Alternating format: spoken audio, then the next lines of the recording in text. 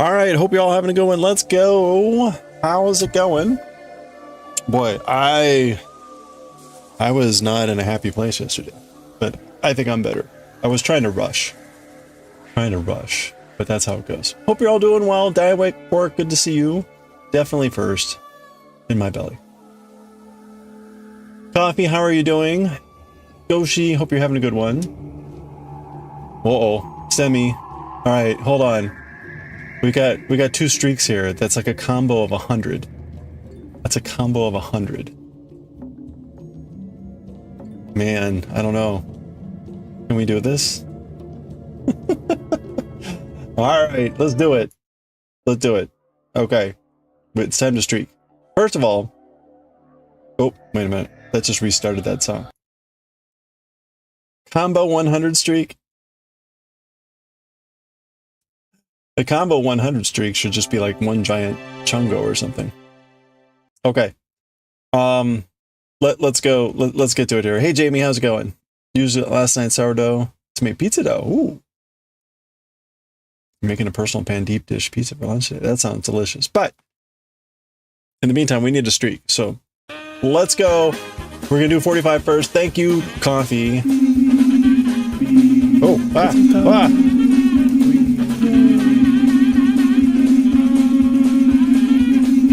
I've lost count. I think that's, and then one to grow. That was like 45. I saw a chungo and I saw a cat. I don't know, but we have another streak. We have a 55 streak, and we have a Kiki. All right, here we go. Let's go again. More streaking. Thank you, Semi, for the 55 stream streak. 3, 4, 5. There's a kitty. 6, 7, 8, 9, 10, 11, and one to grow.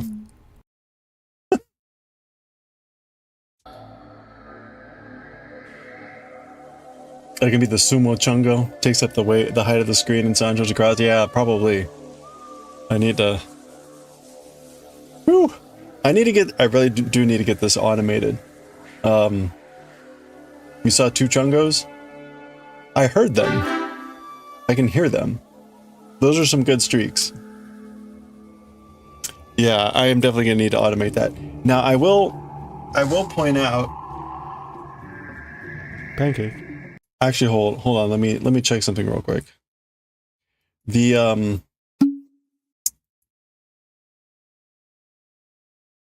let's see, what is it under events? The events are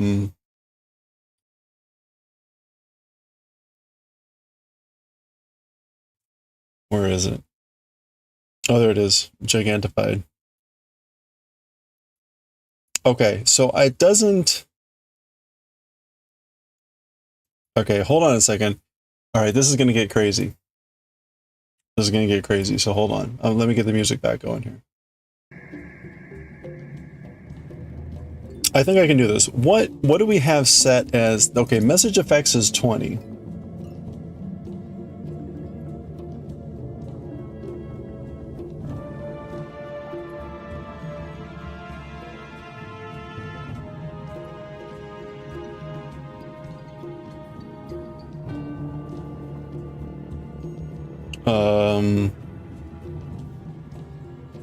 No, what do I want? Action group? Yeah, streak for bits. How do I run this 20 times?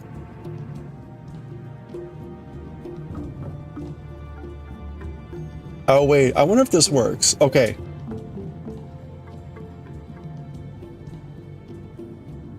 What?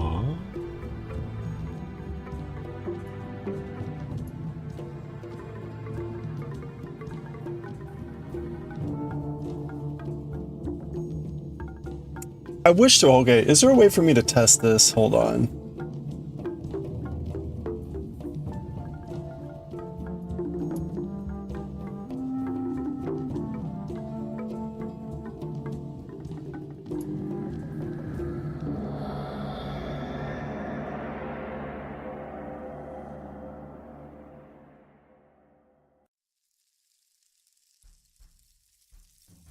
Whee! Okay, that did not work.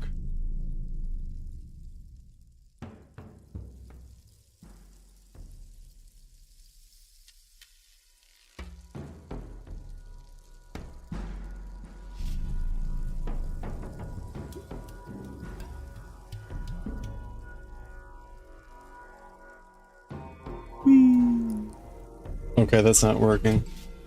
I wonder if there's a way to...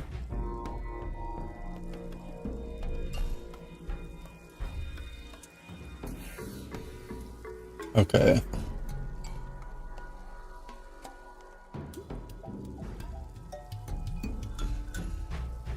Repeat? Maybe that's it. Repeat.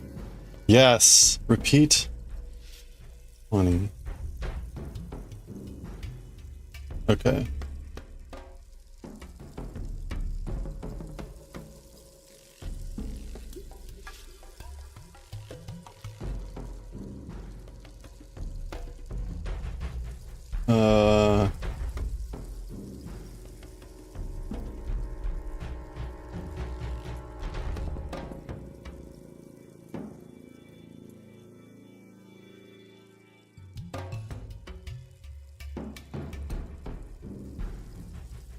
Okay.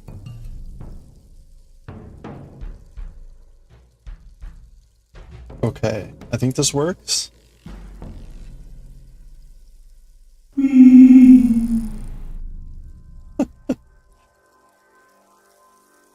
Okay.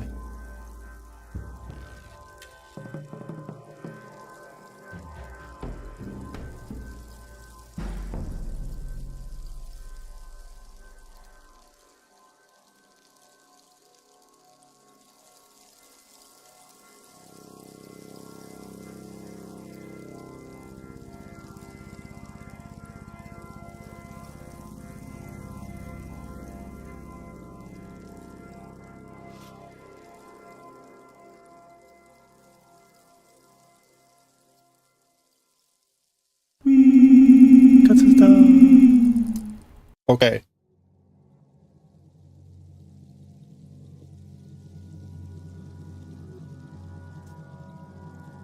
Huh.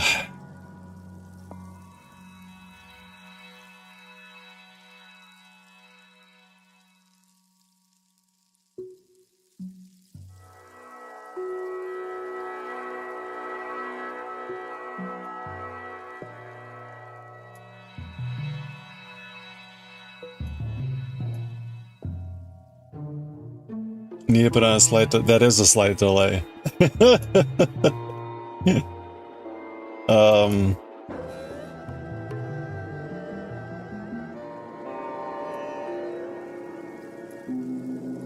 Let's see. Command...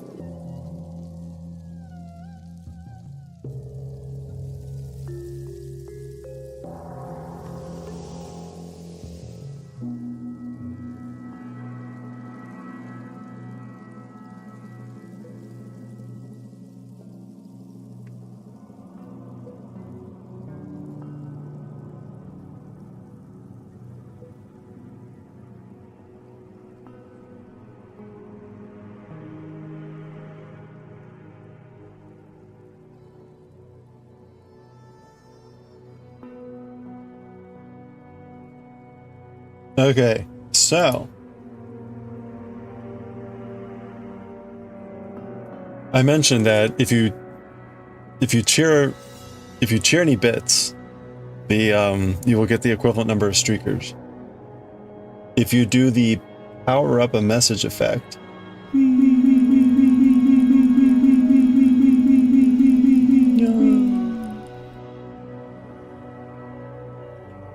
that might be a little bit too slow. Hold on.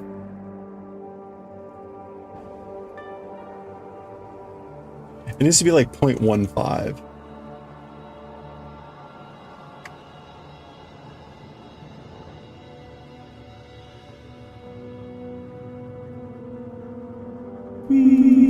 Yeah, there we go. 0.15. That's the right amount.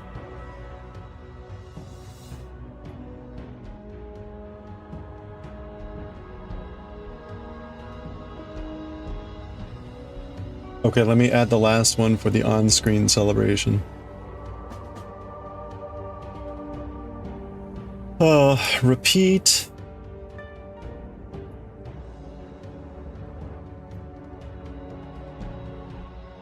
$40.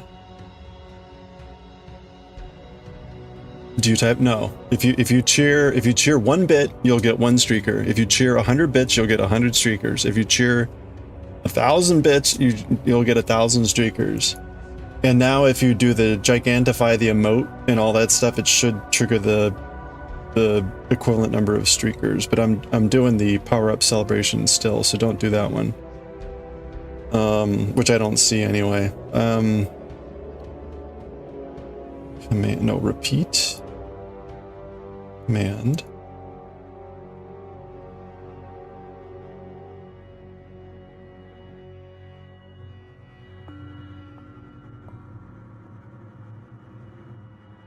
Wait. 0.15. Okay. So there we go. So that should all work. Okay, that means I need to add a lot more streaking stuff in. All right. Well, there we go. Help us all. I want some tea! Our little old friend, the chicken. And there we go. Thank you, chicken. Hey, did that... Wait a minute. Did you use the combo or was that normal? Was that normal cheering?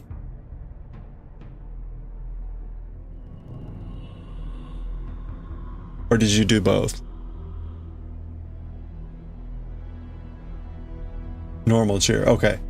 No, it's weird because like right before. Oh, I see yours, and then right below it, I see what looks like the combo cheer. Okay, that worked. See, there you go.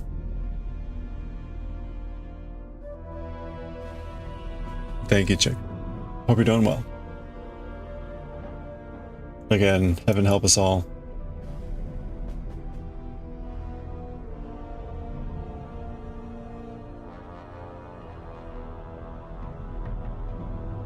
You know, I'm just realizing, like, I had an order that I had forgotten all about. And apparently it's finally headed this way. That's good. Alright, anyway. Alright, let's go. Let's get going here. Normal. Backsies, welcome backsies. Okay, we're going to be working on... this is just a relatively straightforward double crochet. Again, this is a project from XA Demonic. This was I can't remember if it was a project that her grandmother was doing or something like that. Anyway, Zad bequeathed it to me along with an instruction book. So, did I miss anything? Did I miss anything during all that? Ham, pepperoni, Italian sausage topped with mozz. Nice. And the sourdough. Sounds delicious. Hey, Gaz. Happy Tuesday. So, actually, let's see if did this person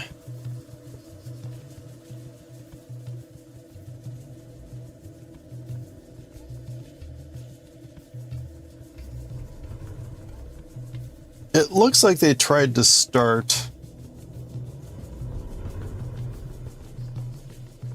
No, they just picked up wherever. So they're just like, yeah, whatever. You can see that's the old one, that was the new one.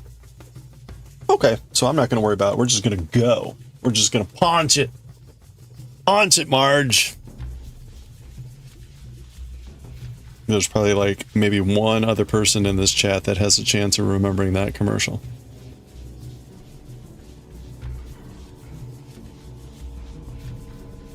You're just doing up your scrap yarn into balls? Aha, making balls.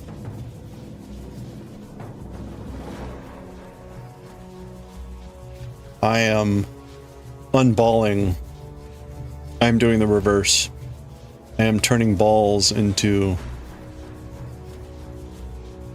yarn, which I am then crocheting.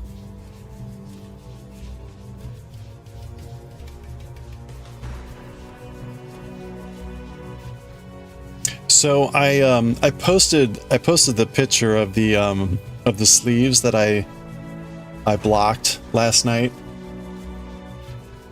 Honestly, like, I'm not feeling good about it. It feels pretty bad. It felt really bad, actually.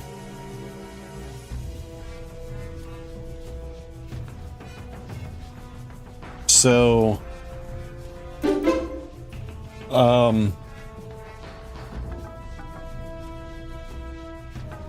after I wetted them, the length was way too long. Way too long. I mean, we're talking, this was supposed to be 11 inches from here to here, and it was something like 14 or 15. And then this was supposed to be like 18 and a half, and it was like 22, 23, something awful. So I ended up, the width was fine, like it was a little bit of a stretch, but barely anything. So I pinned it on the width, and here I am, like, just trying to push it, going like, well, I'll try to pretend it's shorter, but it, for whatever reason, making it wet just like added 8 inches onto the thing. I mean, it was bad. So, and of course it happened with the second one, you know, right? At that point, like, what are you gonna do? I had wetted them both at the same time.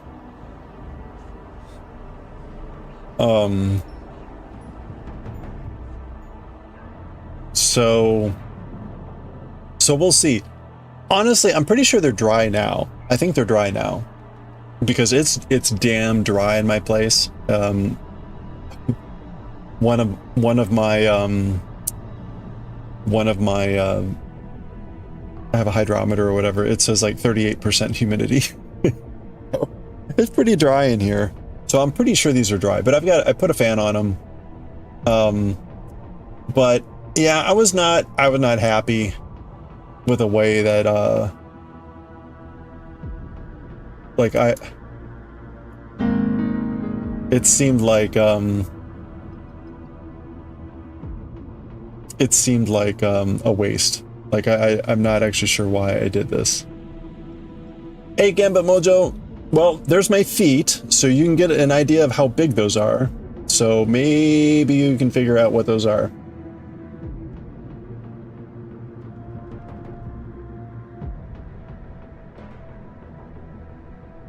They're shoes. That's right. They're Eskimo shoes. Yeah, so... And you can see, too, because, like, I had to smush it. Like...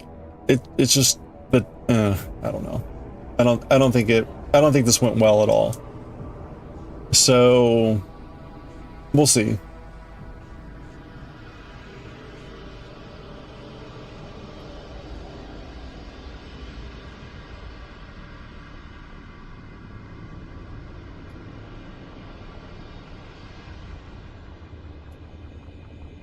How many night walks did you take today? Hey, Lumi, how's it going? Trust the process? Yeah, I guess.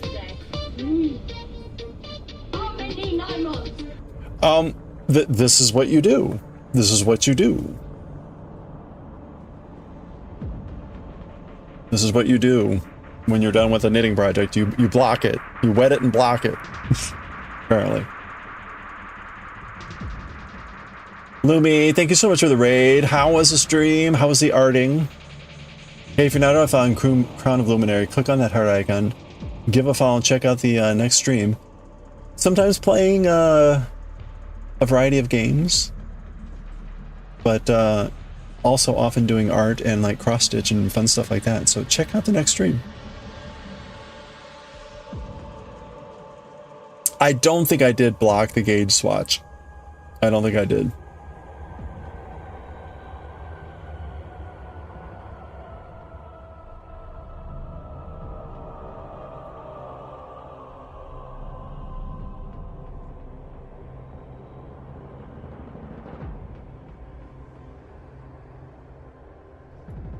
Well, anyway.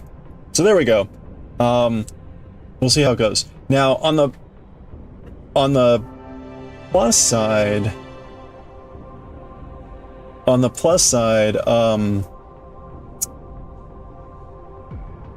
I think the worst thing that will happen is the sleeve will be like really down here, you know, like that. That's like the worst thing that's gonna happen. Like if the sleeve's longer and like the cuff comes up to like here, that's not bad, right? You can just whatever.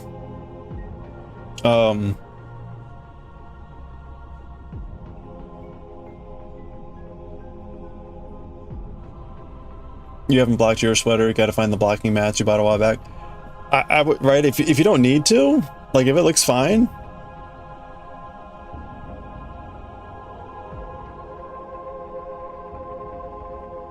Like why bother? I mean, that's kind of what I'm pondering at this point is like, why did I bother? Because honestly, like I don't think it did anything for the stitching.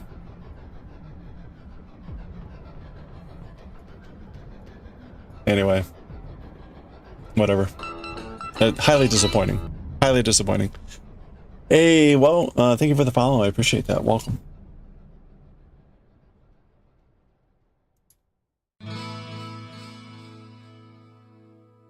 So yeah. So now. Hello there. Does it look that different now that it's dry? I guess I could take another picture. I mean, honestly, no, it doesn't look that different.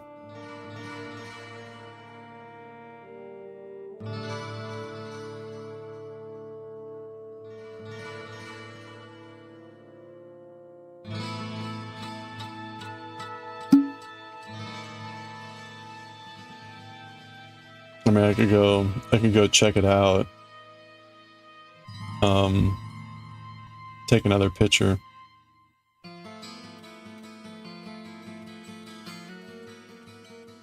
Speaking of, there was something else I was... Oh, right, the yarn bowl. I've actually got one of those yarn bowls that theoretically this is good for. So actually here, let me go get that yarn bowl. I never do this. I don't do this with my yarn. Or at least I don't do that anymore. And I've got this yarn bowl. Like, might as well use it now that I've got a yarn ball. Now, I'll go take a picture of the dryish sleeves and be right back.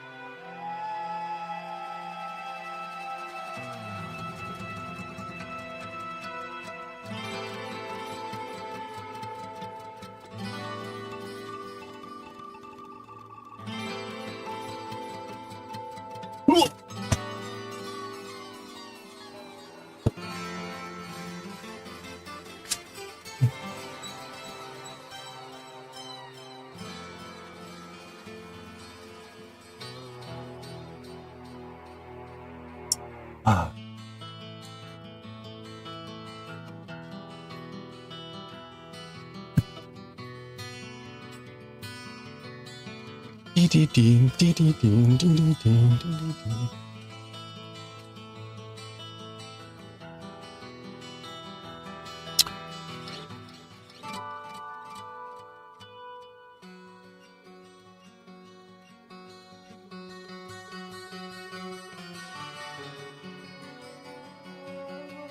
Honestly, right? The honeycomb looks very indistinct now. I mean, that looks like a mess.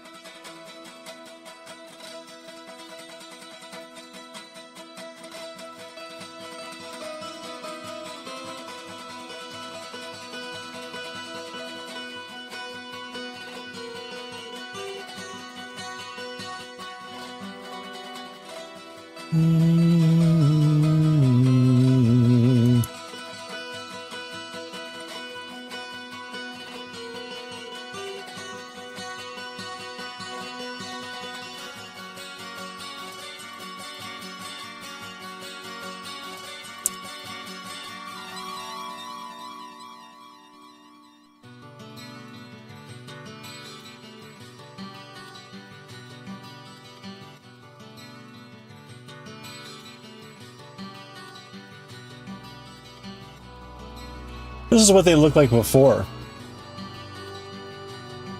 This is what they looked like before. Look how nice that looked.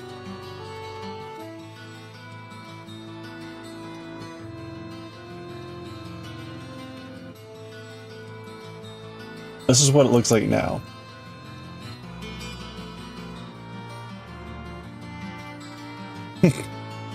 Wow. What a big mistake. What a ginormous mistake.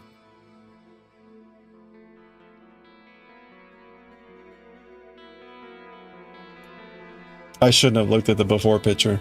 That's actually depressing.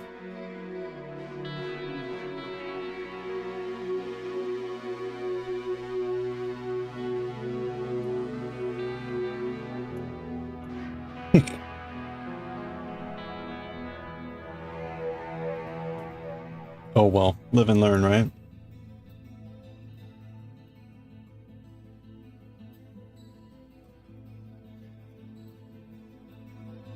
Hopefully there's some way to fix that.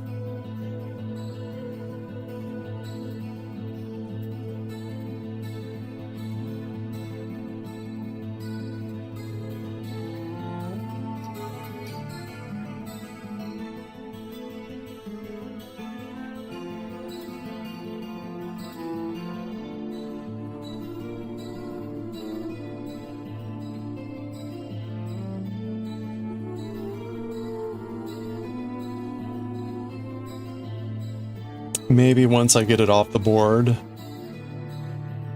Maybe once I get it off that board and, like, you know, fluff it.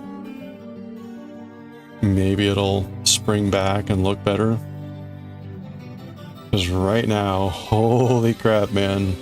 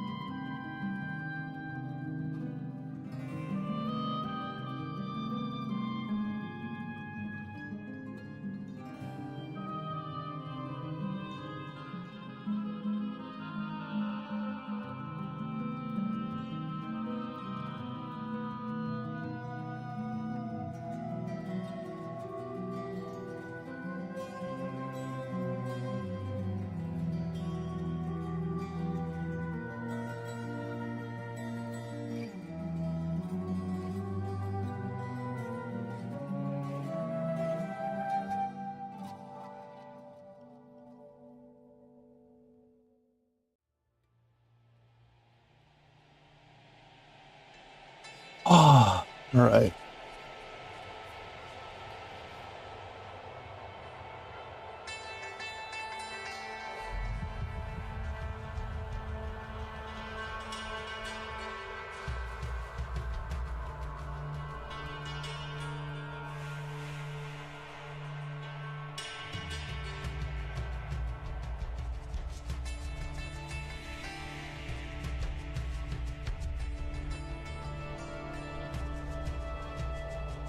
When it's drying out the board, try giving a little tug in each direction. Yeah.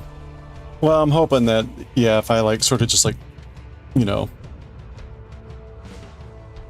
tumble it around, it'll gain a bit of its, it'll gain a bit of its body back. If not, Like, holy crap. I mean, well, you know, the sad part is at this point, like, I guess, I don't know, I guess I have to block the other pieces? Kinda don't want to.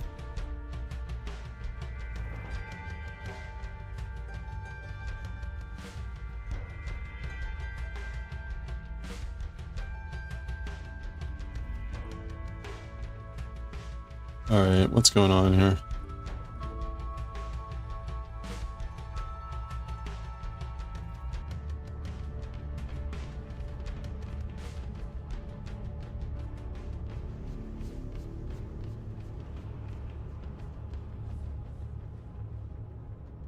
I feel like there's another one in here.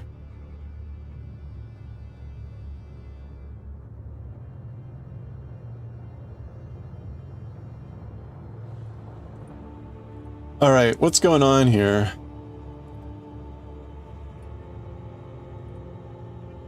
Is this because I reversed direction? It might be because I reversed direction.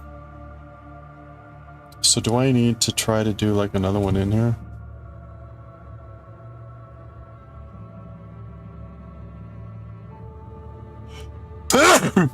Excuse me.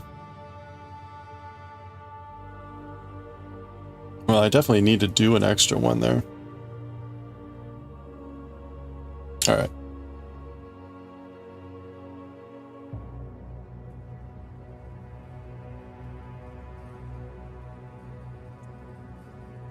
Ooh, unwrap some packages. Nice.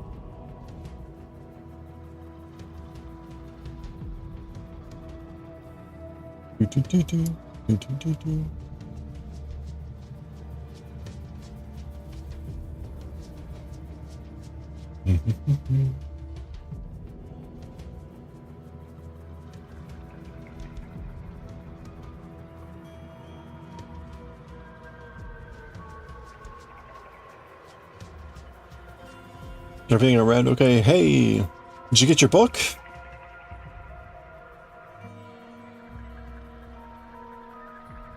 Or is this something else?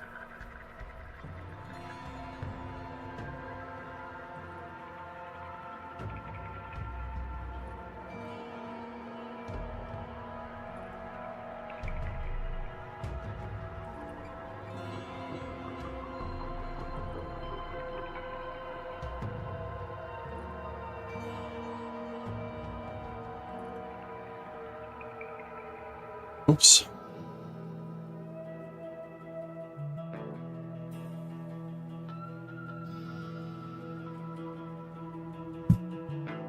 All right, you know what?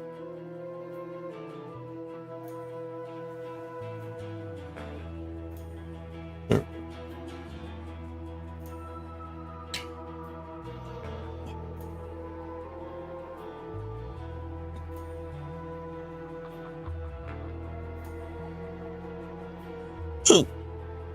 Excuse me.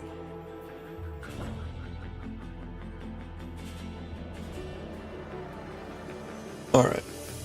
A new Swiss Army knife. Ooh, nice.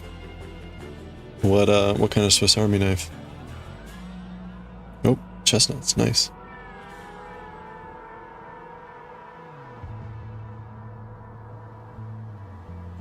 All right, I don't know. This is working.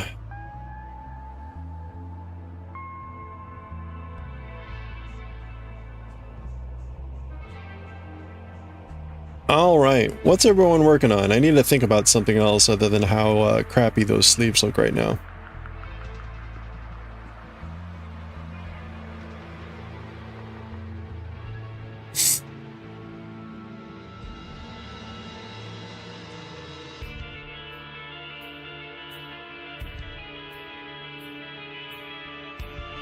Working on a sock? Yeah, how's the sock going?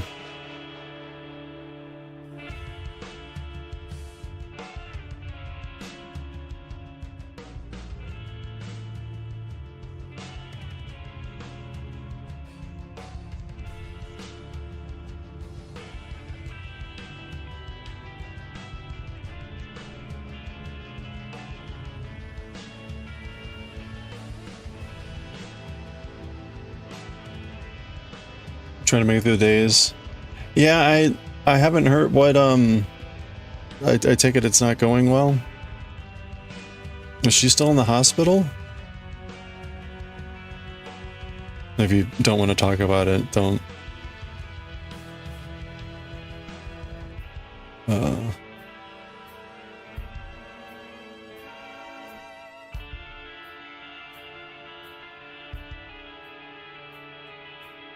She is still there, okay.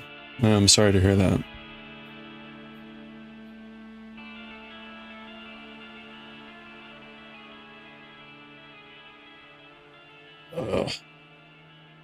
Think about how long it's going to take you to make food tomorrow, potluck? Oh yeah, if you need to make more of that. If 17 people will be there? Well, you know, I mean, technically for a potluck, you're supposed to bring enough to feed you. You're not supposed to have to bring enough to feed 17 people.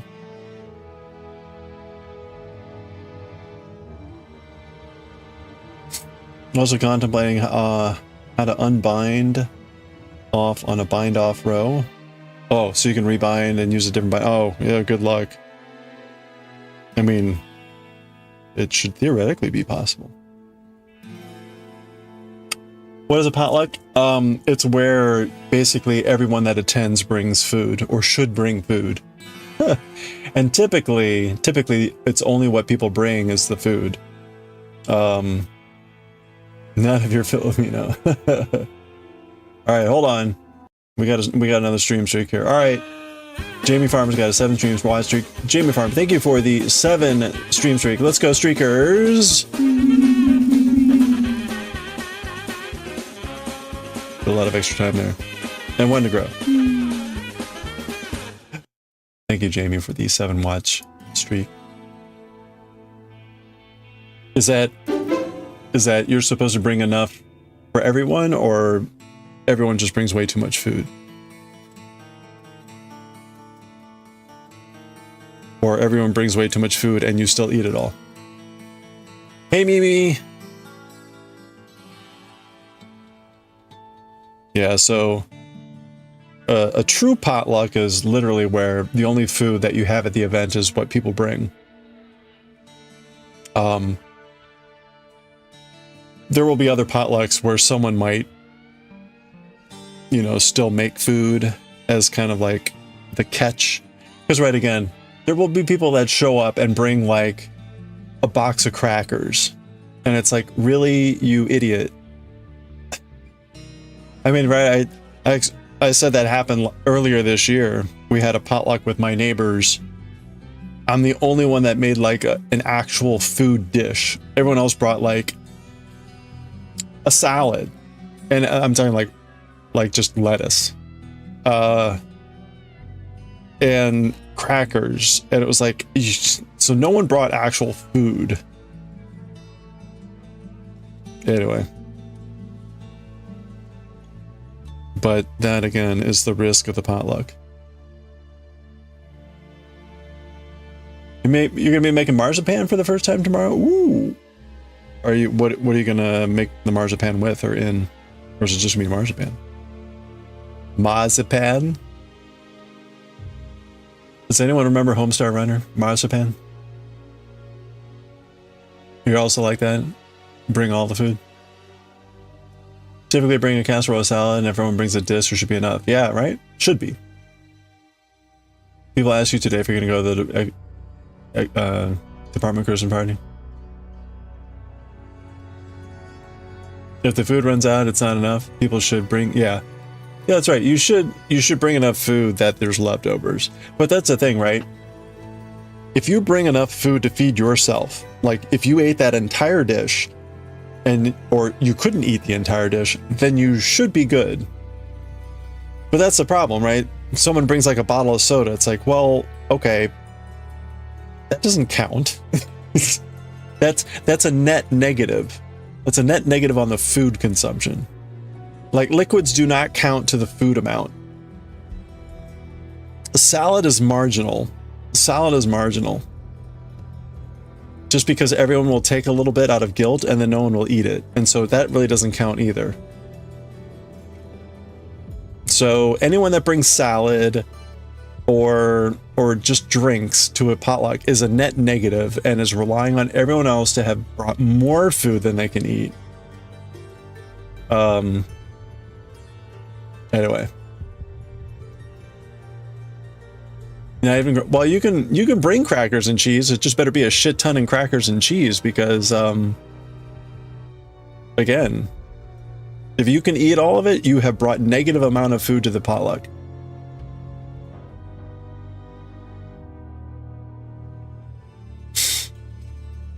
For stolen bread. Also, first time making. Ooh, that'll be fun.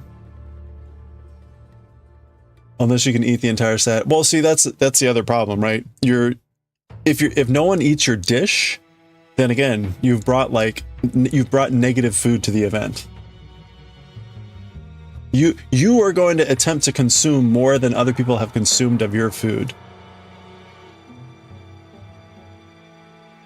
Like you can bring potato salad. If it's a shitty potato salad and no one takes it, you have brought negative food to the event. I hope this isn't like shocking news to people.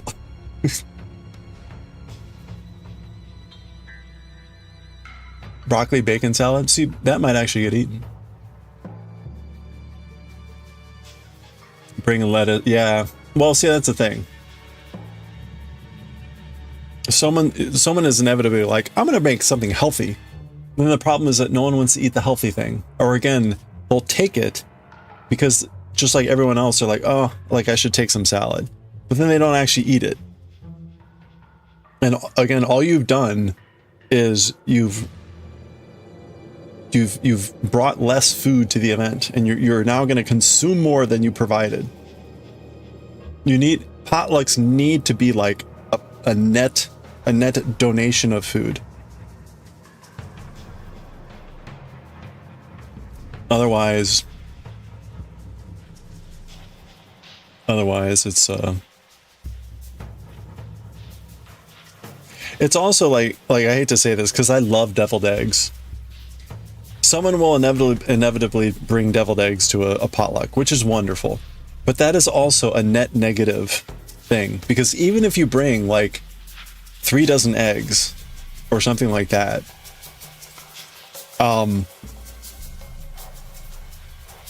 that's not enough to like feed yourself. Like the volume of food that you could, it would be disgusting, but you could eat all those.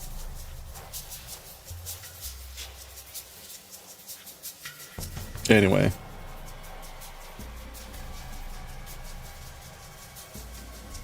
That's right, it's net negative because you'll eat them all. Like if one person eats everything and then eats more food, that's a net negative. Yeah, that's true, right? So desserts are also popular. Potluck. And again, that's great, but as long as everyone's had enough of like a main. So again, it's hit or miss. It's hit or miss potlucks.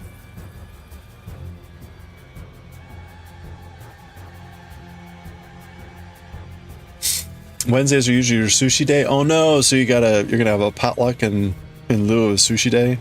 That's kind of sad.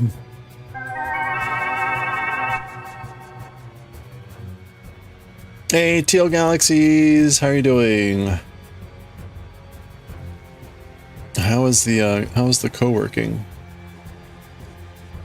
What happened? Well, that's the problem, right? If 75% of the people bring desserts, that's why sometimes potlucks will have signups where you have like a more regimented potluck will say like, okay, we need 2 people to bring drinks, we need 2 people to bring salad, we need 8 people to bring main courses, and we need 4 people to bring desserts or something like that, right?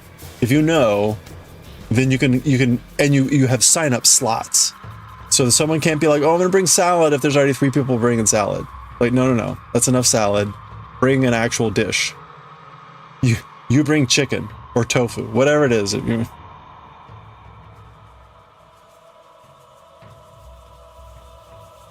So if you have a potluck with a small number of people, that's the better way to go, because that way you assure that you'll have enough of everything, or at least you'll be more spread out. If you've got like 100, if it's like a typical church potluck where there's like 100, 200 people coming, 200 families, you're fine. And usually at a church potluck, people bring crazy amounts of food anyway. So it's the stupid work potlucks and like the friend potlucks where people get skimpy. Kind of sad, actually.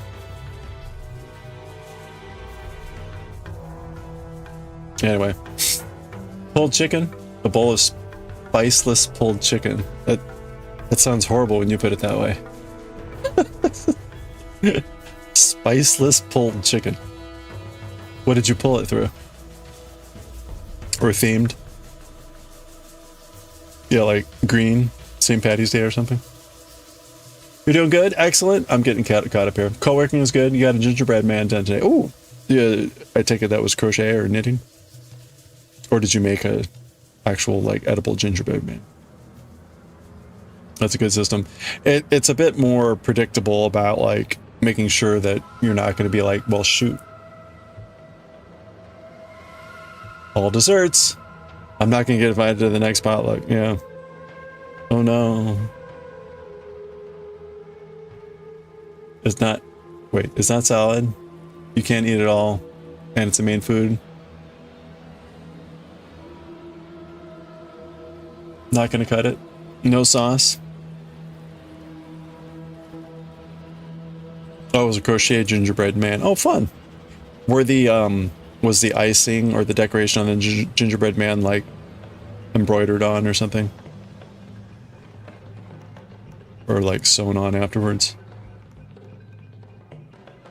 Mayo.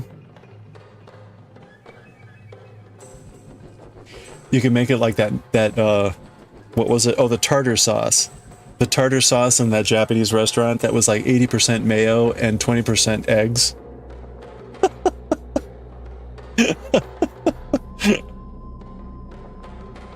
Bring that to your next potluck. Call it tartar sauce, and it's literally 80% mayo and 20% chopped up hard-boiled eggs. And I think it had a little bit of like something dried and green in it.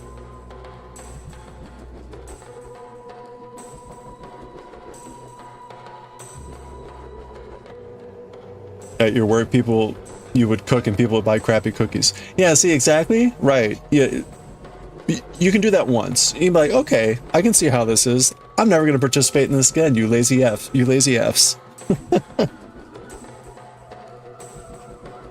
If you want to eat Chips Ahoy, you would buy them. Yeah, exactly.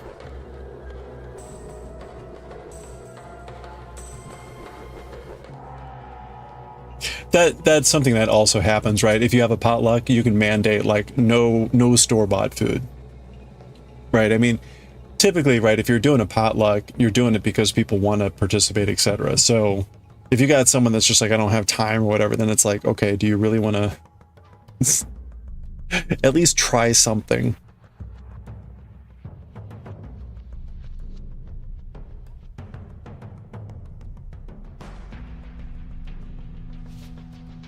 You got some new yarn delivered? Oh, and from Ukraine. Nice. What are you gonna make with it? You had that that granny Afghan sweater before. That was like knitted, the knitted collar and the knitted sleeves or whatever. Who wants to eat Chips Ahoy? I haven't had Chips Ahoy in so long. I bet they would be very nostalgic. I would also probably have them be like, yeah, my tastes have grown. I've grown out of these cookies. Are those crappy mini croissants that taste like rancid butter? That sounds terrible.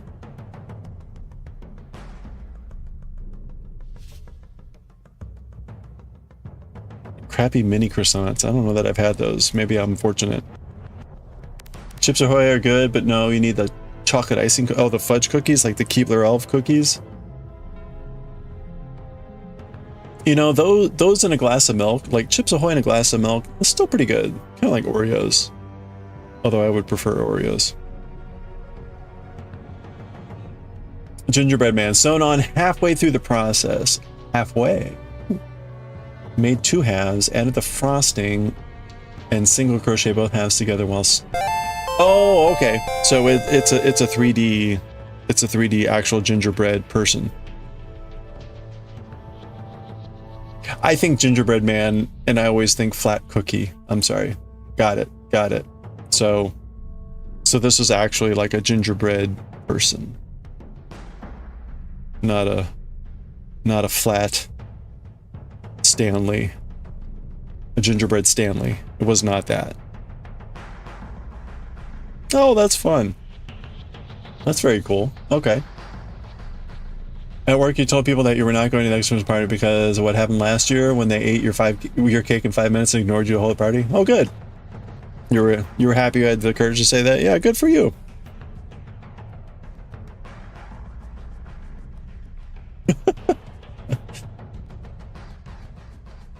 The diamond cut tunic, is it that's what it was? That was very pretty. Is that what you're gonna make with the yarn? You need milk with the Chips Ahoy. They are very dry. I think the milk would... Honestly, like my recollection, this is like from 20 years ago. That's probably the last time I had a Chips Ahoy with milk. My recollection was when you put the Chips Ahoy in the milk, it basically made the cookie just dissolve once you actually like finally ate it. Which suggested it was like just a desiccated corpse of a cookie. And that the milk had actually revitalized it somehow.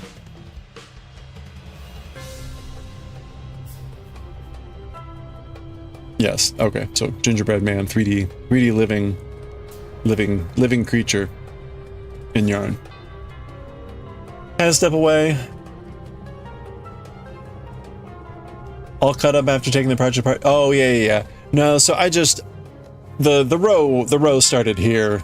I just took it. Well, we're now on a second row, so I just took it back and started at lefty. So we're now like a row or two beyond that.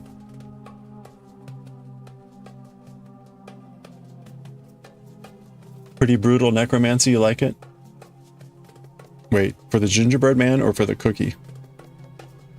Probably for the cookie.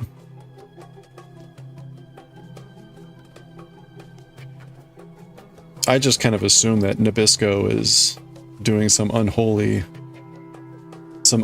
things in its kitchens to make those cookies. So, necromancy seems appropriate.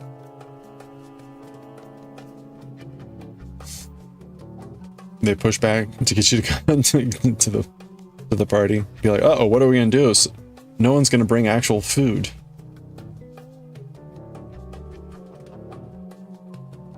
You like to let your Oreos take a milk bath and then pull them out with your spoon? Oh wow, that's like super soft.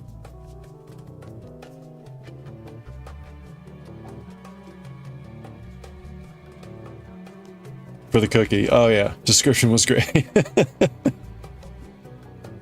Oh no. Oops.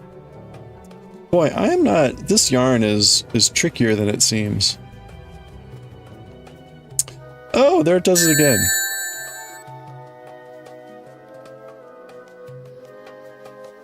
Okay. I don't know what it is with this yarn. You can see. Like, I think it's just because this hook is really small.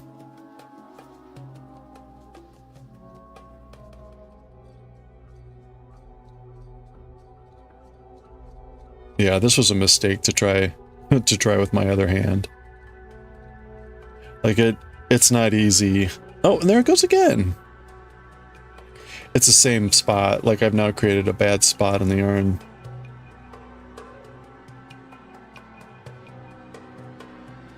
I'm gonna be really careful here.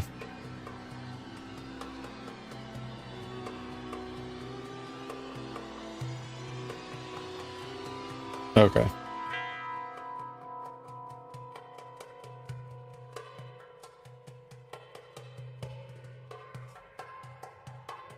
All right.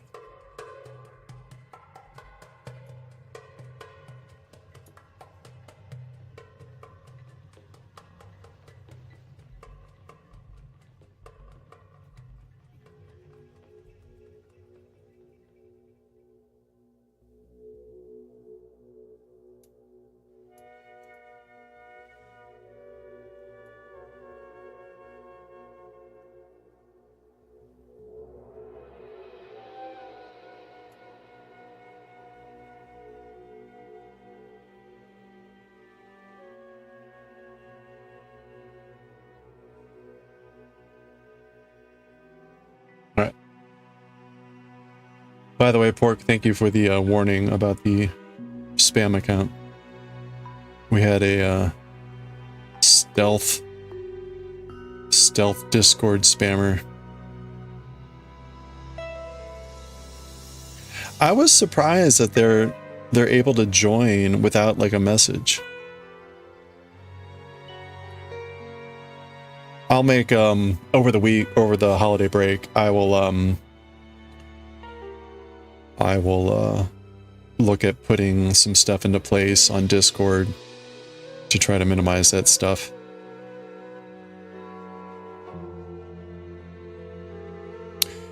Yeah, thank you. Yeah, I sent Blem a warning because the account had hit her Discord too.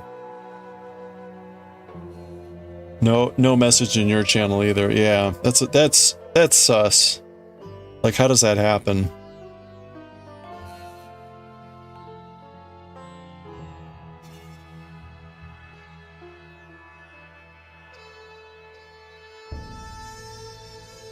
Like, they should not be able to delete it.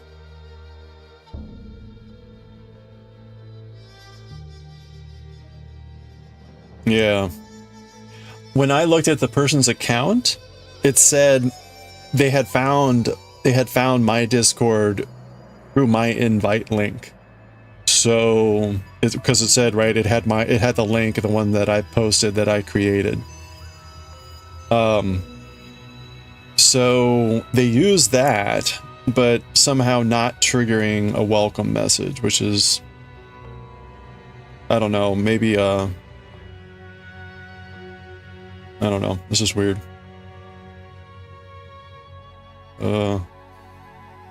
Hey, have a good one, Goshi.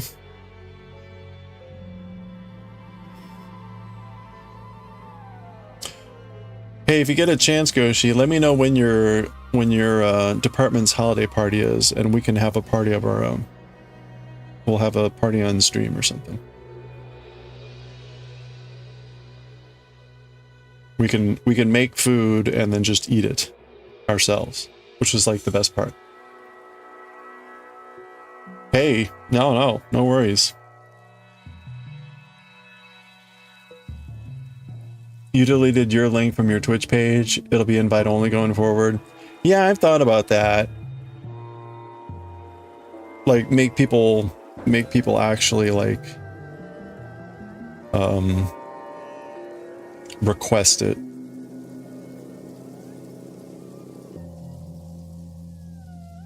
But what I don't know is, like, are people actually getting it off of the Discord or off of Twitch, or is there some other way? Like, if I just had it as a command, like, you know, like it is now, You can hit it on, like, there's a link on the Twitch page. There's also, it's on the main page, right, with all the panels. Like, if I got rid of those, but I kept the exclamation point Discord, like, I wonder if that would stop anything.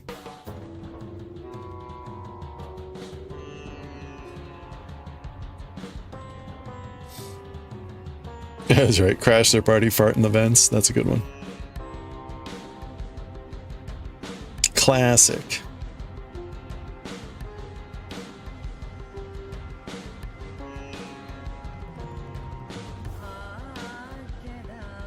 Eliminate an option and narrow it down. Yeah.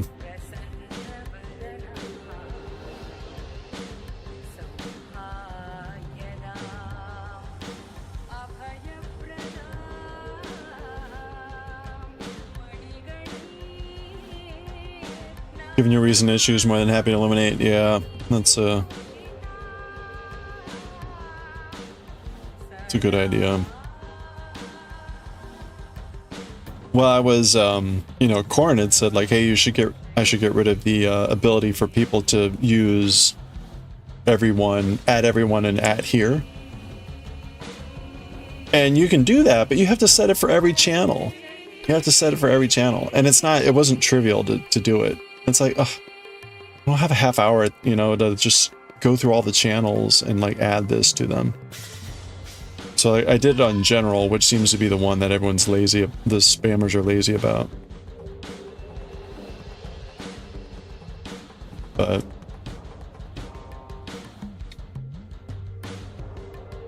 good stuff.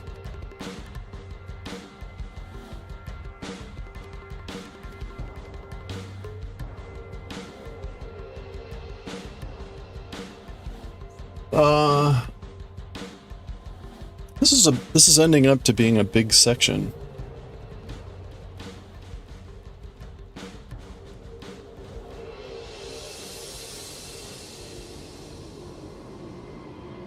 I wonder.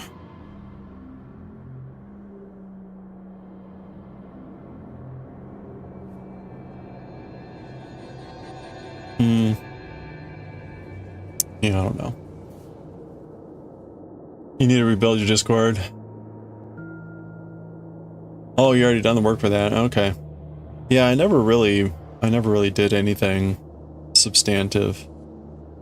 But I don't have the know-how on like what to actually do, so it's going to take a lot of time to set up stuff. You like to watch the yarn spin in the bowl. Nice. There we go.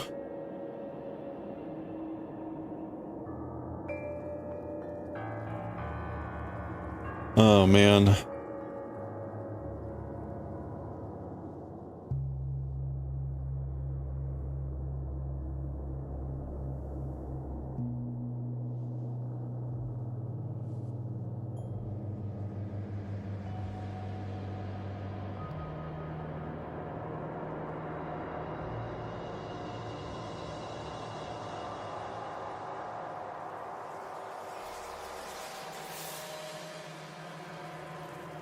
Okay.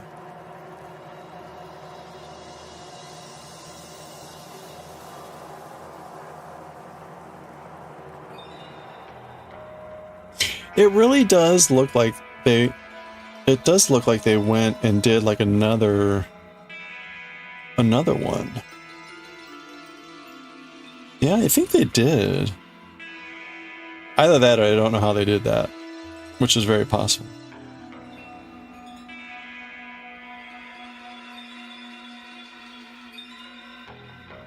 Hey, Sheepo. How many nights today?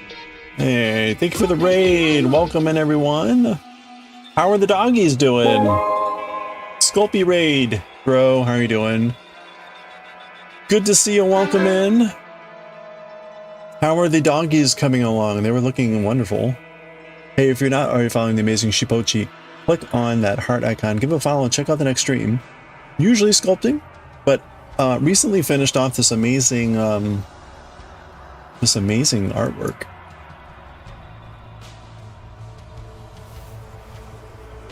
Where was that? There you go. This is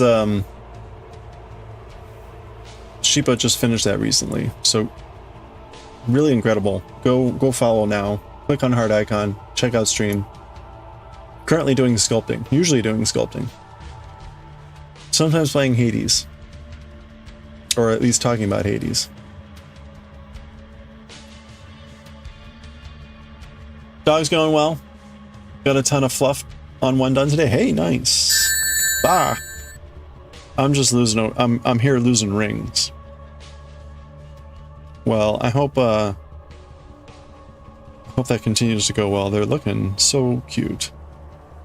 She's currently making this sculpture of doggos.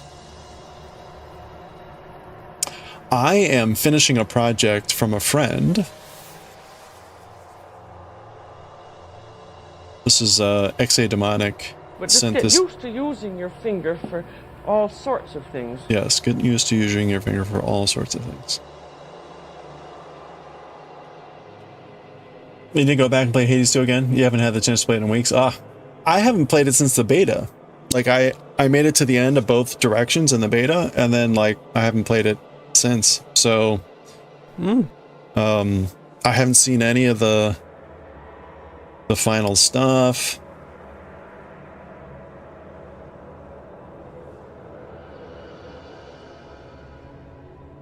Yeah. I don't know. I've got to play Metroid 4. I heard it's so good.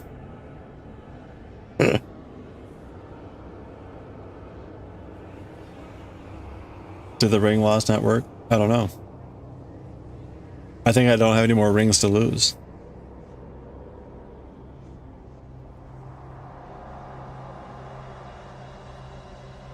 Apparently one game reviewer posted today something about the best part about Metroid Prime 4 was that it reminded them that there were actually better Metroid games to play.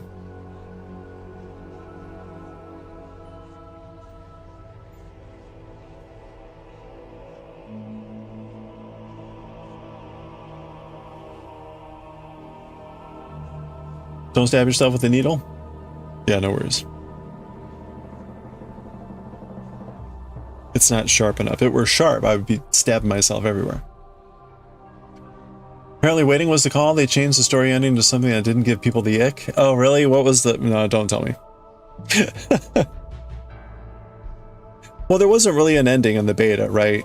You did the thing going down, and it was like, oh, okay, you're good.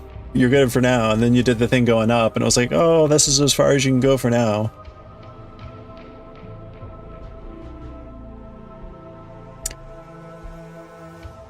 Everything is sharp enough if you apply enough pressure? I've heard that somewhere before.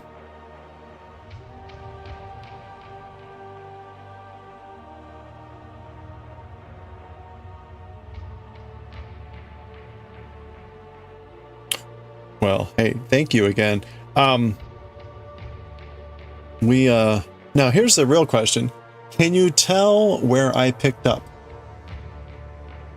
Can you tell where I picked up?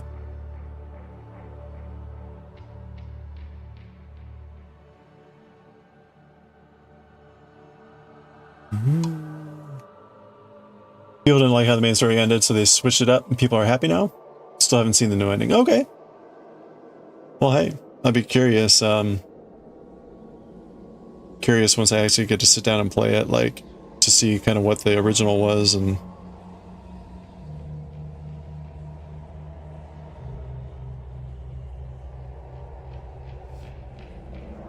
you loved everything in Hades 2 but the ending? It wasn't bad. It felt a little unfulfilled. Definitely unique.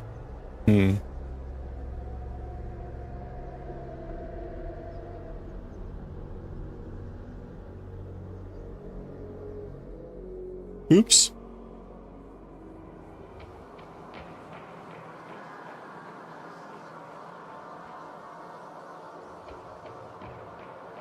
You can't tell at a glance where I took over?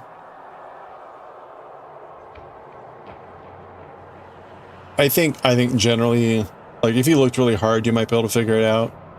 But in general, it looks pretty close, and so I think that's good. Like it's not immediately obvious. You can see there where I reversed. So that's where I took over. So I reversed the direction there. So that's why it's got that ridge.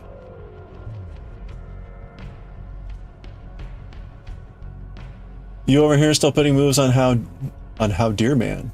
Wait, what? On the how dear man? Wait, what? Oh, the hot dear man. Well, wishing his much cooler brother was an option. Wait, who is the hot deer man? More apparent on the back, yeah.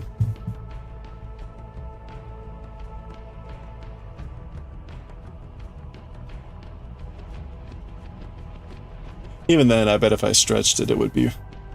Oh, yeah, that guy, Moros.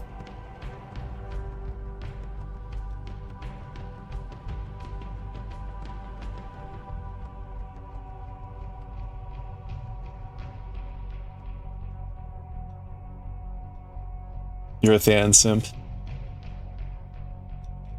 I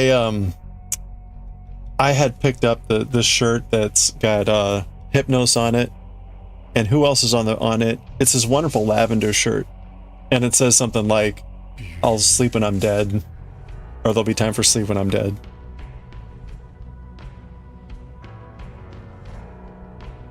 It's very cute. I still love Moros. Wifey, you and O for the same.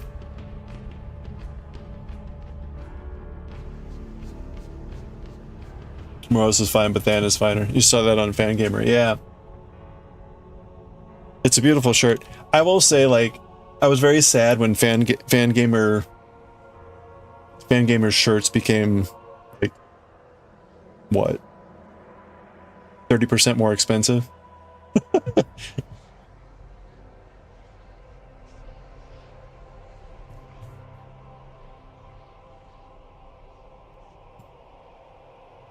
Their shirt, Nick's shirt is lovely, yeah. Because it's like, I used to buy a fair number of shirts from them, but I'm like, okay, now I can buy like 3 shirts for $100. That sounds really, really bad. It used to be 4 shirts for $100, which is also bad, but it's like, okay, but I'm getting 4 shirts. Now it's like, I'm getting 3 shirts.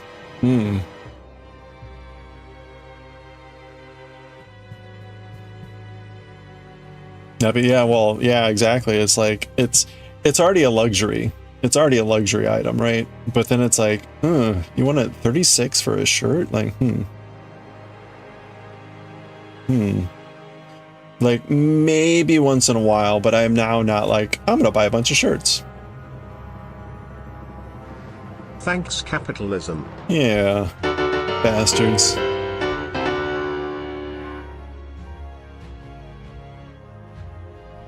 Hey, Corin. How's Virgo going?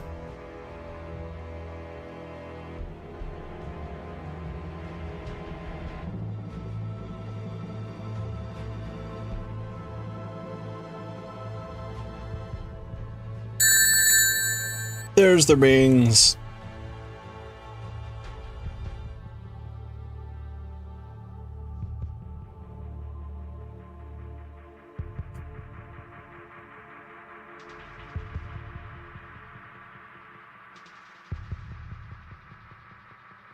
No!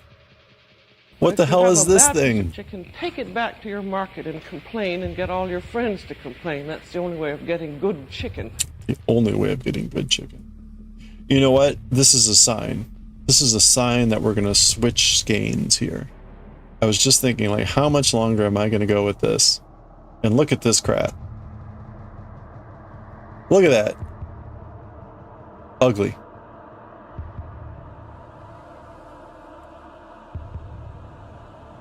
I'm doing well. How are you? Actually, I'm kind of depressed about the knitting.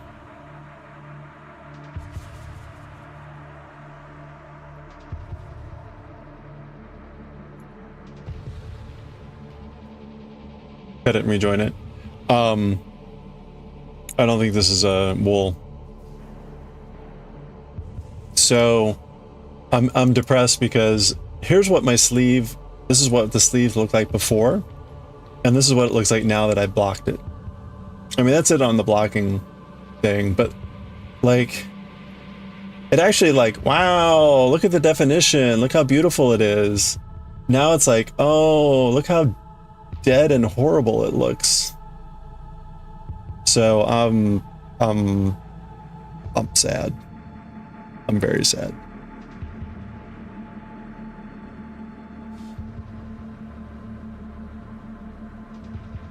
It is in the shape of a coffin, I know.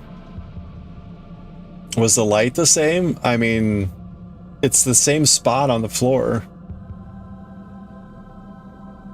It's in the same spot on the floor.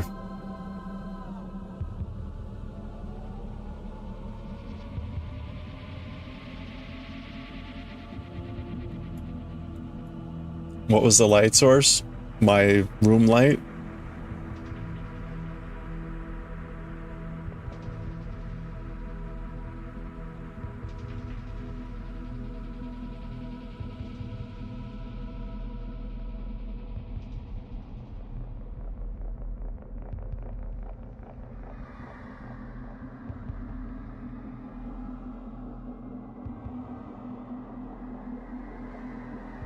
Yeah, we'll see. We'll see. Maybe there's some something to be done to save it. But right now it's kind of sad. Right now, kind of sad. Hey! Well, there we go. There's something happy. All right. Hold on. All right, we have a 55 stream watch streak. You know what we do here. We celebrate streaks by streaking ourselves. So let's go, streakers. 55 stream streak. Let's go.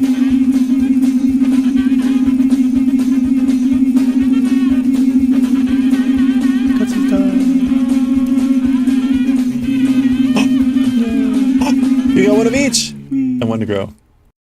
You got one of each. I think that was like 55. Thank you, Corn, for the 55 stream streak.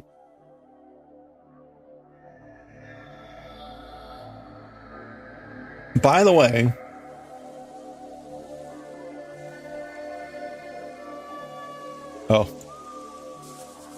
not only if you cheer bits, you will get that number of streakers. If you gigantify an emote or do any of those, you will also get that number of streakers. So there you go.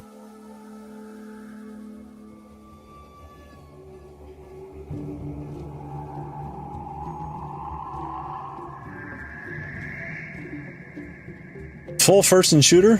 What's a full first-person shooter?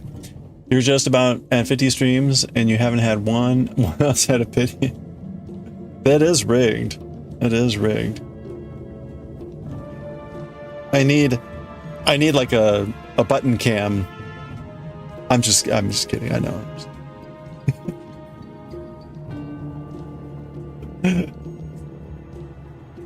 A first-person shooter? What?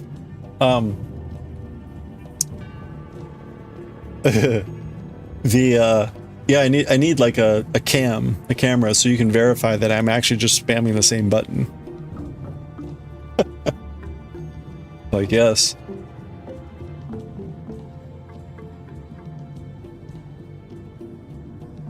Like the people that have the little input little image of their controller so you can see what buttons they're pressing.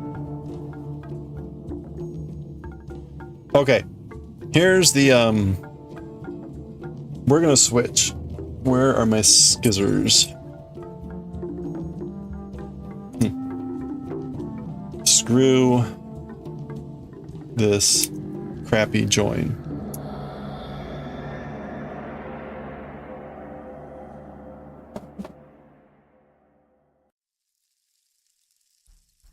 All right.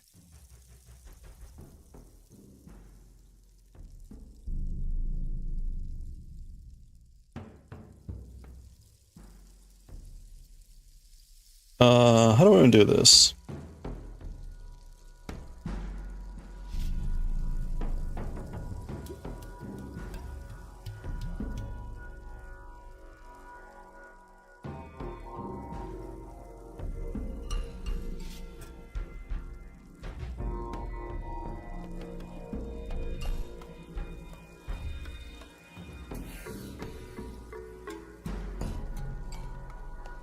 Actually, you know what? No. How I want to do this is this.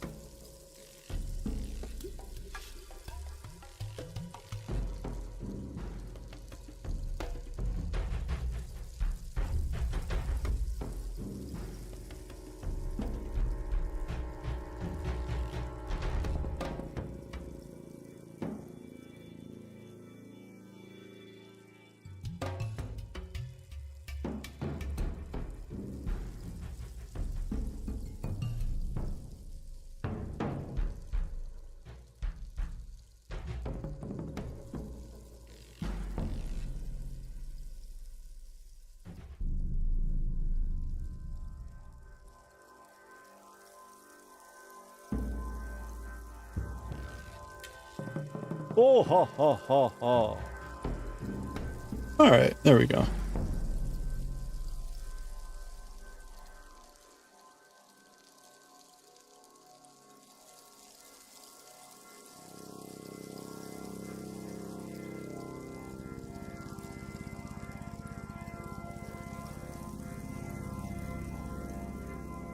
Okay. My luck with this yarn.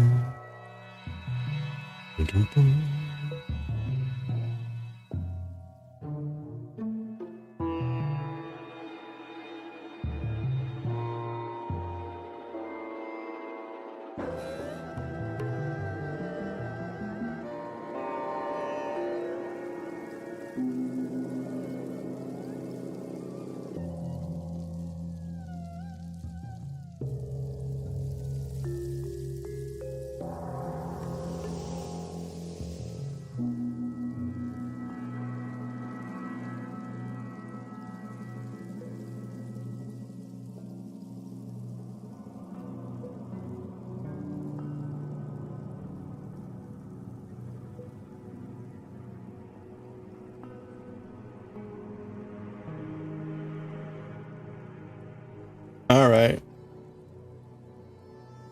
So, oh, that's good enough. I get this, like, this news at work that I'm like, I don't know what to make of this. There was an update on the streaming platform you have, and now you here's if you can watch stuff in the original language. Streaming platform. Which is, for those of us that are turning 50, you're allowed in the US to have a catch-up amount in your, like, 401k, whatever. Like, oh, look at that. I might be eligible for that now.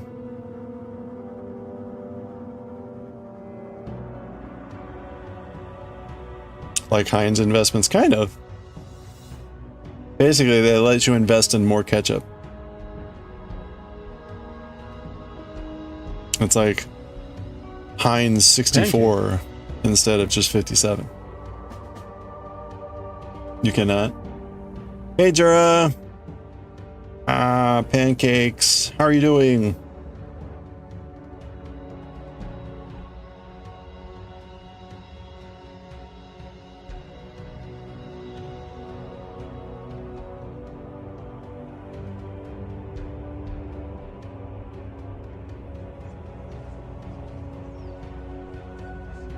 You shouldn't invest in Heinz or cans don't stack.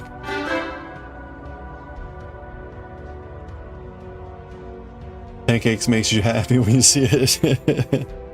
Well, thank you for your pancake dedication.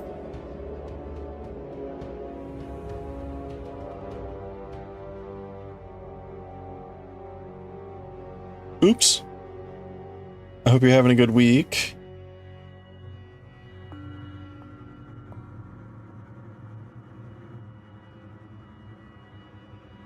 When you get old, you need more ketchup. It's a known fact. I can see that. Because you're getting so dry. You're getting so dry, you kind of need more hydration. It's kind of like that. Kind of like that.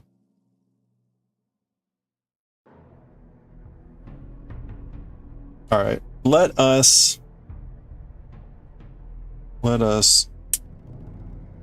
sever our ties. I cut the wrong thing. I'm kidding. I cut the right thing. It's fine.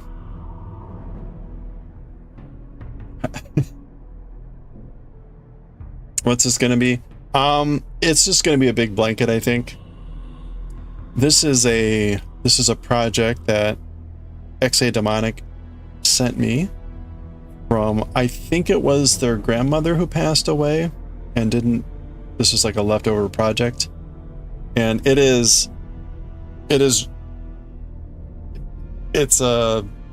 you know, hey, I'm just gonna crochet and change colors every once in a while. So it's a big thing.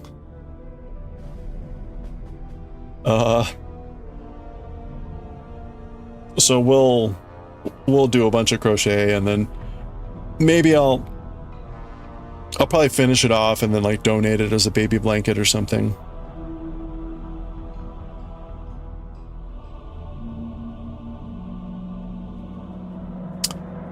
Yeah, I think it'll be a good donation. Either that or I'll send it back to Zad and see if she wants to do something with it.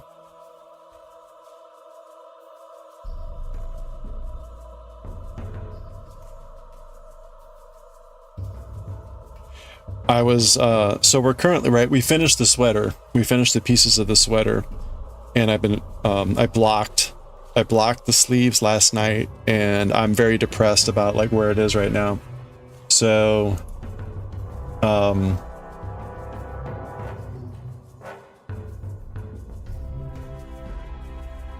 this is what the sleeves looked like before. That's what the sleeves looked like before. And then this is what one of them looks like now that I blocked it. So it looks flat. It looks flat and dead. And generally like crap. So I'm hoping it comes back to life, because right now like I'm like really depressed that it looks this crappy. So we'll see. Like if I had known, I would never have done this. Never would have done that. So we'll see. We'll see how that turns out. But we were theoretically supposed to do the blocking in order to be able to seam it together and put it together. So far, not so good.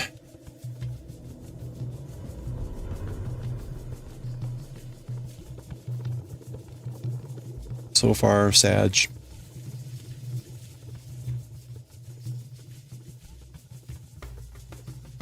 I killed my sweater. I did. It looks like I steamrolled it.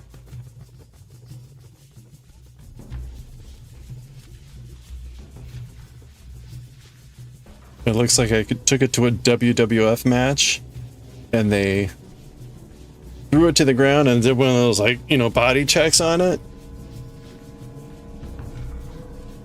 And then, like, rolled around in it.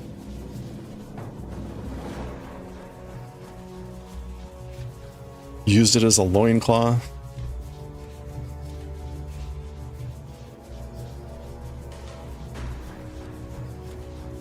Do I reckon I'll make a craft wrap 2025 at the end of the year where we look back at what we made throughout the year?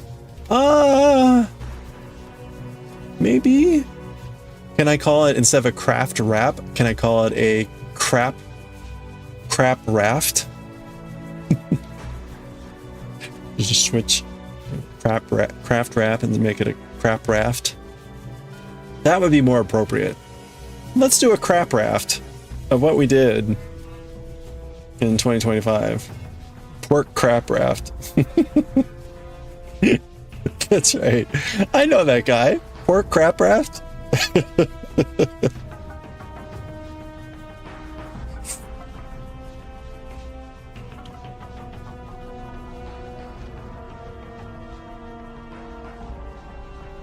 Sure, it's your thing, whatever call. Yeah. Did I? No, I did not. I did not. I squeezed.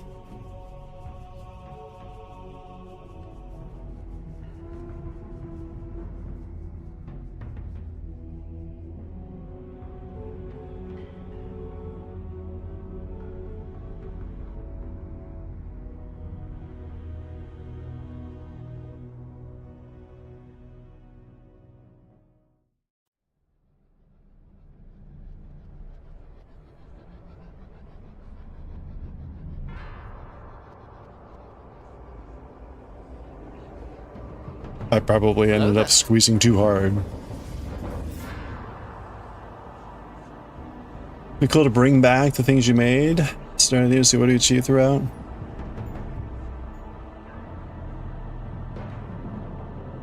Yeah. Honestly, though, I like rather just keep making stuff.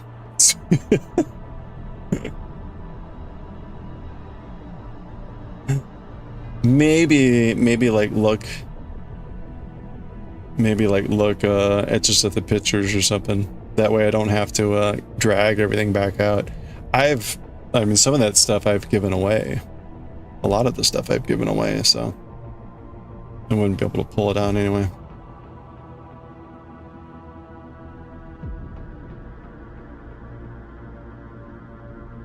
Soak it in fabric softener, that might help. Okay. Well, I mean, I soaked it in soak, whatever that stuff's called.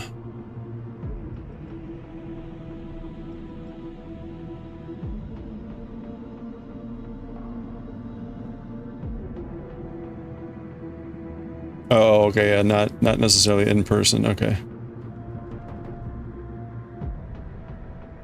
Yeah, right, I mean, I've got that image gallery that I have already. It's easy enough to pull that up, and although I have updated it, I just haven't updated it on stream for a while.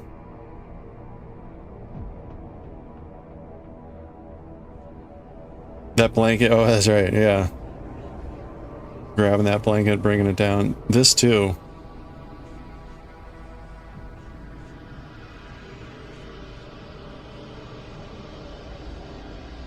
Oh, you know what? That reminds me.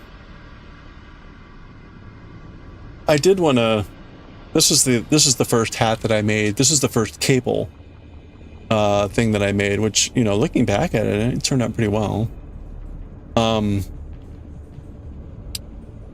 I meant to.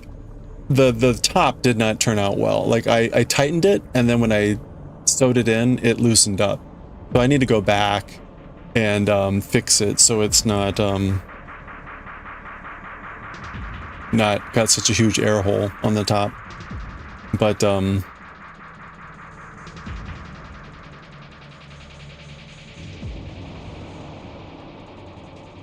anyway. Water must be no warm. Oh, that's not a problem. It was definitely not warm.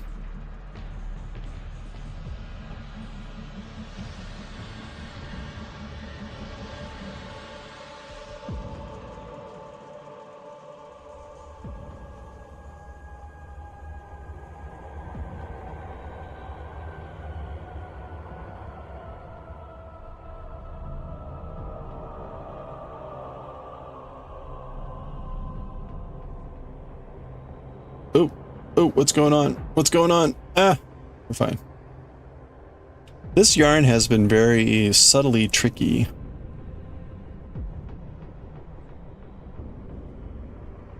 It's been strangely easy to split into, to skewer. The thermostat, yes, yeah, yesterday the guy came and changed the thermostat. So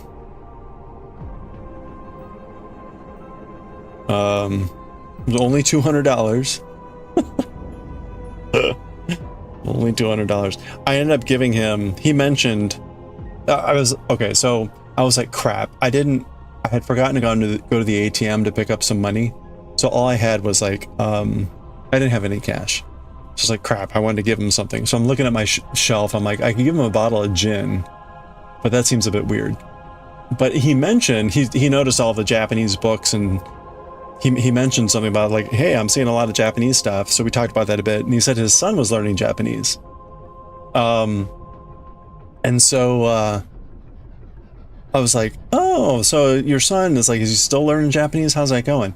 I had all these flashcards that I had bought from White Rabbit Press like 2 decades ago. And like 2,000 flashcards of all the kanji. I'm like, and I was just cleaning up and I'm like, ugh, what do I do with these? I don't really use them anymore, don't need them.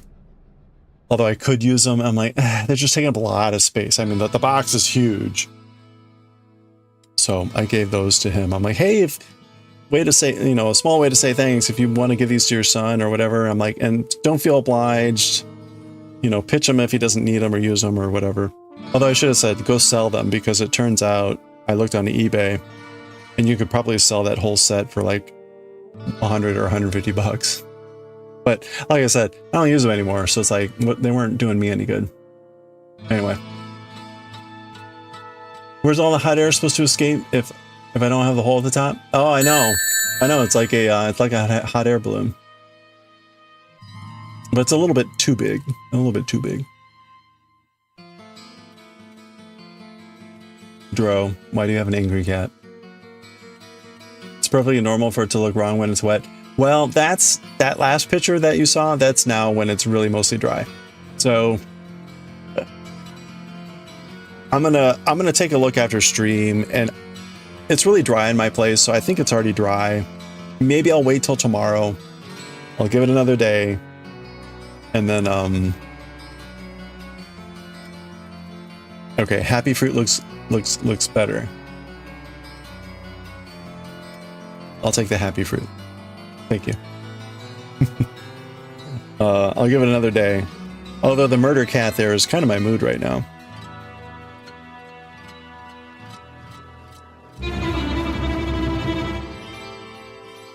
Murder cat. I will take murder cat. Hey, Little Trouble, how are you doing? What's the whip? This is a blanket from a friend whose, I think, grandmother was unable to finish this, and they passed it to me to try to finish. So I'm just crocheting away here. It's what, I don't know what you call it. It's just a double crochet blanket. It's a grab a ball of yarn and crochet. So it's got lots of different colors.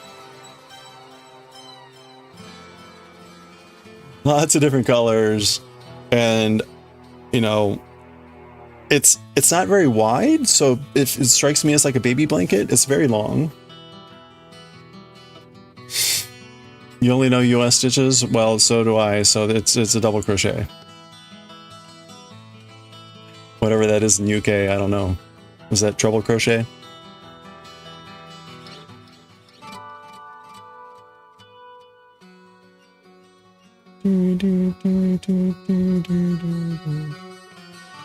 Nice colors, yeah. Well, I wish I could take any credit, but it was Exe Demonic's progenitor. Oh, it's single crochet in UK? Okay. See.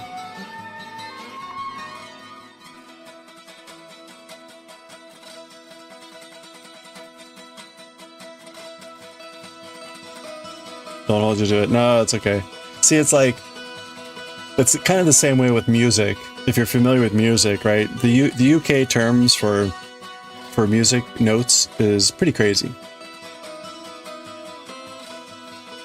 Pretty crazy. You got crotchets and minims and quavers and semiquavers and semi-demi-quavers and hemi-semi-demi-quavers. And I am not kidding. You don't know music at all? It's fine. It would be crazy anyway. Crazy. Hemi, demi, semi-quaver. I mean, come on.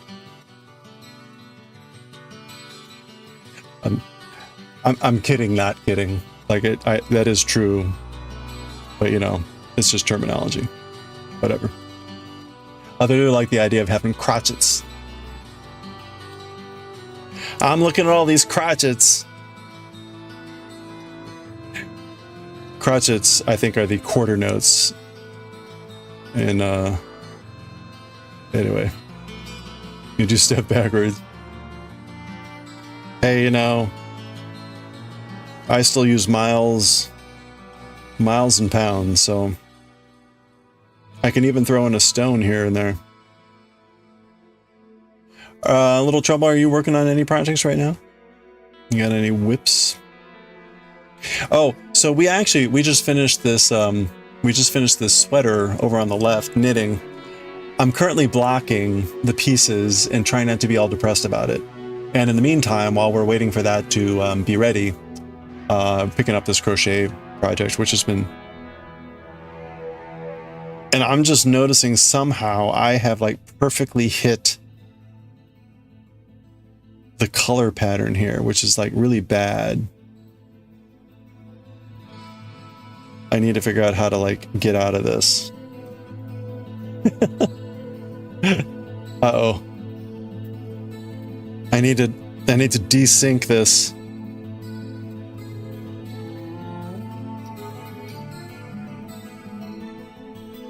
This is bad. No.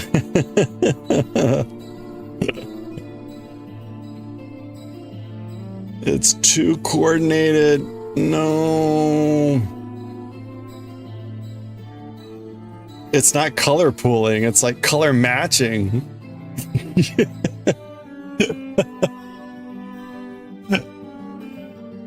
It's like suddenly going to be like stripes.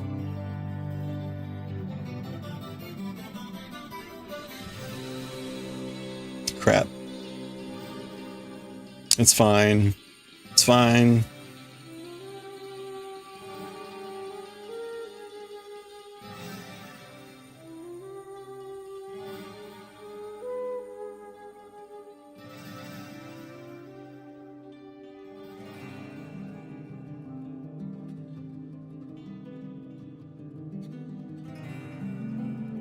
Color pulling with a line, yeah.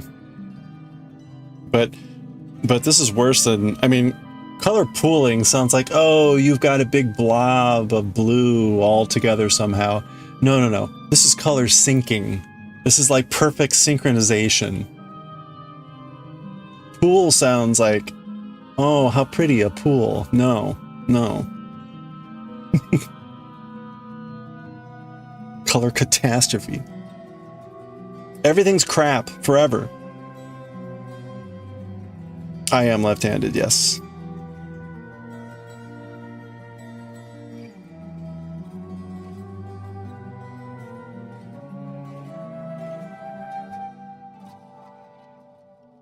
It's like perfectly synced.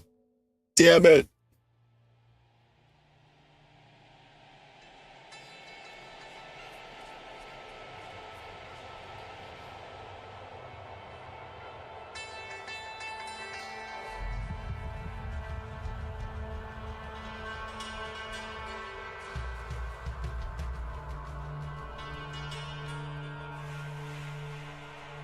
Ever seen someone crochet with a hook and the yarn in the same hand? I have not seen that.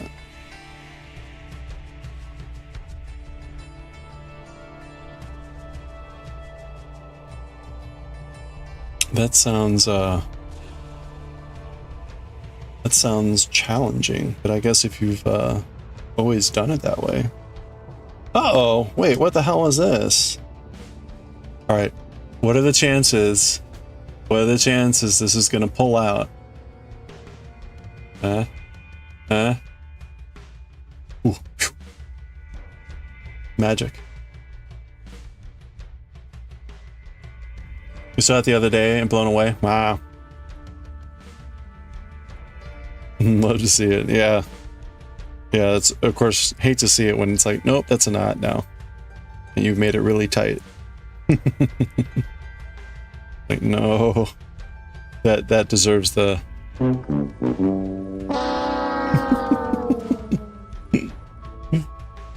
oh man. Oh crap, it's 5:45. Alright.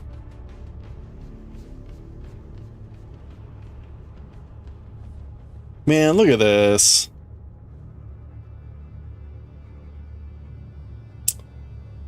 Ugh.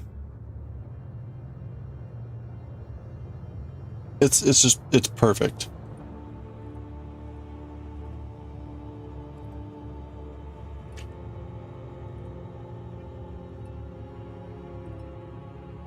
Huh.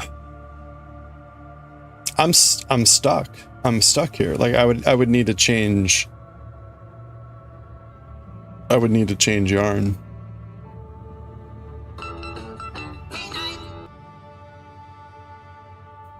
That's unfortunate. If it were off one, it would need to be like off by like 2. Ugh. Hey, thank you for the follow. I appreciate that. Aw. Well, I don't know about this. What possible ways would there be to desync this? Oops. Yeah. So did you have any projects? Did I miss that? Any projects you got currently going on? And why is this suddenly so hard? Suddenly very difficult.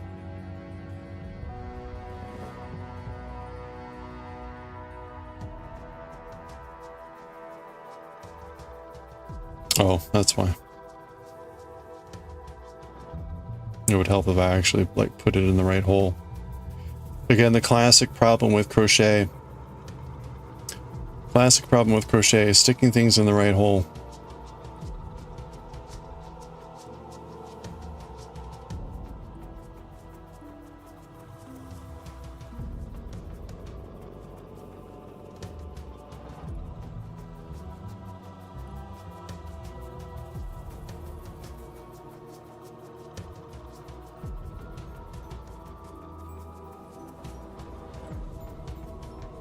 You got a blanket out of grannies? 268 granny? That is a lot of grannies. Holy cow.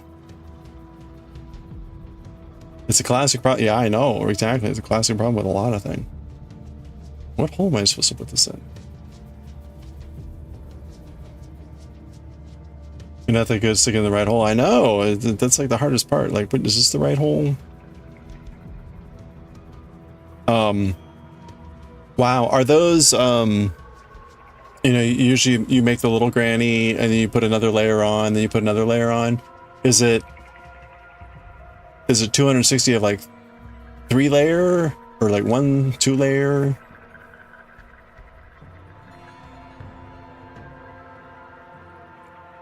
Oh, a Mario Boo. Oh, you're making like a pixel art? Oh, that's fun. 2 rounds each square. Okay. Oh, fun.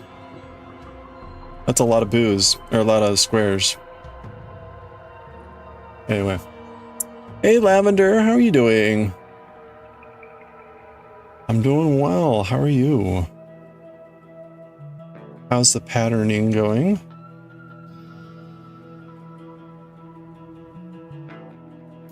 In a hurry, we can stick it in any hole and make it work. That is also true. We're working,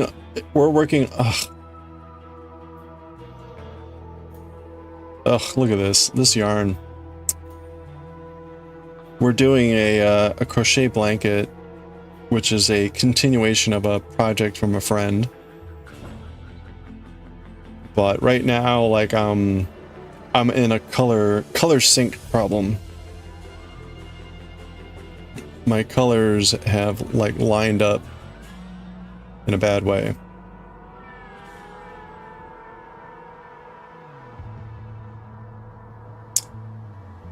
Why is the yarn splitting like this? It's a shame. Okay, we may finally be getting out of it.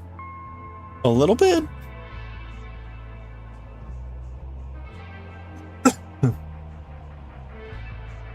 Stick it in any hole and make it work. I think that's good advice. I wanted to do 3, but as big as it is, you're glad. Oh yeah, I can't imagine doing 268 3-stage grannies. Like when I've made a granny square Afghan in the past, like it's usually like 144 squares, and that's like, whoa.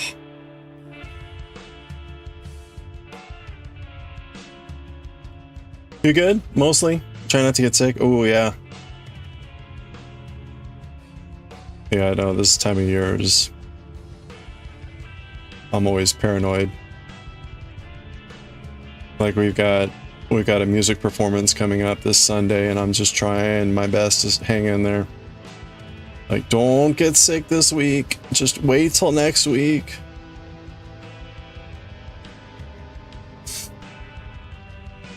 Parent design going well. You just revealed your newest pattern in your streamer. Oh, nice. What was the reveal? Or can you reveal?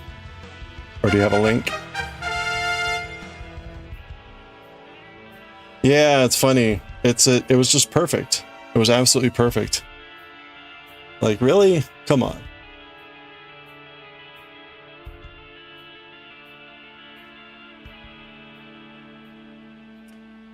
You've got 26 in your bank, you need to get more yarn for your blanket. And this, oh, you're doing a Hollow Knight amigurumi? Nice. And a Christmas hat for your kiddo. Man, can you steal yarn from any old projects that you don't need anymore?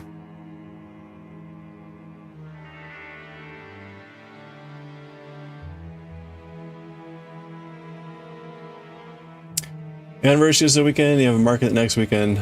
Yeah, you don't need to get sick now, yeah. It's like, just wait a little bit. Like, I don't mind, like, I can be sick on Christmas, that's fine.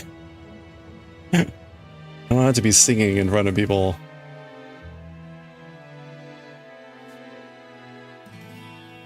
$536 ends to sew in. No!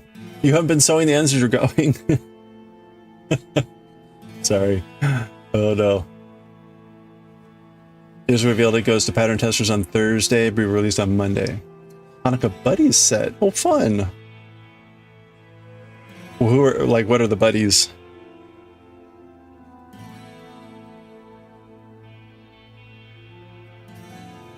That'll be cute.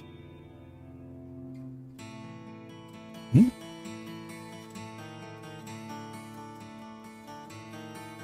No, you haven't been sewing in the ends along the way? Uh-oh. Well. A kitty, a bear, a mouse, and a bunny. Oh. Wow, so you have got like 4 different animals? That's cool.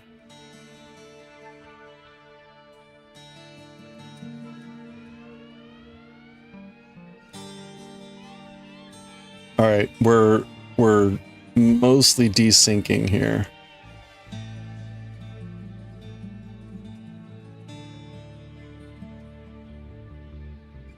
Alright, so it's just a momentary...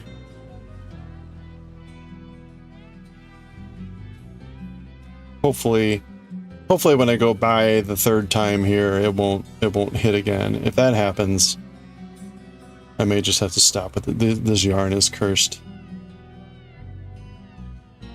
Oh, we got ads coming up here. When the ads hit, I'll probably grab a quick break and grab some water, and we'll be right back after that. We got like 3 minutes of ads that we run every hour to avoid pre-roll, so get ready for those. Good time to get a stretch break, grab some water, refresh. You did sew ends? Okay. All the ends that you've done. Oh, hexacardy. Oh, that you made. Nice, okay. Nice. At some point, I imagine I will make a hexacardy or something like that. Oops. You need to go to bed. It's just time. You should have been in bed an hour ago. All right. Well, a little trouble. Thank you for swinging by and saying howdy. Have a good night. Just in time to avoid the ads, if you even just saw that. Good night.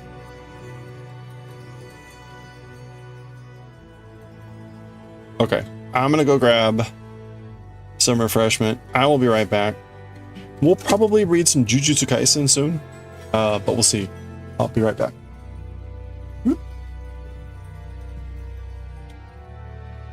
Great rest of my life. No. You too.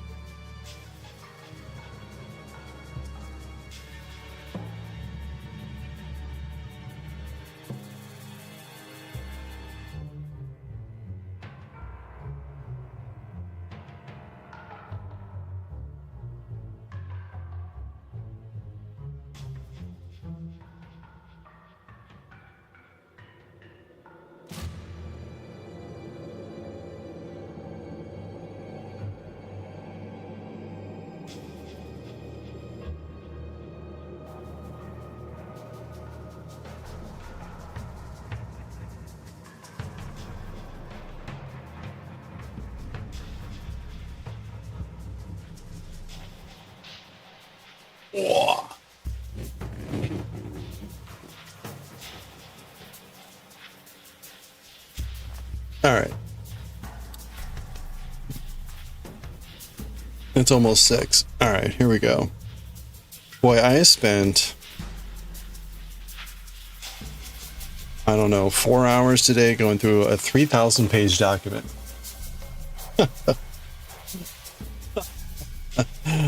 What a day.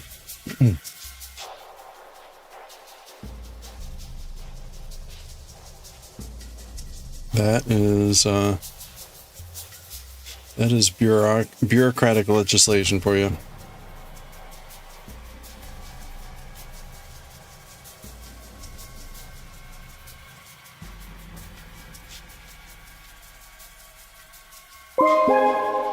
Hey, DMF. Yeah. Thrilling.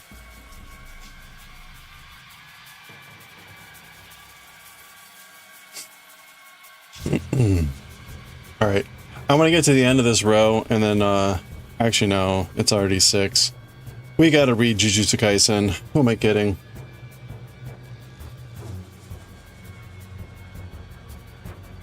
Why? Why with this yarn? Oh, look at this. Why?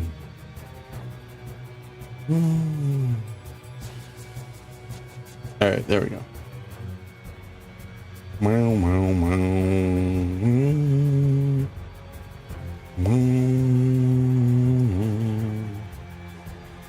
Ugh.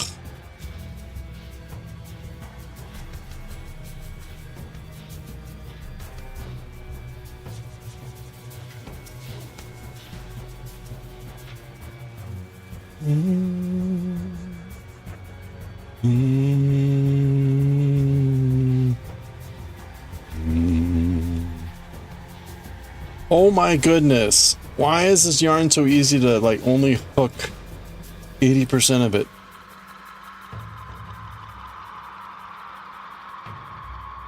It's because this hook is too small for the yarn. Wow, I keep just... It's fine. There we go. Okay.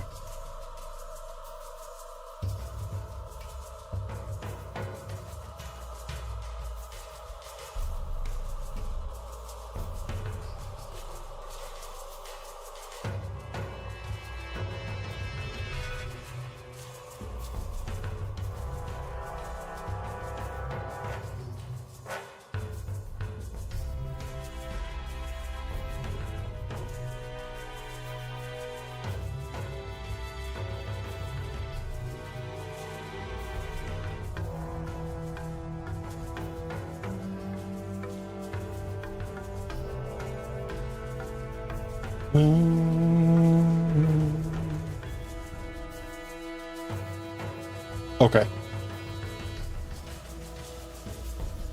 Ooh. Those blues are just not quite the same. I also wish I knew, like, what? I think it looks like wood. Chips of wood? I don't know what that is. Alrighty. Let's pause there. Ugh.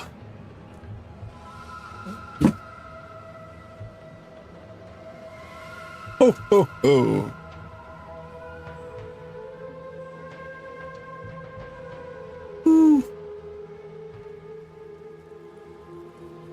Alright, we'll get back to crocheting here in a little bit. We need to read some Jujutsu Kaisen.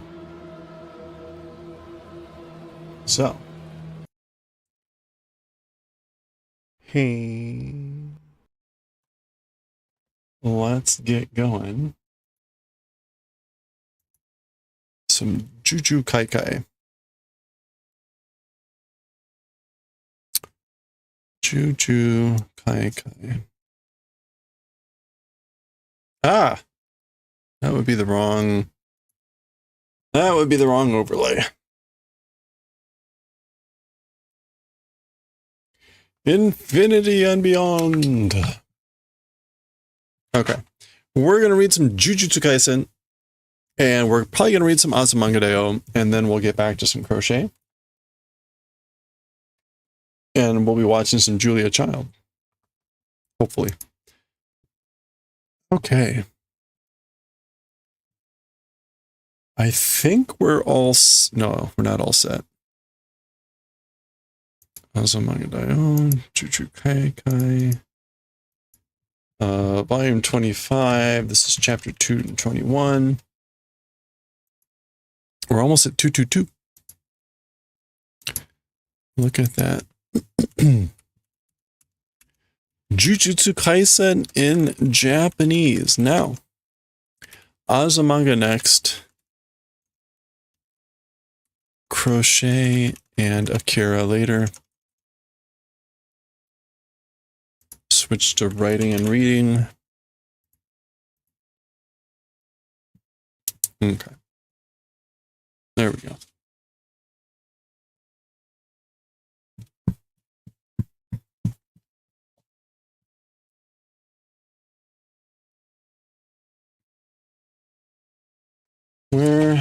Where's the pen?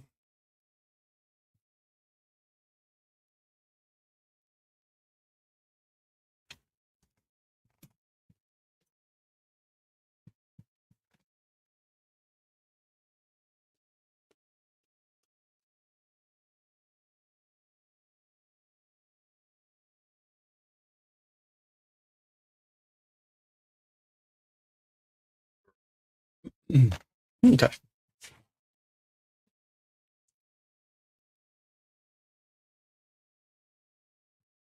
Toku Soul.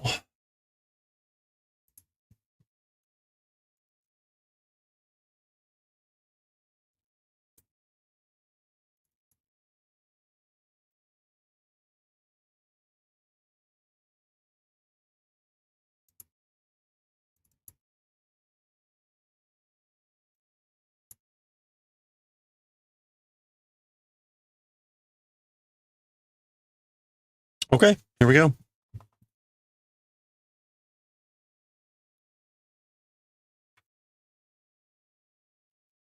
All right, let's do it. Okay, let's read chapter 221 of Jujutsu Kaisen, Tokuso. Tokuso. This means like acquisition or forfeiture. The kanji are literally like to gain and to lose or to miss. And the previous chapter here ended with this suggestion that Gojo was about to come back, right? Come back! Return, Gojo. So, mate, wait. Kokode tokutsumori ka? In this place, dissolving intent. So Itadori is asking, like, are we intending to dissolve the seal in this place? He's talking about the seal that's on the thing that's imprisoning Gojo. Oh, and yeah, okay. This mouth. This mouth is I missed it there, but the mouth is showing that is Angel inside Kurusu talking. So wait, in this place intending to dissolve, Gojo Satoru no Fui no, yeah, the seal of Gojo Satoru. Dame nano? Yeah, is that no good? Okay, yeah, so I guess they were laying it out there, and Angel's asking this question. 確かに人を迎えるにはここじゃ味気ないかもな. What's his name is saying, certainly as for welcoming a person, this place is aji kenai, like not in good taste, or aji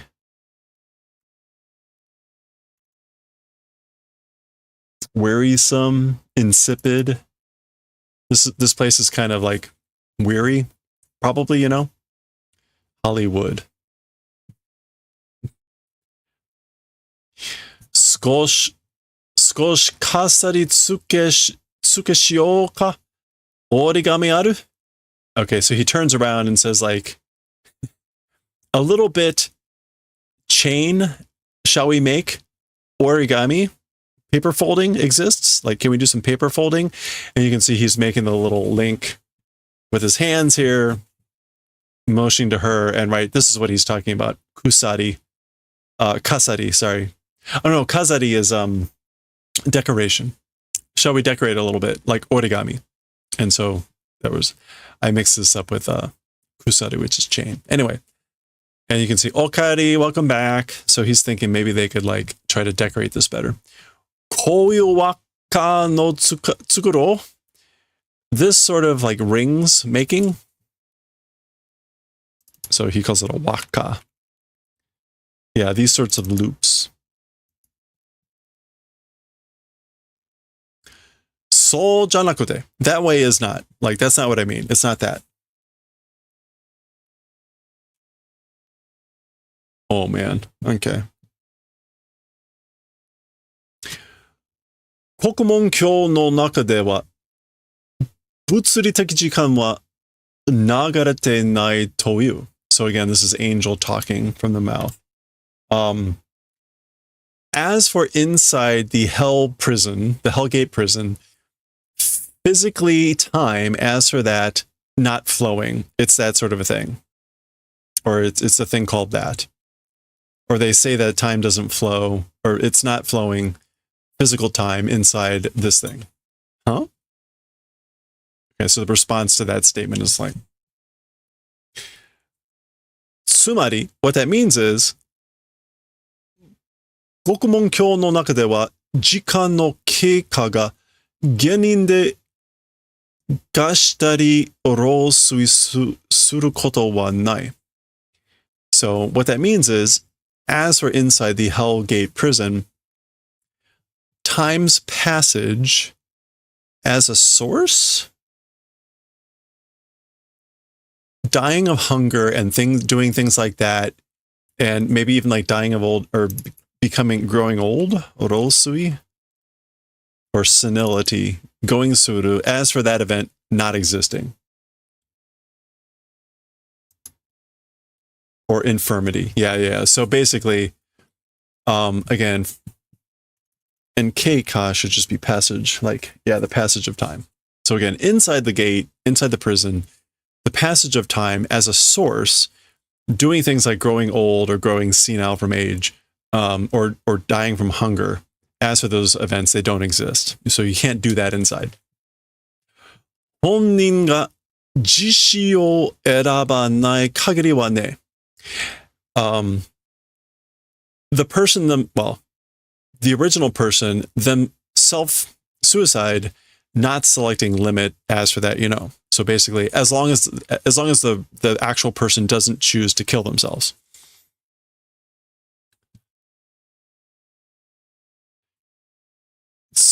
Okay, this is Hakari saying, 使い方によってはタイムマシンとして使えそうだな.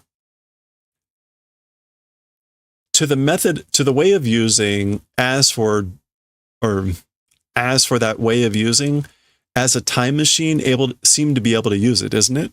So it seems like you could be able to use it as a time machine.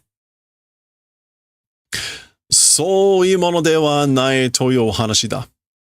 It's the story called not talking about that sort of a thing. そういうもの. Yeah. いいもの here is like E as in talking about something. そのいうもの.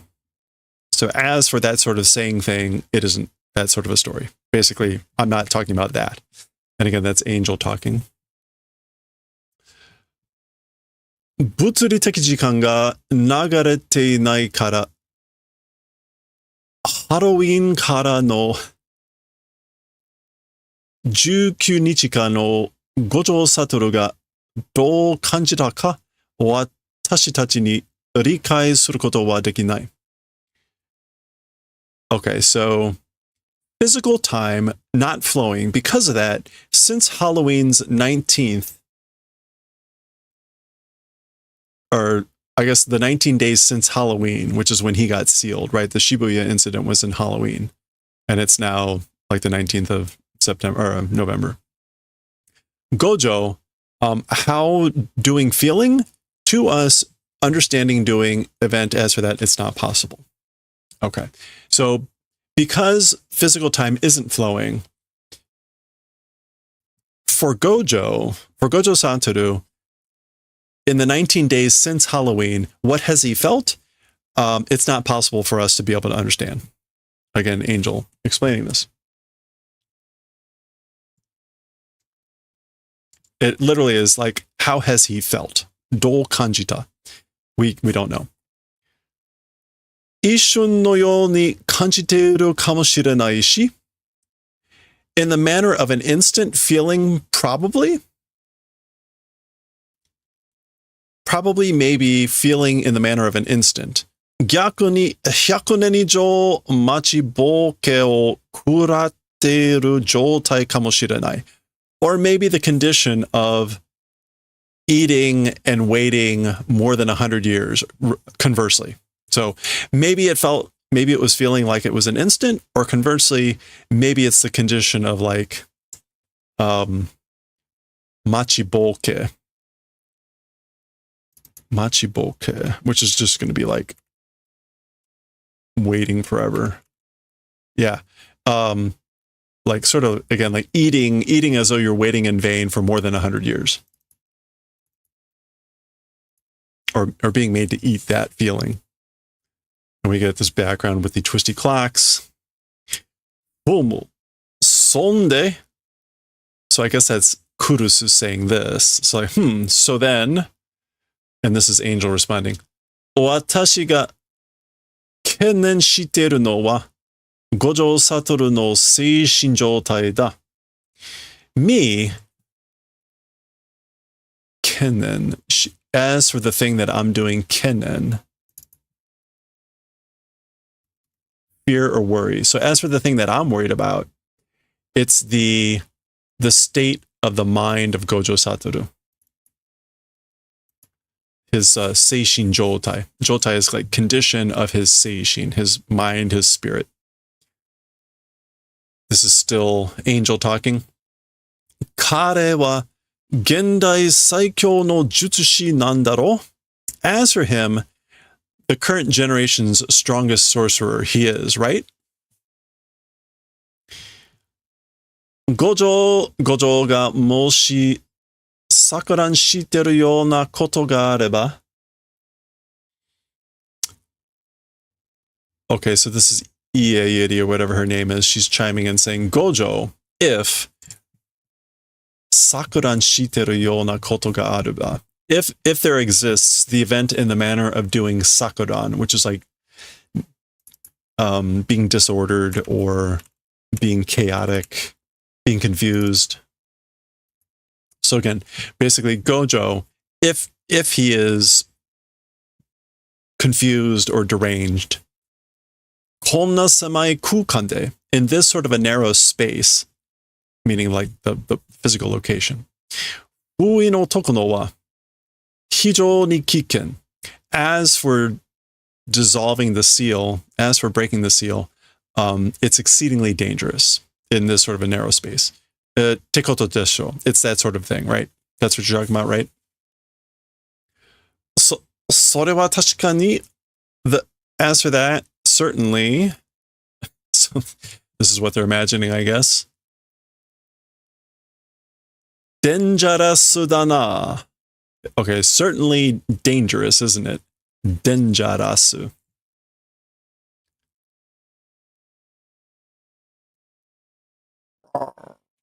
Okay.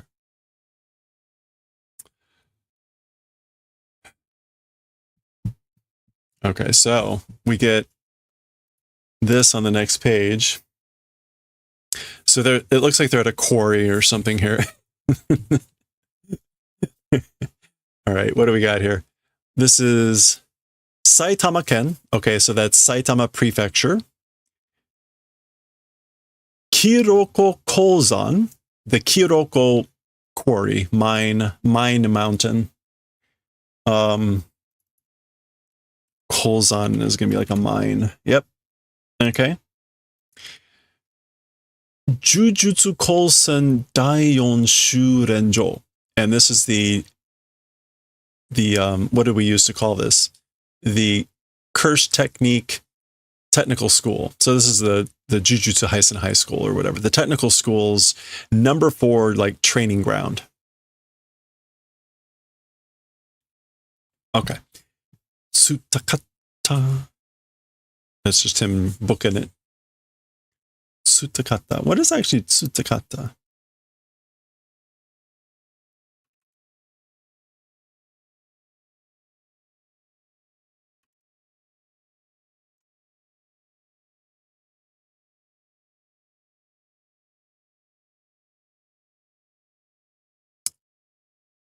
I'm not sure what that actually is. Okay, anyway. All right, so they're all okay. So he's placed the thing, the ura gate on that blanket, and they're all hiding behind these sandbags. Doki doki. That's heartbeats. Nervous heartbeats.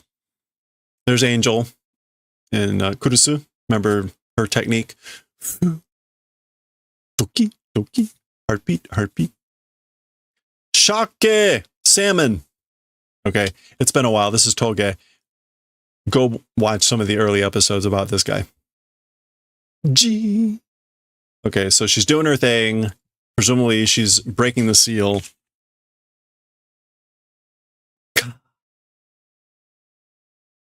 Yakobu no Hashigo. I guess that's her technique. Jacob's ladder. This is Jacob's ladder. We saw that before, so I won't go into the details of that. But Yakobu, Jacob. Yakobu no Hashigo. Okay. Pika. That's like a flash. She's got glasses on. Donata. How happened, or how became? What happened? Tapa, tapa, tapa. That's them running over. Sensei! Shikazuite heiki? Okay, so teacher, it's not clear if he's calling out to Gojo or not, but anyway, like approaching, is that okay? Is that heiki? Is that calm composure? Like, is it okay if we approach? And I guess daba daba is probably like just running or something. Daba. Oh, anyway, okay. Are? Huh? Sensei? Teacher? Again, that's kind of what he called Gojo Sensei. Okay, he's gone. Gokomon Kyoko to issho ni kieta te koto. So the event called Vanishing Together with the Hellgate Prison. So basically, like, they're both gone. Okay, heartbeat. Jito. Jito is like staring. Watashi no sei. Is it my fault? Like, did I do something wrong? My fault? こうして、この世界にまた一つ、新たな人、ヒリビア No, トリビア。トリビア。トリビア生まれた。Okay. Doing this way, in this world, again, one new trivia being born. I don't know what that's supposed to mean here. Like, and so doing this way, in this world, one more, again, one new trivia being born. Okay. Oh, I guess, is this the trivia?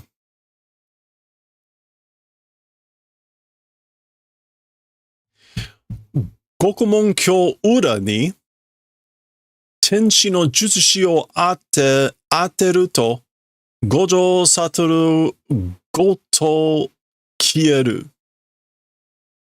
To the Ura of the Hellgate Prison, Angel's technique, if applying, or if striking or using Angel's technique on the Hellgate Prison Ura, back gate, Gojo Satoru himself will vanish. I guess that's the trivia. Gojo Satoru tte ma no mono datta n janai desu ka? Talking about Gojo Satoru, an evil person was it? Isn't it that? Basically, like, he wasn't an evil person, was he? Dakara watashi tachi no hikari de kiechatta. And that's why our light vanished, erased. Watashi no sei janaku nai? It's not my fault? Huh? Right? Hiraki naotta.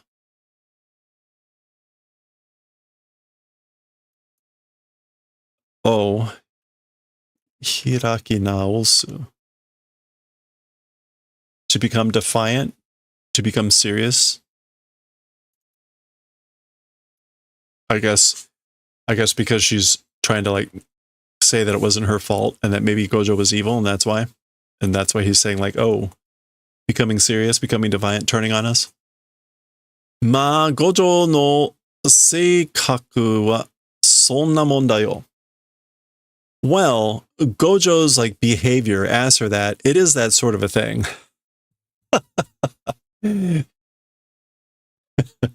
So Iei, whatever her name is basically like, well, his seikaku is kind of like that. Yeah, his personality, his character is that sort of a thing. Go. Jishin, earthquake.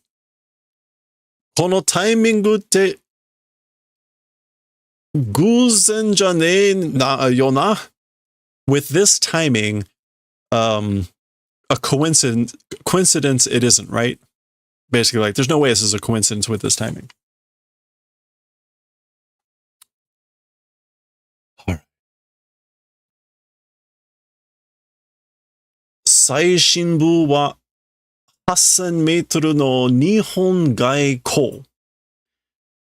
Okay, kaiko.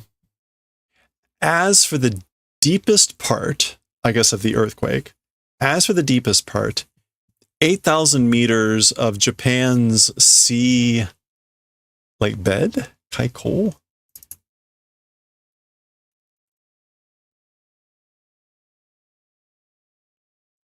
Yeah, trench. Okay, no. As for the deepest part,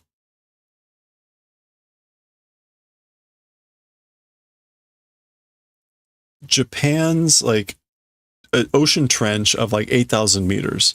Sono pleito no shizumikomi tai ni Gokumon kyo wa oete kita Daioh.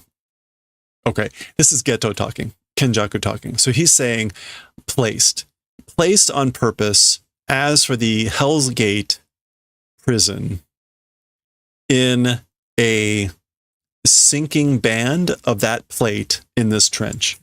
So what is a Shizumi Komi Tai? Tai here is like band or zone, but like a sinking band or zone? Shizumi, a sinking band zone. Yeah, okay. In the deepest part, as for the deepest part in a trench of Japan at like 8,000 meters, placed the gate, the Hell Gate, in a sinking band of that plate. Okay? Mochiron, of course. Okay, so he put the Hell Gate down there. So presumably that's where Gojo is appearing. Mochiron, 20、30の封印の中に検知器としての呪霊も入れてね。And then, of course, 2 times, 3 times of seals inside a kenshi key as a something like knowing weapon, kenshi key.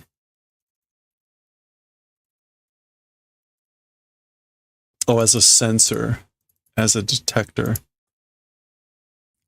Cursed spirit also put.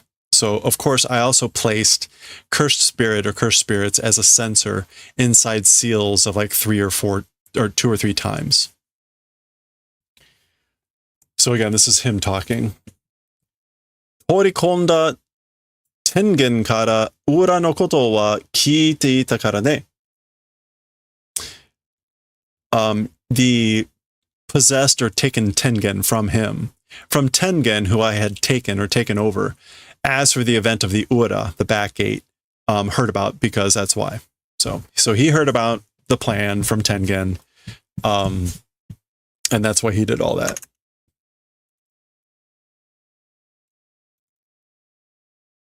Yeah, Torikomo to take in, to capture, to take over. Kari ni封印の解かれたとしても、君を殺せるように、仮に。Provisionally, for argument's sake, for example, even if the seal were dissolved, even if dissolving of the seal, in the manner of being able to kill you,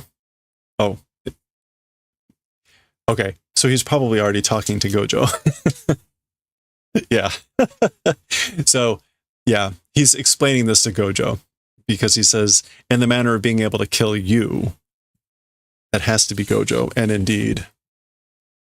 So there he is. Maji de do natte en da yo, kimi wa. Seriously, how becoming as for you?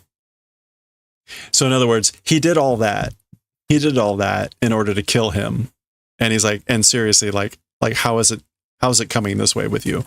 Like, how are you here? So there we go. You get kind of this crossing up there. There he is, looking a little bit tattered. And then at the bottom, looking very tattered. Like he's missing part of his neck. So there we go. We haven't seen him in I don't know how long. It's been a while. He's back. Do, hisashiburi. How? Meaning like, how have you been? It's been a while.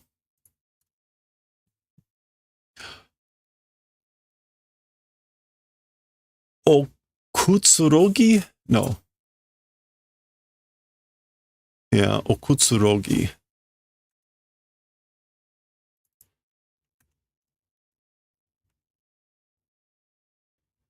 Relaxation, comfort, unwinding.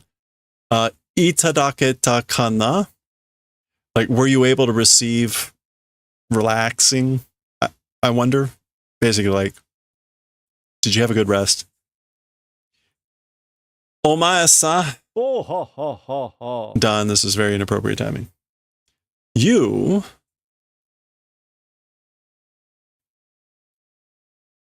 I guess this is Gojo talking. Omae-sa, you. Motto kotoba o eranda houga ii n janai ka? A little bit more words choosing direction is good, isn't it?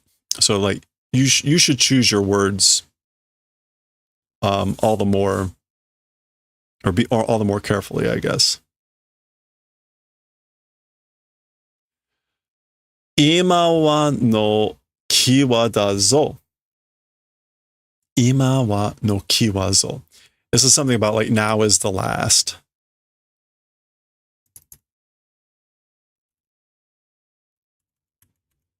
Ima wa no ki wa. Yeah, dying moments, verge of death. The ima wa is one's dying moment. So it's like the end of your dying moment. Basically, you're on the verge of death.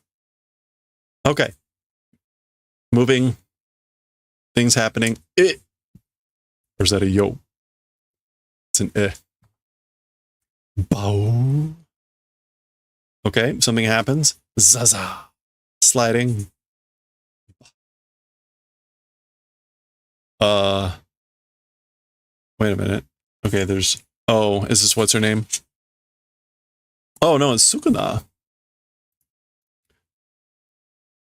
Shibaraku minai uchi ni kawatta ne, Megumi.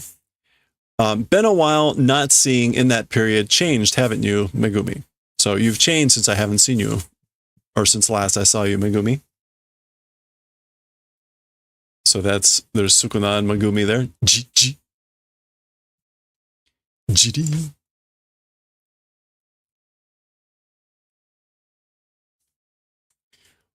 Oboteru ka? Remembering? Remembering, so that's Sukuna asking this question. Remembering? Kozo no karara mono ni shiitara massaki ni kuroshite yaru.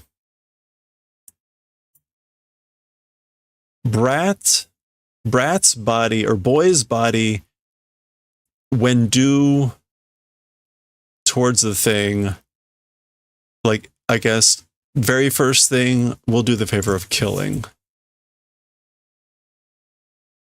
I guess, did he say this? Masaki ni? Yeah, the first thing. So basically, when due towards a thing of like the boy's body, basically when I take over this boy's body, I'll do the favor of killing you first.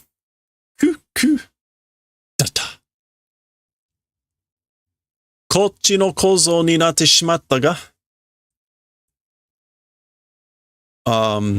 To this direction's boy became, so like I become like this boy, but korosu, will kill. Za. Oh, there's Ice Lady. Yuji kara nigeta yatsu ga shirimakutte mittomo ne na manuke. Okay, from Yuji, ran away guy, a guy who ran away from Yuji, shirimakute, talking shirimaku, which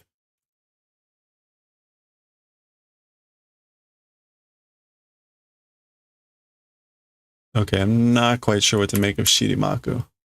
That maku is this. Oh. a verb suffix meaning to indicate reckless abandon. Oh, it's the maku. Okay. Shirimaku? Okay, this is something. Shiri is like behind the ass, rolling up the ass. Mitomo. Mitomo ne. Shameful, disgraceful, isn't it? Manuke. Manuke is just like coward. Or you idiot. Yeah. Yeah. So a guy who ran away from Yuji, disgracefully, like, I guess, like showing the ass or turning tail, aren't you? You idiot. Kisama, you. So this is what's her name saying that, like, Kisama, like, how dare you? Bogyu. Okay, Gojo is just taking her out. Teime wa dare da yo? As for you, who? Like, who are you? Shui? Doka. Okay, there she goes flying back. Hey there, Tiamat, how's it going? Mate Sukuna. Wait, Sukuna.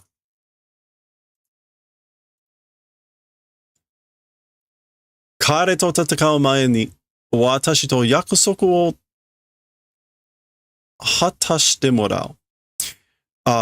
Before fighting with him, so before you fight with him, with me promise will receive completing. So I will receive the completion of the promise with me before you fight with him. Ga-da-da.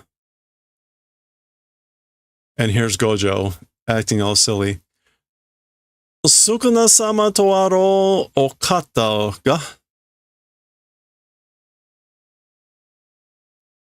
Sukuna-sama to aro okata ga sonna okasa ni nutte moratta zoki no sashizu o kikun desu ka? Okay, so he's mocking Sukuna, saying like, Lord Sukuna aro okata. I don't even know how to take oro okata. Of all things.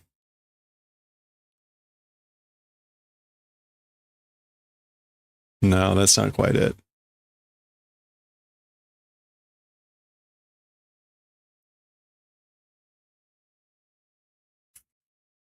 Okay, we'll come back to Aro Okata. By that sort of mother, he's talking about Geto. Nutte morata. Nutte. Weaving one's way, stitching a washcloth of a sashizu. This is clearly like a very tortured thing of directions. Listening? Okay.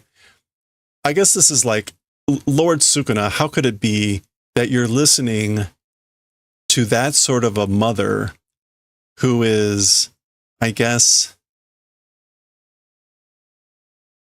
like a washcloth of directions, receiving and stitching? I guess there's the washcloth. This is some sort of expression. Nutte moratta zokin no sashizu o kikun desu ka? Listening to instructions of a washcloth received from stitching by that mother. Yeah. Yeah, this, and there's the mother, there's the washcloth with the instructions on it. Again, zokin is just washcloth, right? Yeah, dust cloth. Okay, so a weird thing, but basically he's mocking Sukuna for listening to Geto, which you can see just by the silliness there.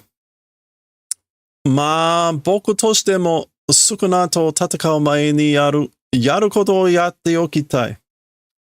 And I guess this is Gojo thinking, well, also for me, before fighting with Sukuna, doing events wanting to do. And like wanting to do on purpose. So there are certainly things that I want to do also before fighting with Sukuna. こっちは、スグルの肉体を弔いに来たのに. As for this direction, as for me, even though have come to tomurai,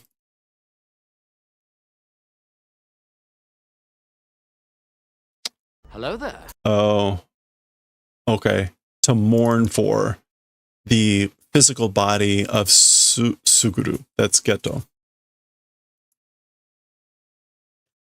Yeah. So as for this direction, like coming to the point of mourning for the physical body of Suguru, that he finally knows kind of what's happened to Geto.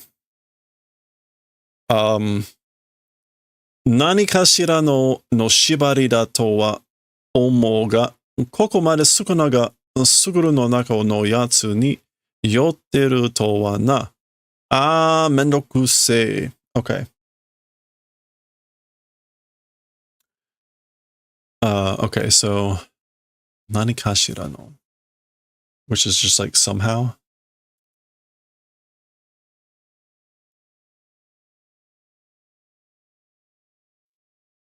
Yeah, somehow or another,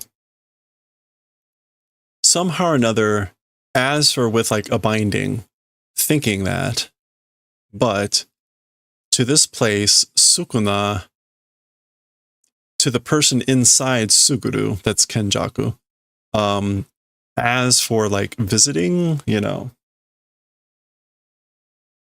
oh, this is really annoying.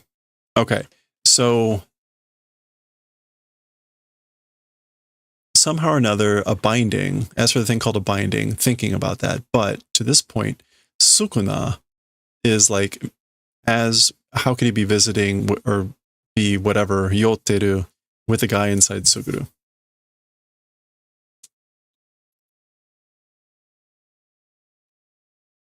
Approaching, drawing near. Okay, so normally yoru is to visit, but it could be like drawing near, getting close.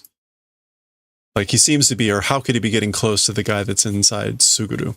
So he's making a comment about the fact that they know each other or seem to be working together.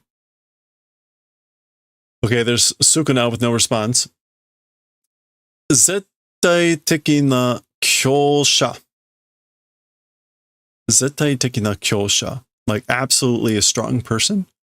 それゆえの孤独. And what's more, like, isolation?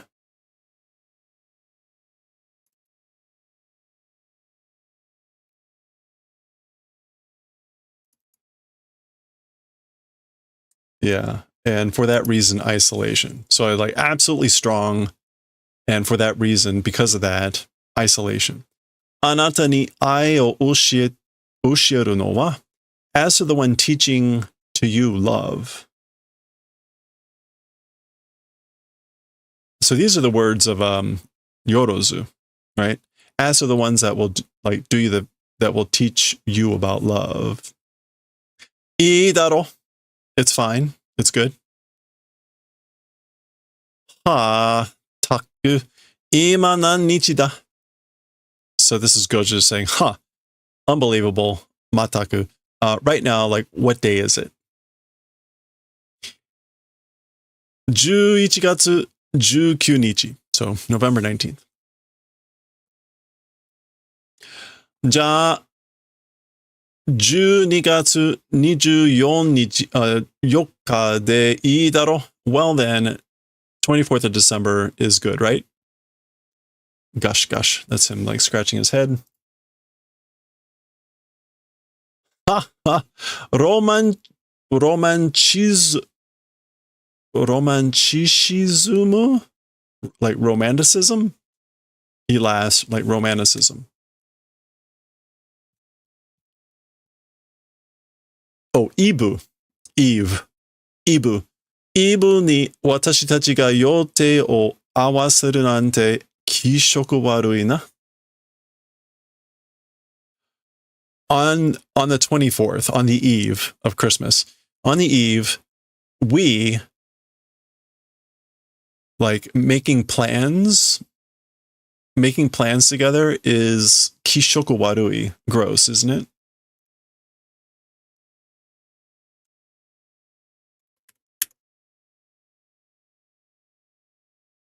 Yeah, it's weird.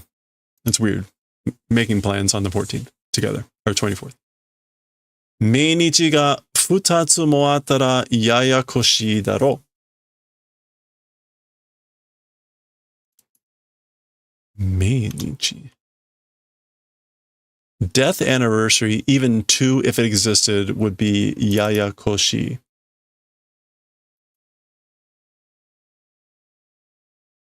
Puzzling, complicated, complex. Death anniversaries. If it were 2 anniversaries, who died on the 24th or the 25th?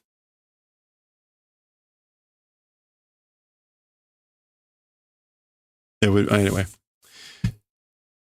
Da-da-da. Katsuki Kai, intending to win? Ha! He laughs. Sensei to dochi ga tsuyoi? With sensei, which direction is strong? So I guess, like, who is strong compared with sensei? So ne. Yeah, it is that way, huh? Chikara o subete torimoroshita sukuna nara chotto shindoi kana? Okay, so this is someone asking Gojo, and this is Gojo's response. All power returning Sukuna, if it's that. So if it's Sukuna who has taken back all of his power, a little bit shindoi, I guess. It would be a little bit tough, shindoi.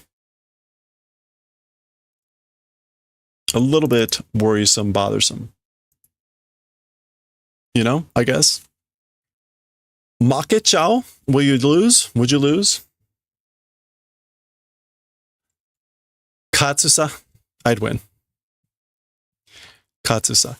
That's just, I will win, and the sa is just kind of a assertion of like, yeah, I'd win. So, classic line, there it is, Katsusa. Just like this. Katsusa. There he goes, look at him run. Katsusa.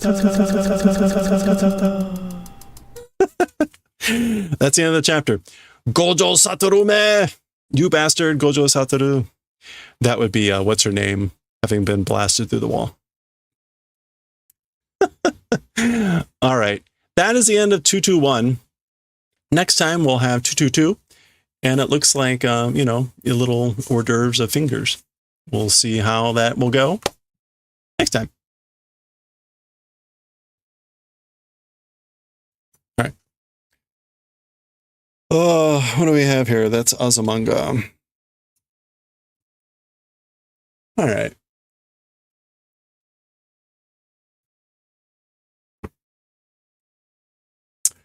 Do do do do do.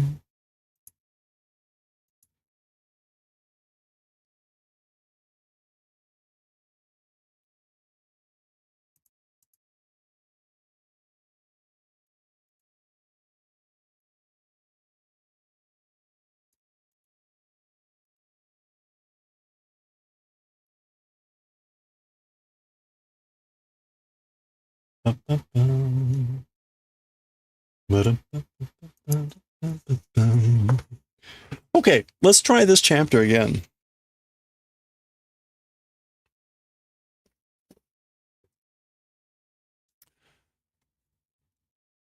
Let's try this chapter again. And then we'll get back to some crocheting. Oops, I already did that. Oh well, we're fine. All right. Azumanga Daioh.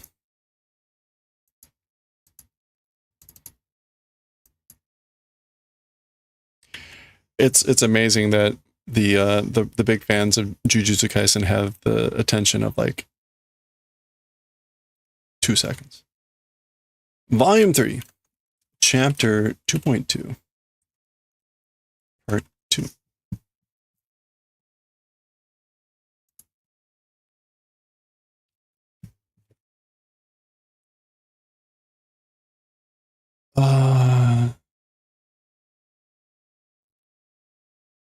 And we got ads starting here soon. Don't care. Let's go. Suffer away.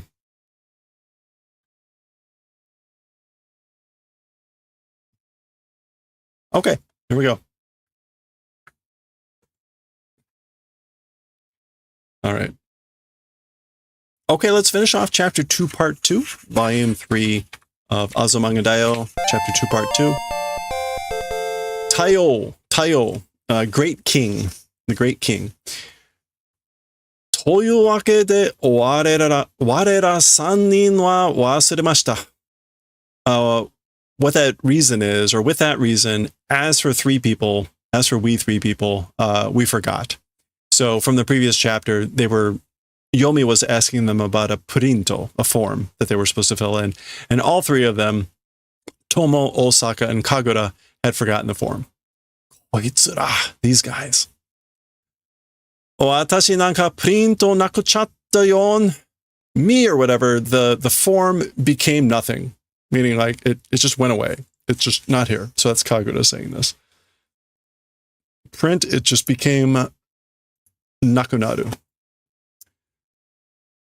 Oh, nakanaka no baka. Whoa, you're very much an idiot. Tokoro de, by the way, それって何のプリント? Talking about that thing, what print, what form? So like, what form are you talking about? Oh, 存在すらですか? Wow. It's even the existence? It's even the existence? Like you didn't even know it existed? Masaka 忘れ物対応の名を欲しいままにする女だ. As expected, the forgotten item Great King name, the name of like forgotten item king, wanting as it is, doing woman.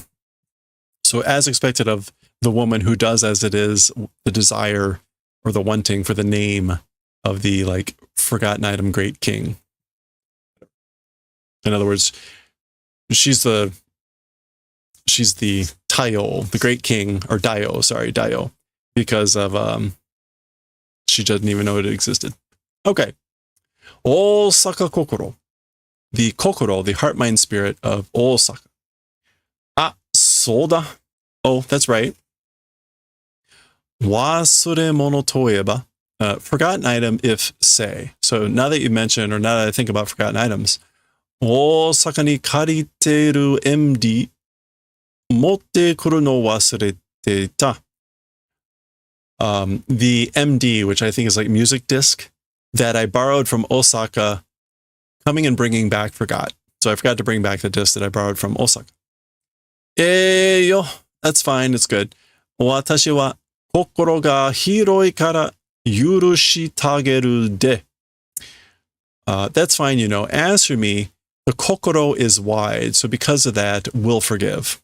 So I'll forgive you because I have a wide kokoro. Kokoro ga hiroi means generous, broad-minded, or big-hearted. Umi no you ni hiroi kokoro.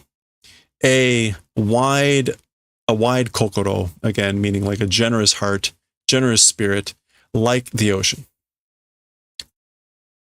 Gutai teki ni ieba. What was this again? Oh, seto nai kai kurai. Fundamentally, if say, or simply if say.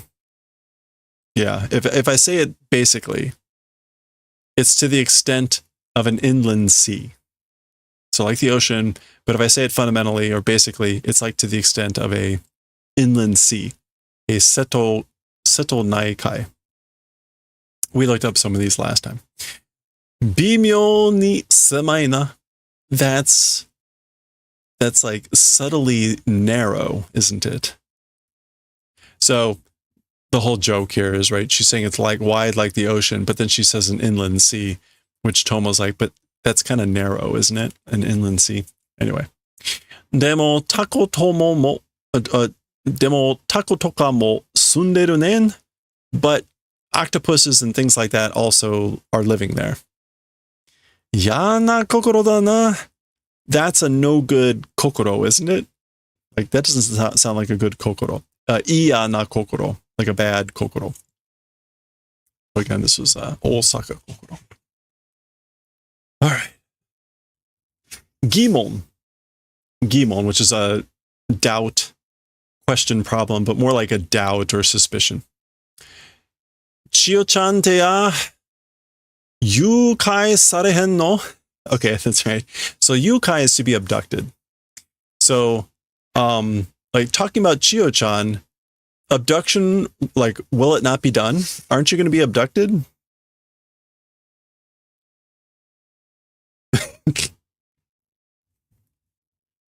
私は誘拐されるんですか? As for me, abduction is going to be done? Like, is that it? Is that what you're saying? されるかもしれへん. Will be done, maybe. It might be done. It might happen. そうなの? Really? 何を言い出すかなこいつは. What's starting to say, I wonder, as for this person? So this is Yomi thinking, like, what is she starting to say, or what is she speaking? Idasu. Yeah, proposing, suggesting. Normally, dasu would mean to begin to speak or begin to say. But, wait, like, it's something about Azumanga Daioh. I don't know what it is. Okay.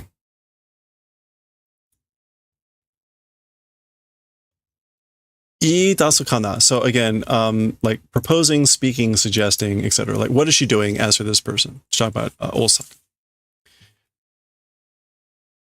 Okay. Is that Hogo?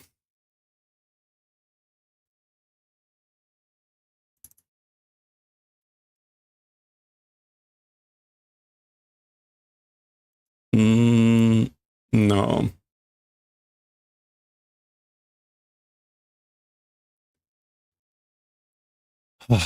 That's Tsukama. Tsukamaeru. No, Tsu.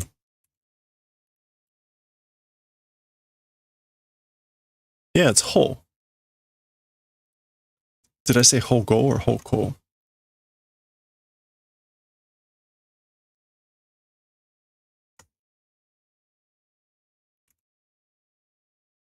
Okay, that's weird.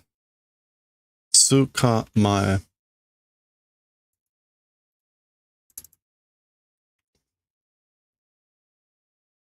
Hokaku. Okay, that's kaku. Capture, seizure. To seize or to capture. Datte ie o kane mochi yashi. Because your house is rich. Like, because your family is wealthy. Chikoi shi. And like, I guess chiyo is small. You're chisai, chikoi.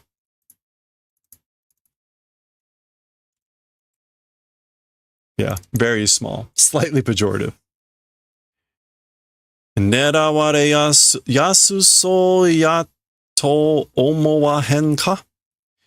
Being aimed at seems easy, not thinking. Like, do you not think that she would be easy to aim for, or she's an easy target, or seems like it's easy? Ma soldana? Well, it is that way, I guess. Cute. Tsukamai yasui shi. Easy to catch. それは, as for that. 捕まえやすいし. Oh man. It's not Iken.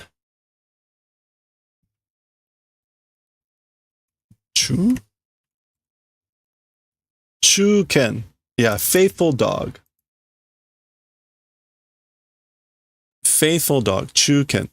でも、いざとなったら、Chuken、ただ吉。well, that's still Chuken.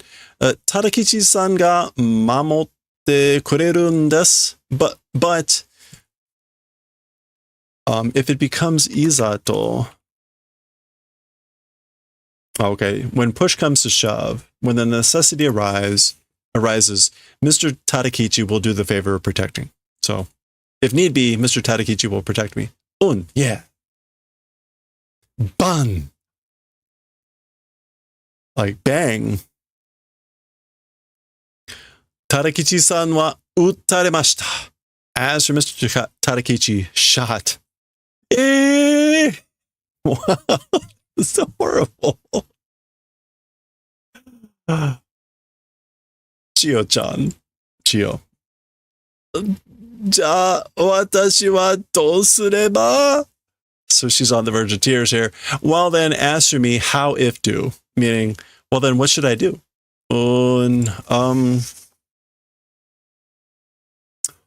Hora, dorama mitai ni sono tensai teki na tono o ikashite. Well, check it out. Like a drama, like a TV show, that genius brains, I guess, like use? Or is that Zuno? That's Zuno. Yeah, Zuno. Zuno o ikashite. Okay, I was pretty sure I had moved this up to AMD, but I'll worry about that later. Okay, ikasu. Yeah, make the best of to use. So basically, like a television drama, make use of that genius intellect. Mudana teiko oshite, and do useless resistance? And do wasted resistance. Korosareru, and be killed. Wow, okay. This is brutal.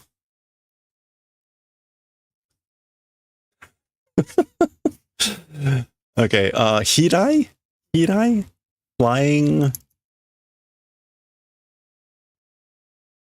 Yeah, come flying. Hirai. All right. Daioh. Izo to nattara Chio-chan no otousan ga. It'll be fine. When push comes to shove, Chio-chan's father will be the one. ... So there's Chio-chan being abducted. Kya! Tasukete! Help! Save me! Mate! Wait! So there, remember, Chio-chan's father is this cat. Kitto tonde kita kureru. Certainly will do the favor of coming and flying. So kana? I guess so. So certainly he will come flying. So that's what this, to come flying. Otousan, Dad! Bang, bang. Ah, Otousan mo? What? Dad too? Gain. That's the bullets deflecting off of Daijoubu hane kaeshita. It's fine. They got deflected. Hane kaesu. Yeah, to rebound, to recoil, to spring back. Uso? Uso, a lie. Like, you're kidding. No way. Okay. All right. That was the end of chapter 2, part 2. Boy, that got brutal. Osaka can be quite serious. Okay, there we go. End of chapter 2, part 2 of volume 3. Next time, chapter 3, volume 3. Remember, this is all past chapter 12, so we're actually kind of in the later part of this book. We will read chapter 3, part 1. Let's see what that's going to be about next time.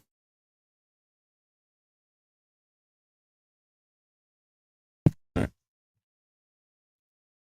Hey, less than 3, how are you doing? Konnichiwa. Or konbanwa. Good evening.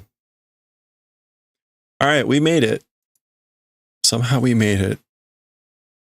I don't know what it is. It's Azumanga Daioh.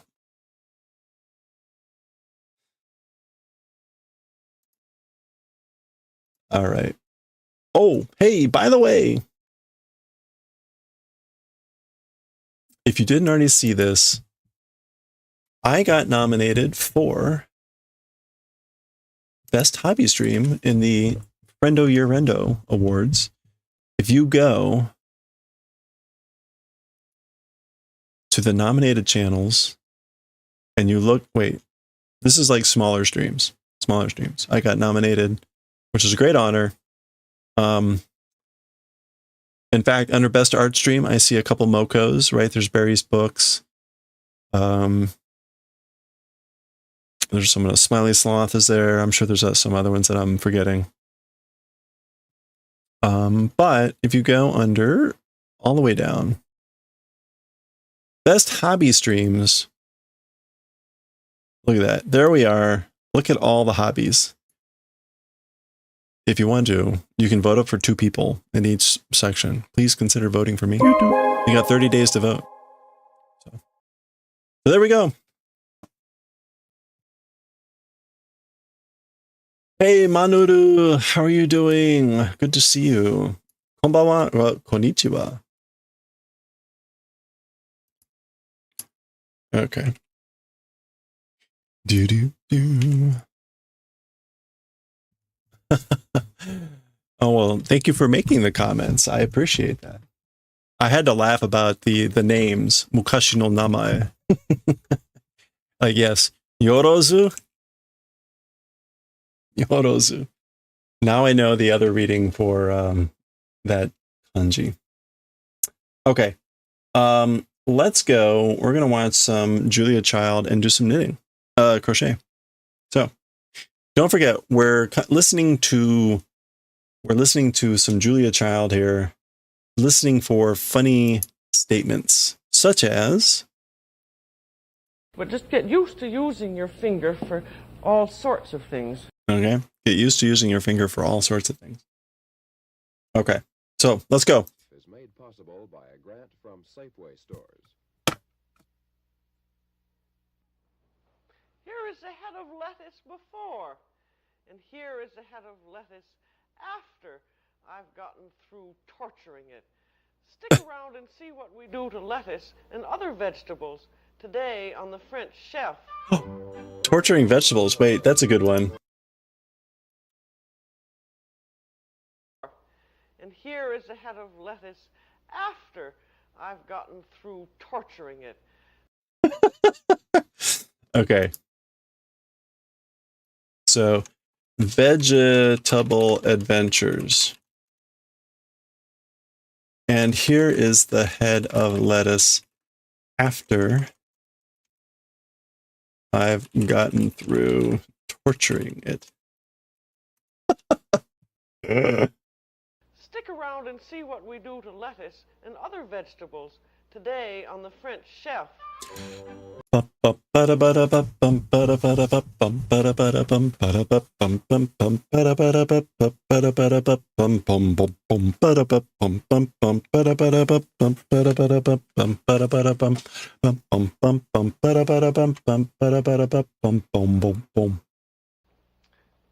to the French chef.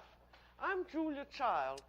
Today we are going to do 2 important French recipes: laitue braisé, braised lettuce, and choucroute garnie, braised sauerkraut. Braising, one often thinks of as only being in... Oh, you voted. Thank you. But it's extremely good. Well, thank you for voting, even if you didn't vote for me, but thank you. These 2 recipes we're going to do, you will learn how both to braise lettuce, which is the same as braising celery or turnips or other vegetables, and with the braised sauerkraut, you can also do braised cabbage, and both of them are very much related, and you'll see how as soon as I begin. And we shall start out with the lettuce. The lettuce, the nicest lettuce, but also the most expensive, is Boston, or native lettuce, as they call it in Boston. But you can use chicory or frizzy lettuce. This is called endive in England, which mixes everyone up. Or you can use escarole. This is a lettuce with a rather sturdy leaf.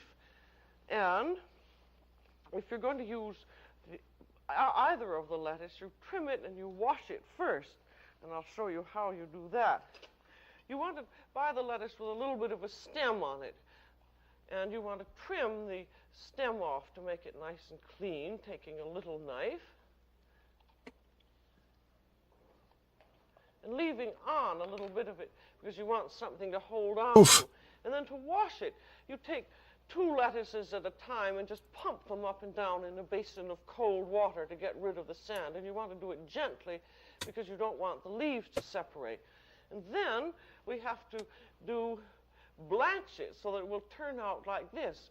And for that, you put 3 or 4 lettuces in a very large pot of water that's rapidly boiling and let them boil for about a minute or 2 until they have become limp like this. And then as soon as they're limp, you take them out and refresh them in cold water so that you can handle them easily.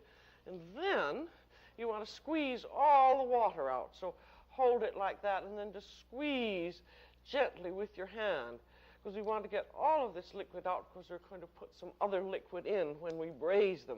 But you want to do that gently so that you do not hurt the lettuce too much. I mean, you can't, it's not a real torture that they're going to go through. Now here's a chicory.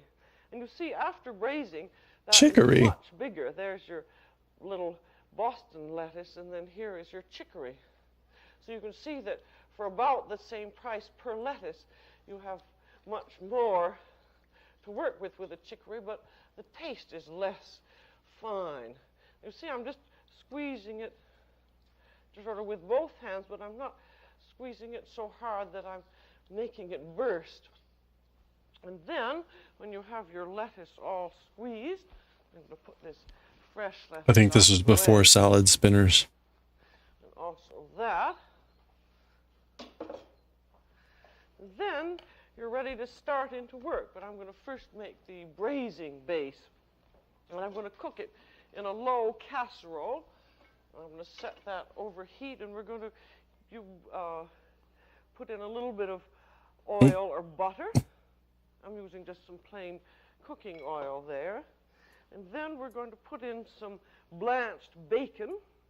We've used blanched bacon several times, and what it is just ordinary piece of smoked bacon which has been cut and then simmered in water for about 10 minutes to get rid of the smoky taste of the bacon. Otherwise, everything would taste of bacon. Then I'm going to put in about half a cup of sliced onions and about 1/3 of a cup of sliced carrots. And that's your braising base, and that should cook slowly for about 10 minutes until the bacon has rendered its fat a little bit and until the vegetables have become tender. If you add vegetables right away to a braising base that haven't been cooked through, they don't give out their flavor. And what we want to do with this lettuce, because lettuce, if you just boil it in salted water, hasn't any taste at all. What we're doing is giving it another taste. Boiled lettuce. We want the vegetables to exude all of the flavor they have when they get into the liquid, which we shall be adding. And then, while your braising base is cooking, you cut your lettuce in half. If you've got the big one, that's your chicory, and the escarole looks just about like that, just about the same shape. You cut it in half, and these little, there's your Boston lettuce, that you can either leave whole or cut in half. I'll cut one in half and leave one whole so you can see the difference. And with the Boston lettuce, you would want about 1 lettuce per serving, or depending if you were using a vegetable garniture, half of a lettuce would probably be enough. And then, after you have them cut, you sprinkle them with a little bit of salt. It's very important with lettuce that you be careful about giving the flavor that they lack. And then, after you've salted the inside, you fold it up to make a little triangle. And then turn it over so that it makes a nice shape. You can make whatever shape you like. But I think this is the more usual. And then the Boston lettuce also gets folded up. And there's the whole lettuce, so that gets folded up too. And I think this will look better on this side. You just want to think of which way it looks best in the pan. And then after your braising vegetables have become soft and translucent, you take out half of them into a little side dish, because we're going to have half on the bottom and about half on the top. And then we arrange our lettuce in the pan. You usually use just one kind, but I'm using several so that you can see what they all look like. Then I have some more that's already ready over here, and we'll put them in. There we have our little Boston lettuces up here, which I can put in the corners. Now you can cook and serve the lettuce in the same dish in which you braise it. If you're going to cook it in the same dish, it would be best to cut up your vegetables in a very pretty dice.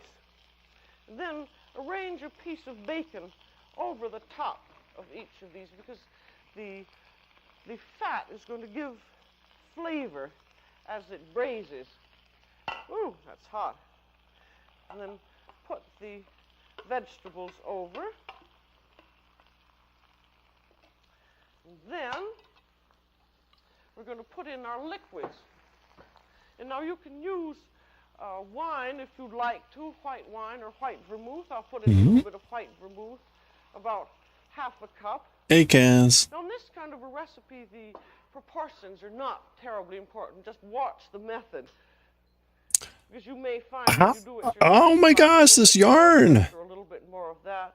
Now I'm also putting in some brown beef stock, or you can use a combination of canned beef stock and water, canned beef bouillon, which would be very good. Unbelievable, this yarn. That is thyme and parsley. And No, it's not. Well, I mean, it is splitting a little bit, but and then you want to let that come it's up and simmer. I keep And then we're going to cover it and put it in the oven. matching the colors. It's cooling, sinking. Clean up a little bit as I go along. And now we're going to cover it first with a piece of waxed paper. And this is a rather nice French chef And it's method splitting. if you want to cover something like an oval casserole with paper.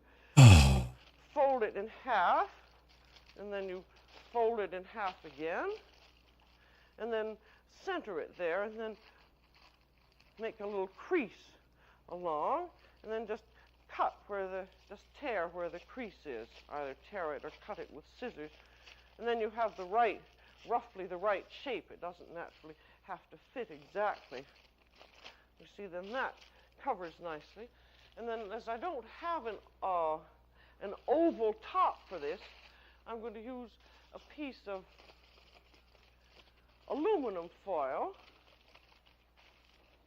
and then just put on whatever cover I have that will just about fit it. There's that, and that'll sort of hold it down. And then that's going to go into a 350-degree oven. And that's to cook very slowly for about 2.5 hours.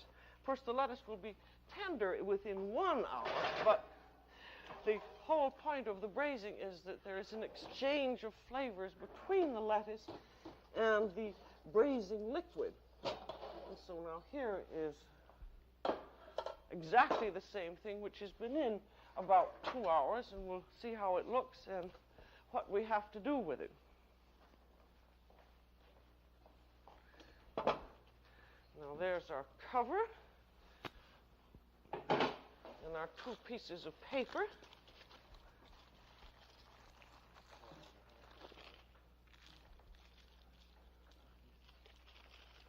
There. Then we're going to make our sauce for it. This seems to have absorbed practically all the liquid I put in, but I'm going to show you anyway how we would make the sauce. Now I've got a serving platter.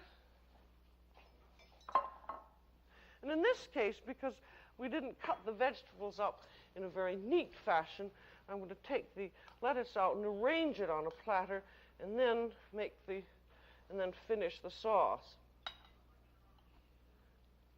You see, with the having cooked and with all of these nice vegetables and things, the lettuce has taken on an entirely new flavor. I might even have done better had I secured the lettuce here and there with some string. There's an herb bouquet. In that case, I had tied it up in a washed cheesecloth bag. You can see if you had diced your vegetables neatly, you wouldn't need to just leave them on with the lettuce. There's a little piece of Boston lettuce there. Hey, sure, Misfire. How are you doing? It goes extremely well as a vegetable with red meat, such as Gaze. Now, usually there's Gaze a little upon. Wow. little more liquid than this in it, so I'll just put a little bit more in so I can show you how we do the sauce. Say that you had that much liquid in, then you give it a thickening with I'm cornstarch. getting cursed by this blanket at the moment. Wine at this point, and I'll put in a little bit of white vermouth. I'll put the cornstarch in first. That's very little sauce, so I'll put in just about half a tablespoonful, and then put in 2 or 3 tablespoons of white vermouth and mix it up. And then we would take the Missing a stream 5 minutes. Oh, yeah. I yesterday was a little bit weird because I had a extra rehearsal last night at like choir. So I was out earlier than normal yesterday. And you want to be sure at this point to be sure that the sauce is beautifully flavored. You could, if you wanted, say if you were serving this with yeah, this week is going to be a little bit busy.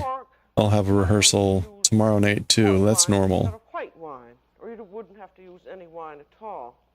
And now that has. Yeah, it did go well. It went late. It went late. I didn't get home till like 9:30, which is a bit later than normal. And then I stayed up extra late to block the sleeves. And as I've posted in Discord, like I don't think that went well. Just a little butter off heat and just before you. Yeah, we've got a Lessons and Carols service next Sunday evening. So Monday or last night was the like run through of all the pieces. Through a sieve over our lettuce. I'll be the choir is singing like three pieces, and then I'm playing bass and electric bass and I don't know, like 8 or 9 songs or something. And you'll find that a delicious. Yeah, I'm hoping the sleeves look better when they're off the board, because right now they look really sad. And now we're going to do our. Wow. I definitely need some boob shining. Yeah. As we did the lettuce, you blanch it first, and then you cook it in exactly the same flat pan and finish your sauce. Random coincidence. Now we have sauerkraut, and as you know, sauerkraut is fresh cabbage that has been fermented by cutting it up very fine and then putting it down in salt with a weight on it, and then it begins to ferment. And after the fermentation has stopped, the cabbage is ready to eat. And this is an age-old way of preserving cabbage that has been done for centuries.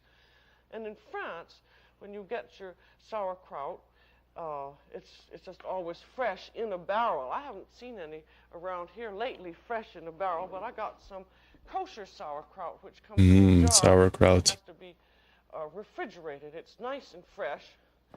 The horrors persist, but you do too, and there you go. Some sugar in it, and it just depends on what you like, and it isn't too strong a brine. It's very nice.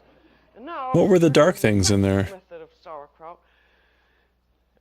If you want to do it that way, you would drain the sauerkraut and wash it off in cold water, and then soak it for about 10 minutes or 20 minutes in water, and then keep tasting it. And when as much of the sourness has come out as you would like, you then Look at this. squeeze it all out, just like that, just the way we did the lettuce. Boo. And you're then ready to cook it.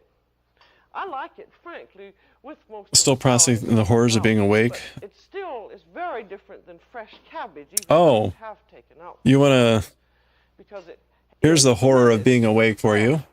How's this? And then we start So, exactly the same way I we get did with our lettuce. We cook late practice. our braising vegetables. Late practice. I stay up late to block the sleeves. And I get to bed with about, like, I'm like, okay, I'm going to get 6 hours of sleep. Rendered goose fat.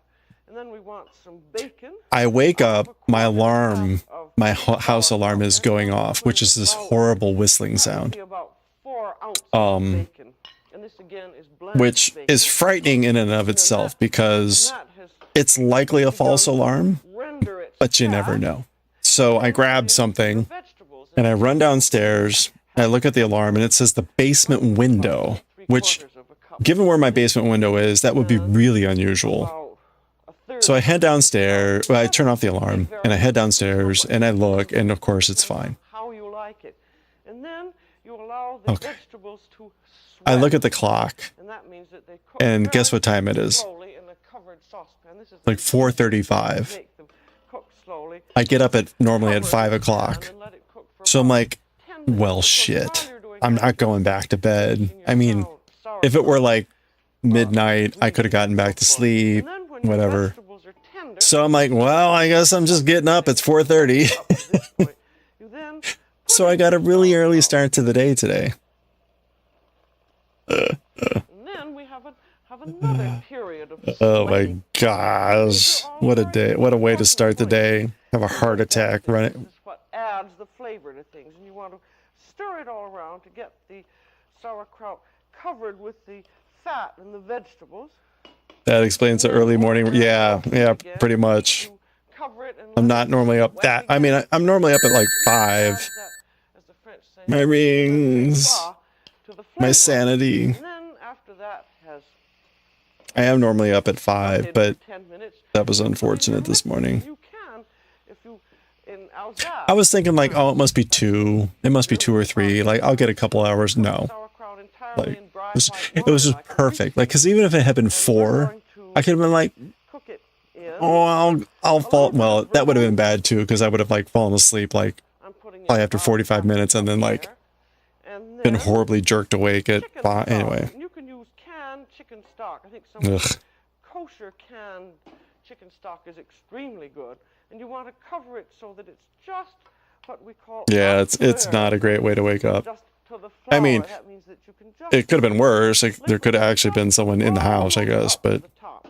okay, And then if you have not gotten enough this is not good. stock is not well flavored, you would add salt. This is not good. As much as I don't want to frog the whole thing, In this one, like, I don't think this is working. parsley and a bay leaf and thyme.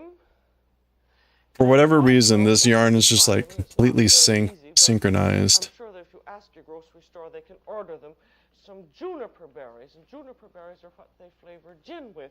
They look just like little peppercorn or allspice corns, but they have a particular flavor that's very much used in Alsace. What's going on with this crochet project? This is a project that a friend gave me from a deceased loved one. And it just came with balls of yarn. They were just crocheting. They were just crocheting random yarns on this thing. Quick and easy way. And I was just gonna finish it off by just continuing to randomly crochet balls of yarn that were in the box with the thing. Fold it in half again. But the problem is this color is now like completely synchronized, and it's, instead of being patchy, right, everything else is just like nice and random. It's now suddenly like synchronized. And then you put on your cover. And in this instance, And so I don't think this is working. Yeah, it's pooling and sinking and this is a heavy iron pot, and the cover in the oven Yeah. will get very hot too. it's So like this the yarn is paper on, perfectly the sauerkraut striped would in a brown way on that top, which is we not don't want working it with to the do. width of this project. If you were cooking red cabbage, you would use exactly these same steps. You'd use the same vegetables, and you would also. Could I? Yeah, I guess I could, but sweat.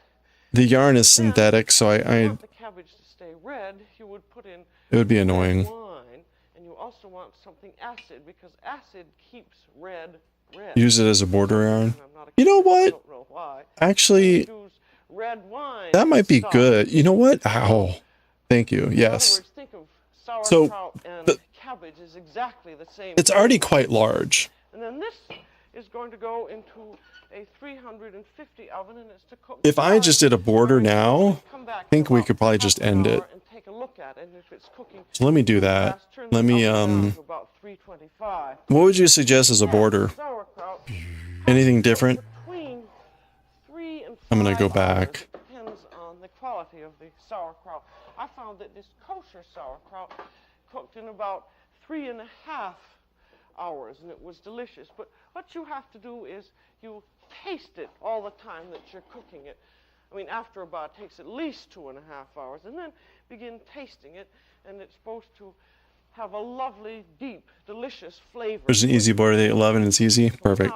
Yeah, thank you. Then we could do like a crab stitch or whatever. And now this sauerkraut, I have made it a sauerkraut garni. In other words, when the sauerkraut had cooked Crabs. 2 hours, I browned some pork chops and some Italian sausages, and then buried them in the sauerkraut so they've all cooked together.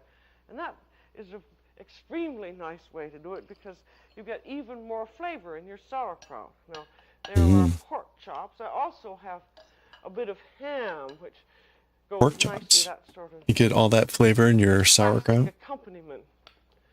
And I'm going to take all of these vegetables and things out, and there's our little herb bouquet. And there come the rest of our chops. This is going to make a very hearty dinner for 5 people. There's some more of our sausages. There's another one. And then we'll arrange it on a platter. I'll move the sauerkraut over. And then you see these meats will of course have rendered a bit of fat also, so that you lift the sauerkraut out and drain it.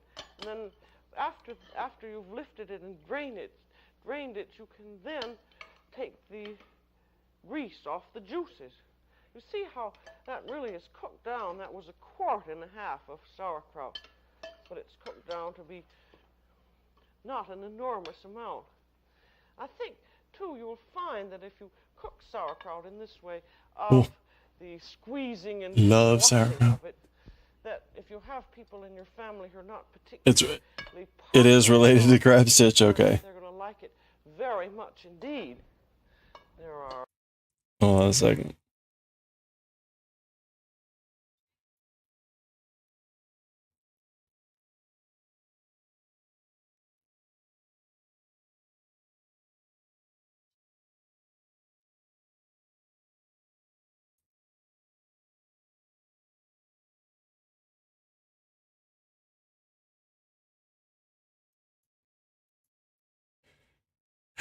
How is it possible to make something sound incomprehensible? I mean, Exhibit A.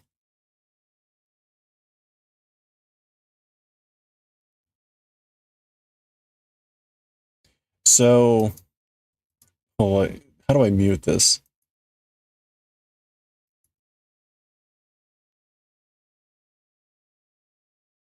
Okay, so you're going through, you're looping, you're twisting, and then you're pulling through. Okay, so it's pretty straightforward.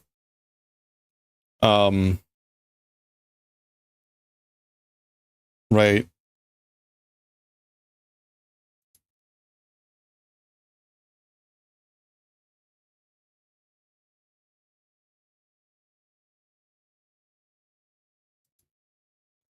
Yeah, okay, so they're going through, pulling up, doing a twist and then pulling through, I guess. That's going to be really hard with this yarn.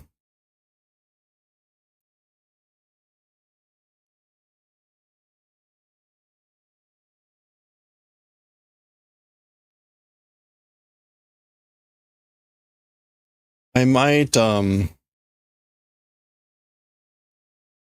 always forget how to do the crab stitch. It's yarn over, and then you like go in the back and come up the front.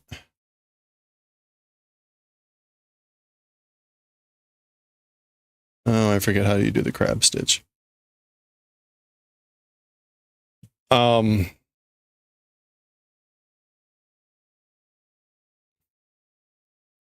Okay, hold on.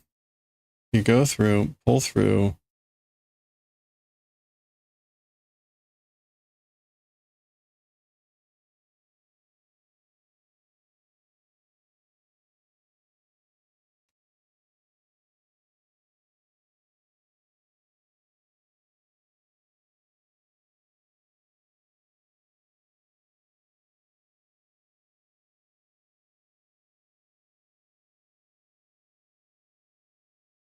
Yeah, I can't do it with this yarn.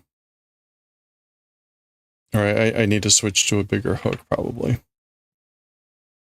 That one might be better.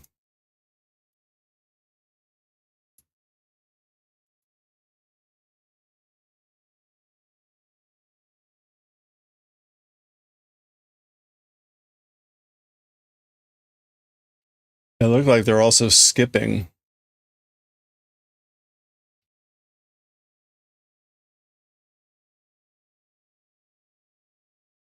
Yeah, okay. Yeah, I need to go with a bigger hook.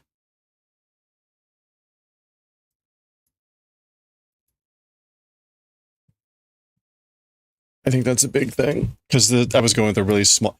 The stitching on this was just really narrow. So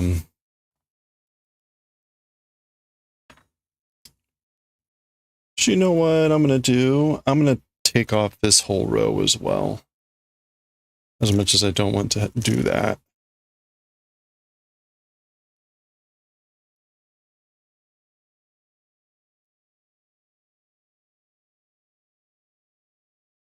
That'll avoid the pooling there.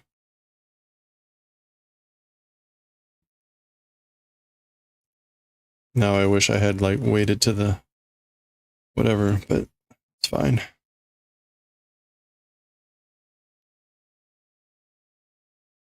Okay, so. Oh, let's continue with Julia here. Chops. Mm-hmm. This is really an awfully good dish, and it certainly is not very expensive to do. There. One more chop. Other sausages around. And then the ham, ideally, you would heat up before. I didn't heat it up because I didn't want to take all that time. And then that goes around and over. And then sauerkraut is always served with boiled potatoes. We always seem to be serving boiled potatoes, but ever since Parmentier discovered the potatoes, the French seem to use them for everything. There. And now, I'm going to take it into the dining room and you'll see how it looks. This makes a very nice one-course meal because all you have to do is to boil or steam the potatoes. Now I'm going to serve you some so you can see how it looks on the plate. And with this, you could serve some mustard. And, of course, it's a little bit difficult after you've arranged the ham to get the sauerkraut off. There you are. And the traditional accompaniment would either be Alsatian wine or beer, which is extremely good with it. Yeah, that makes a really fine dinner. And then here again is our braised lettuce, so you can take a look at that. And so now we've sort of done French vegetable braising. And as you remember, on the braised lettuce technique, you can use celery in exactly the same fashion, or you can use endive, you know, those nice little white wit loaves that cost about 79 cents a pound. They're delicious braised this way. And then with your sauerkraut, you can do red cabbage or plain cabbage exactly the same way. Now, this is a point I'd like to bring up in that doing two related recipes like this, it's the technique that's important to watch. Because whenever you're cooking, think of, if you're doing a certain dish, think of, isn't this like something I've done before? And then by that way you relate things, and that's how you learn to cook. And if you approach cooking in that spirit, you'll make even cooking vegetables an adventure. So that's all for today on The French Chef. This is Julia Child. Bon appetit.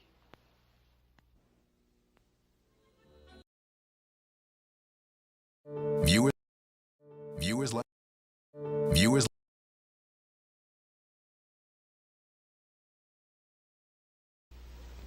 The French Chef is made possible by a grant from Safeway stores. To the delicious aroma of sizzling bacon, add chicken and garlic and herbs and mushrooms and onions and red wine. And what do you have? Coq au vin, one of the most delicious chicken dishes you ever put in your mouth. We're going to do it today on The French Chef.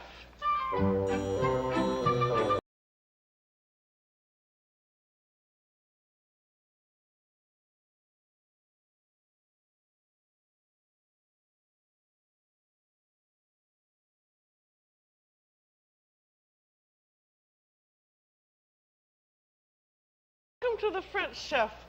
I'm Julia Child. Today we're going to do coq au vin, chicken and red wine. It's one of the best and I think one of the most famous French chicken dishes. And it's the kind of a recipe a lot of people order when they go out to a restaurant. And restaurants love to have coq au vin on the menu because it's the kind of a dish they can cook way ahead of time. And that's one reason it's a very good one for us to have in our repertoire, because it's easy to do and it's a great party dish. So we're going to start right in on it.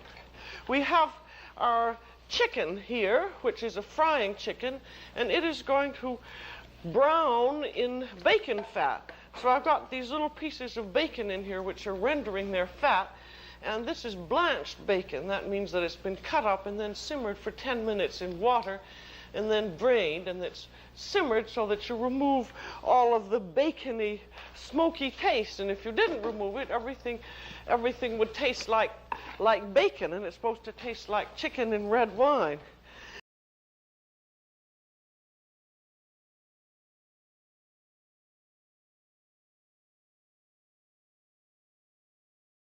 It's one of the best and I think one of the most famous French chicken dishes, and it's the kind of a recipe a lot of people order when they go out to a restaurant. And restaurants love the kind of, we're going to do coq au vin, chicken and red wine. It's one of the best and I think one of the most famous French chicken dishes, and it's the kind of a recipe. Julia Child. It's one of the best and I think one of the most famous. By a grant from red wine. And what do you have? Coq au vin, one of the most delicious chicken dishes you ever put in your mouth. Coq au vin, red wine. And what do you have? Coq au vin, one of the most delicious chicken dishes you ever put in your mouth. A restaurant. And restaurants love to have coq au vin on the menu because it's the kind of a dish they can cook way ahead of time. And that's one reason it's a very good one for us to have in our repertoire, because it's easy to do and it's a great party dish. So we're going to start right in on it. We have our chicken here, which is a frying chicken, and it is going to brown in bacon fat. So I've got these little pieces of bacon in here which are rendering their fat, and this is blanched bacon. That means that it's been cut up and then simmered for 10 minutes in water and then drained, and it's simmered so that you remove all of the bacony, smoky taste. And if you didn't remove it, everything would taste like bacon, and it's supposed to taste like chicken and red wine. Yeah, and I think. Here is our chicken, and this is the way you usually buy it in a supermarket.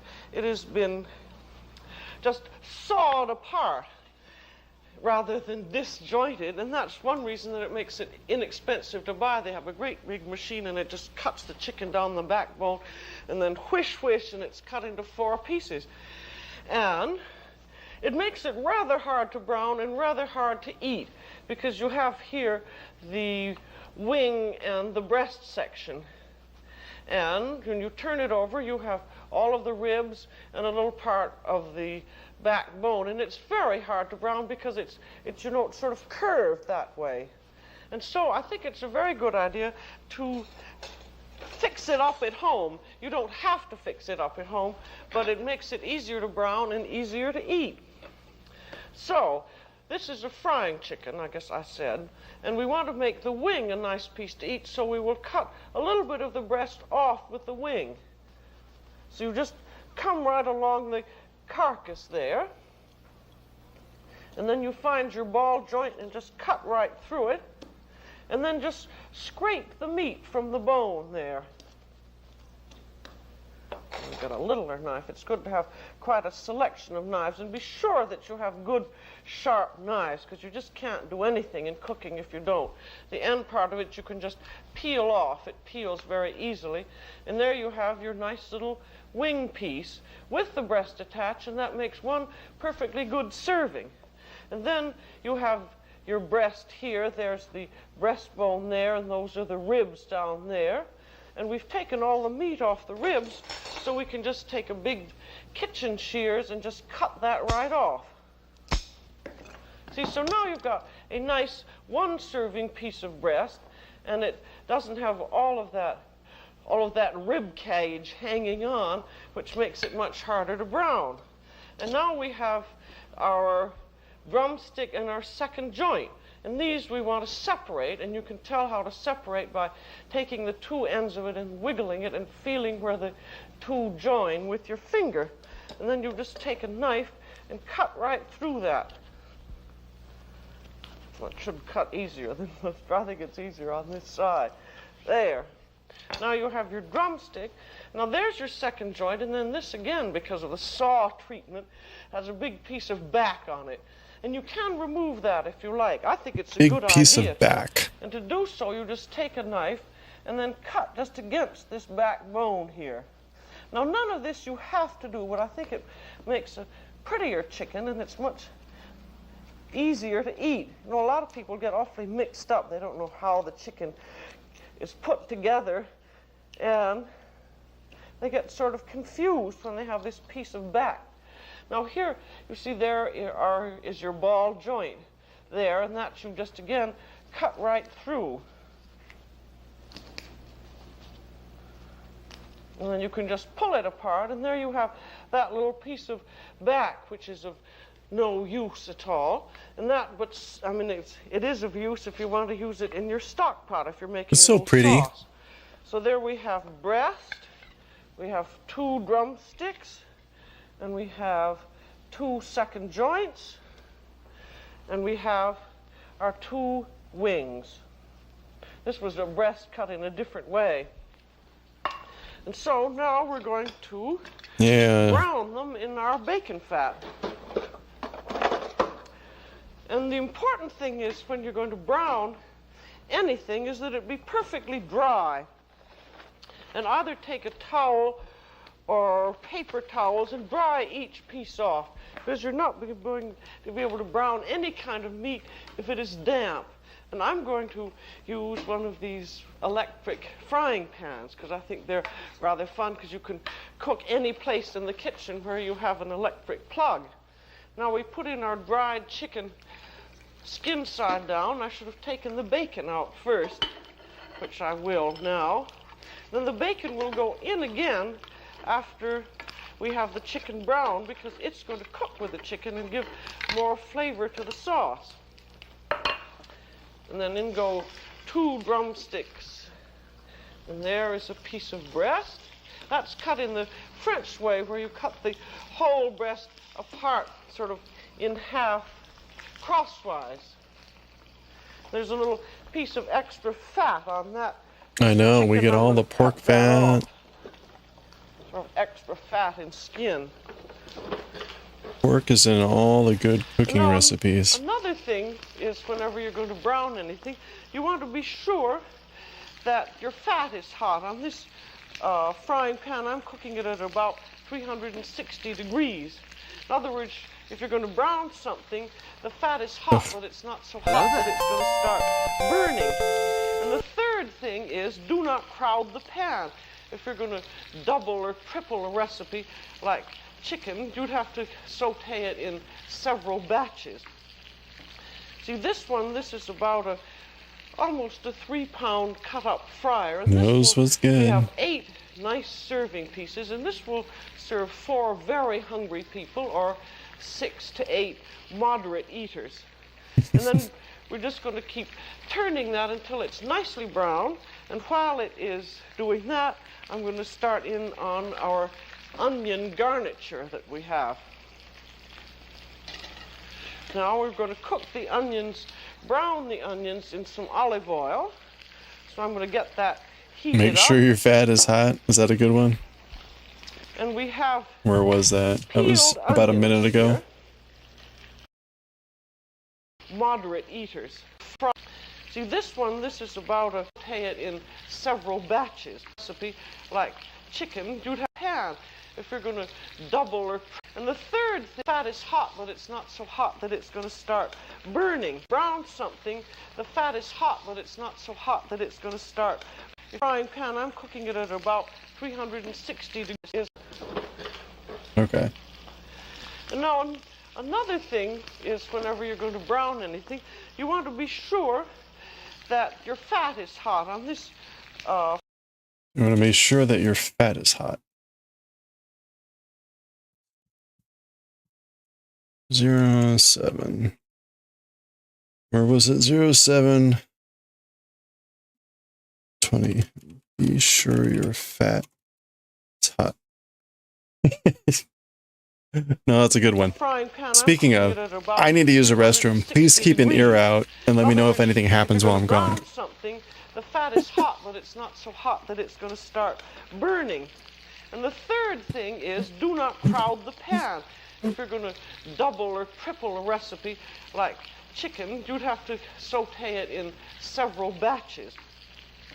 See, this is about almost a 3-pound cut-up fryer, and we have 8 nice serving pieces, and this will serve 4 very hungry people, or 6 to 8 moderate eaters. And then we're just going to keep turning that until it's nicely brown. And while it is doing that, I'm going to start in on our onion garniture that we have. Now we're going to cook the onions, brown the onions in some olive oil. So I'm going to get that heated up. And we have peeled onions here. And these are just these little white onions, and you say we were going to serve 4 people, you'd have about 4 onions this size for each. And to peel them easily, you drop the whole onion in simmering water and let it come up to the boil, and boil for just about half a minute or so, and then drain them, and then take them out as soon as they're cool enough to handle, and just take off just a little, just shave off the 2 ends of the onion like that. And then, as you see, I've already blanched these. The skin comes off very easily indeed. And then, because these are going to be braised, cooked in a liquid, then there are 2 ends, as you notice. There's one end that has sort of a little circle in it, and the other end in which all of the onion leaves meet. And this is the root end here. that has a little circle in it, and take a little knife and pierce a little cross in it like that. And that, when the onions are simmering, they don't burst apart quite so easily. And so we put off all of our peeled onions into hot oil, and we just let them brown a little bit. They're not going to brown terribly thoroughly. It's just to give them a little bit of color. All right. And we'll come back and look at our chicken. I think tongs are very useful to use. You just keep turning the chicken until it's nicely browned on all sides. And that doesn't mean that it's a black brown. It's a, sort of a nice, sort of nutty brown. And be sure that you don't let your fat burn. Just keep regulating your heat. Don't let your fat burn. Go back to our onions and shake them around.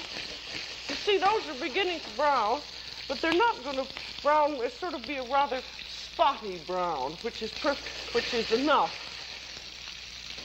And now we come back and look again at our chicken. You see, you can keep several things going at once here. That hasn't quite browned on that side. And then, when your chicken has browned, we're going to do what is known as the covered sweat. Should I use tongs? Is that not a common tool? I don't know. They call it in France. And this is an important part Maybe. of the fricassee, which this is, in that after you've browned your chicken, you put on your salt and pepper on each side. Ooh, that was a nice And pop. there's pepper. I would like to use a pepper mill because the pepper is much fresher tasting. And then you put on the cover and you let it cook very slowly. I'm going to lower this down to about 260. And then you let it cook very slowly for 5 minutes. I'm going to shake the onions again. Now take a look at those onions. That's just about the way they should be. Okay, just eyeballs. Sort of a little brown all over. And then we're going to cook them covered. Going to put in some water, about ½ an inch.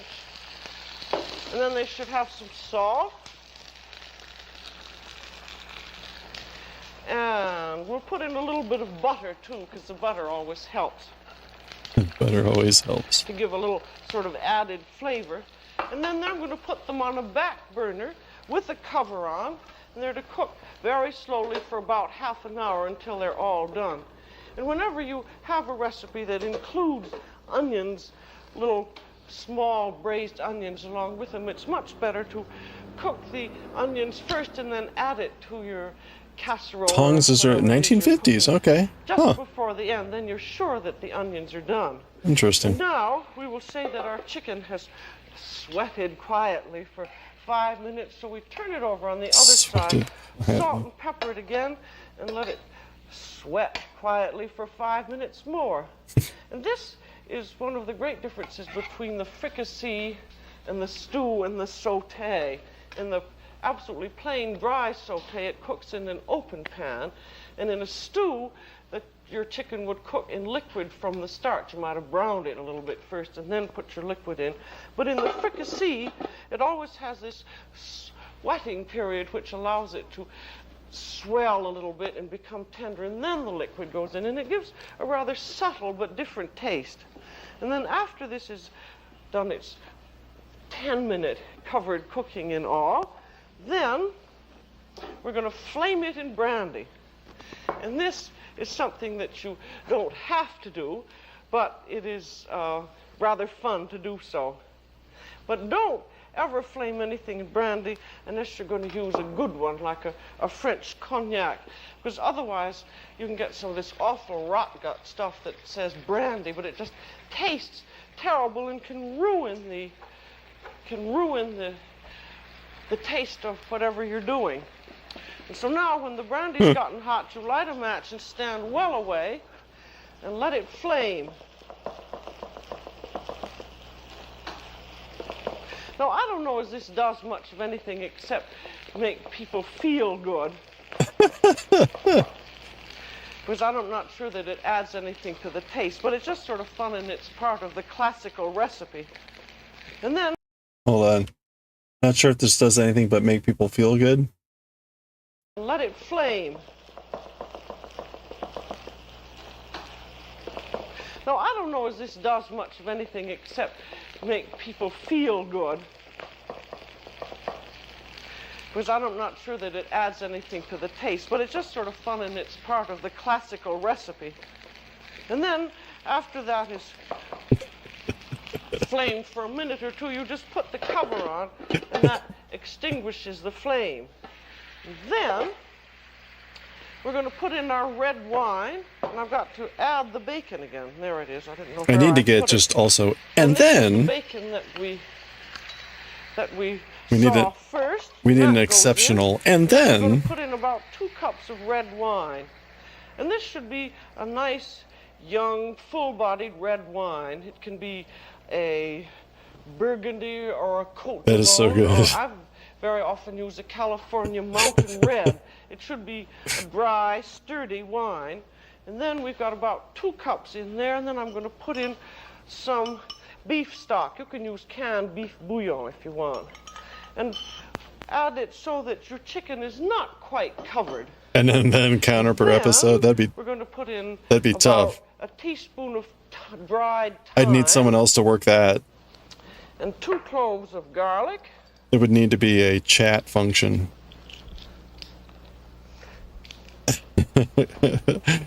I'm just using that with the garlic press. I'd never get anything done. And there's our 2nd clove. Here comes another one. You can feel it coming. And then we're going to put in a bay leaf. That wasn't quite as emphatic. Well, I'll put in 2 bay leaves because they both fell in. And then we're going to put in 2 tablespoons of Italian type. Wait, that's a good one. I'll put in 2 bay leaves because they both fell in. I'll put in 2 bay leaves because they both fell in. And then we're going to put in 2 tablespoons of Italian type tomato paste. That's a good, thick, red type of tomato paste. And then stir it all up.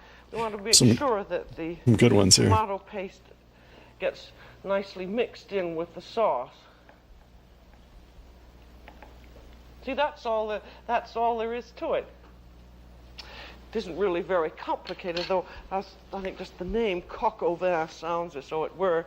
And then you cover it, and that's to cook very slowly. I think at around 225, but keep looking at it until for about half an hour. And if you want to cook it in the oven, you put it in a 325 oven. Now that can just cook there slowly while I do the mushrooms. I love how real it is. Yeah. Again, I'm going to do in oil, or you can do them in oil. Well, you're right. She butter. made all this accessible. And these are, it's about a pound of fresh mushrooms cut in this is called quarters. They're sort of little triangles like that. And then again, as with in cooking and browning anything, because you want these to be lightly brown, you trim them and then you wash them quickly by dumping them in a basin of cold water, lifting them out with your hands, and then drying them in the towel. They must be dry, and don't ever let mushrooms soak in water because they act like a sponge and just pick up all the water. Then as soon as your oil is hot, you pour in your mushrooms, and then we just shake them around for 2 or 3 minutes until they have browned lightly. They'll take about 5 minutes. And again, it's better to have your mushrooms cooked first. Besides the sautéed mushrooms, always just the slight browning gives them a much nicer taste. Now we'll take a look and see how our onions are doing. They should just be very slowly simmering. See, just like that. If you allow them to boil, they may very easily burst apart. But if you just keep them simmered, and if you find that your liquid has cooked away, just add a little bit more. And we'll take another look at our chicken. And that isn't quite simmering. I think I should have put it on a little higher. If I had put on my glasses, I would have seen what it Tipping was doing. point. But again, the chicken, Sesame like the Street. onions, could cook very, very Weaponizing slowly, TV to make because education accessible also to everyone. boils, Yeah. Then it Novel idea at the breaks apart time. and very often will toughen. Now we'll shake up our mushrooms. I'm using one of these no-stick pans, which I like very much, because they seem to be awfully easy to cook things in, and also I like the shape of these slanting sides and the long handle. And when you're cooking something like mushrooms, get used to the movement of shaking the pan like that, because it's much easier to cook them than if you had to turn around and turn them over. And now we have another chicken in the oven, and I'm going to get that out so we can make the sauce, because that is the most important part of it. Oh crap, it's already after 8. Yeah, this crab stitch is going to take a while. There. How Now many that nights? one has been Whoa. This chicken Hey, here is exactly like Wake chicken Old with Wood, the how are you doing? cooker. How many nights? But Thank you so much for the raid. Welcome on in. For about half an hour. The 603, in a how's it going? 325 oven. I want to show you how you can conclude that the chicken Hey, is if you're done. not already following Way Cool Wood, click on that heart icon at the top of the You don't screen. want the Give a chicken to follow. Check out the overcook. next stream. A lot of people are Way Cool inclined to Wood say usually doing chicken wood 2 crafting, hours, but actually carving at of some fire, sort, well, I'm gonna shake the woodworking. mushrooms What in. were you up to today? Welcome on Now, in, if I everyone. go back to the chicken, the mushrooms are now done, and you can tell they're done because Here come the cool they're browning very, kids. very lightly.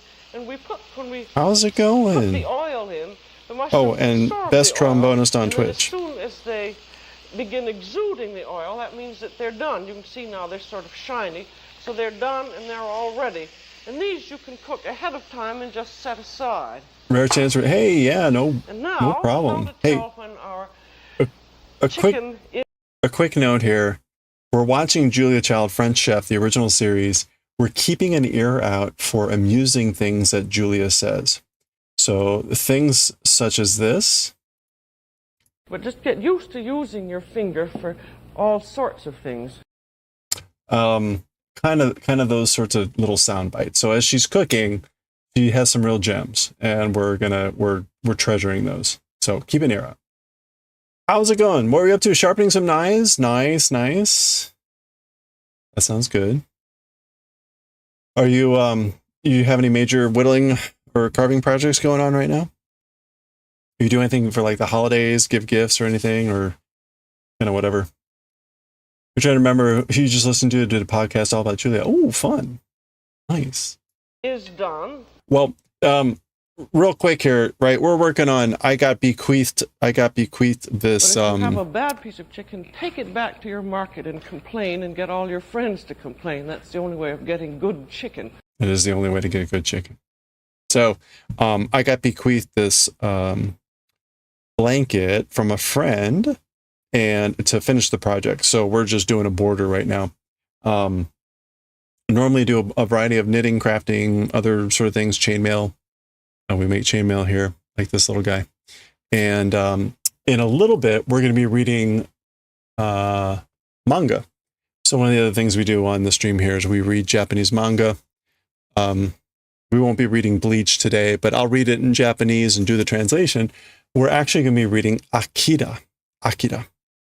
So. This is a Japanese knife that my sister-in-law gave me, and it's used for harikiri or kukisaki or whatever that's called, and vegetables, depending on what your mood is. Depending on what your mood. You can use it for suicide or vegetables, depending on your mood. Thank you, Julie. No major projects. You finished a few small snowmen and some gnome ornaments. Perfect. Nice. I bet they were very cool looking. Well, thank you again so much. We're going to be just chilling out here a little bit longer. We'll probably finish this episode. It's like another 10 minutes, and then we'll read some Akira. You want to know what's in that bowl? It's chicken. Coq au vin. Cock and wine. Black and white not doing any favors. Yeah, that is a little bit of a problem. On the plus side, I'm way less hungry than when we were watching the Japanese cooking shows. So. Very simply is just seppuku. lift up a piece, usually the drumstick, which is the longest to cook. So when she says yuki goes into kukisaki, seppuku is what she's trying to say. It's done, and you can tell by sort of pressing it, when it's soft, it's done. Yeah. Now It's cock and wine.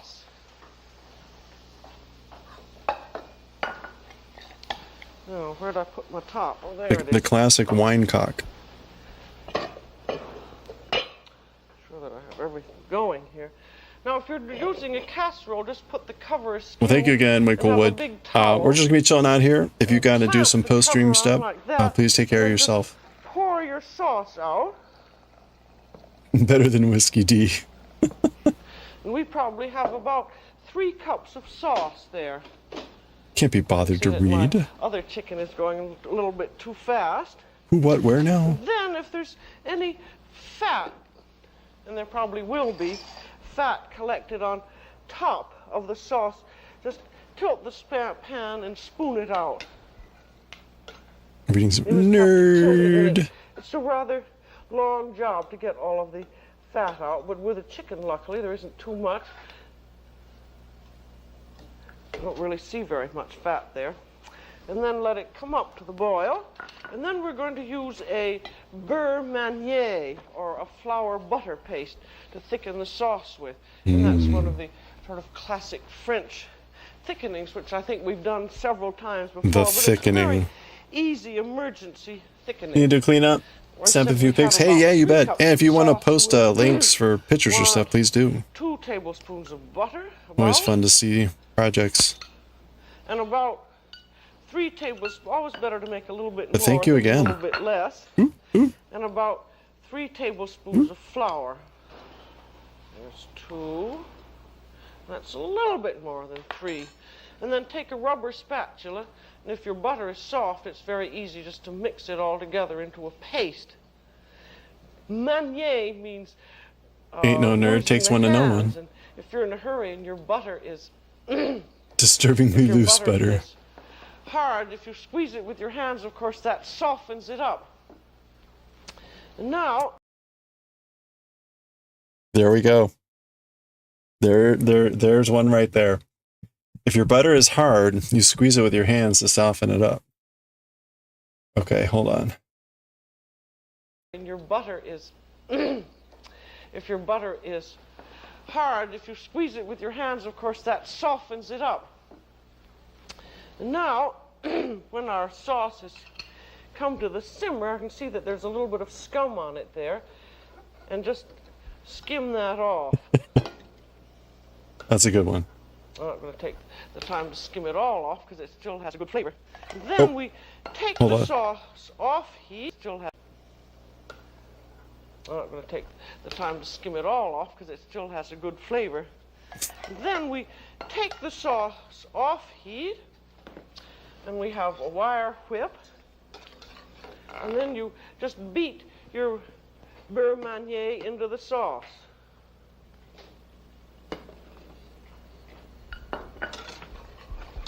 And be sure that before you add this beurre manier that you The quotes we have so far in this one are pretty good. bring the sauce again to the simmer, that you beat up this butter and flour paste.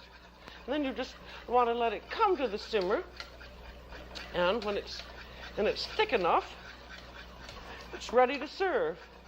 And at the same time, or almost at the same time, I'll wait till this has come up to the simmer, then we'll add our onions and mushrooms and then let them cook for a moment. There, now that's come to the simmer, so in go our braised onions. This was made exactly the way we made the other ones, but I made some ahead so you can see how they'd be.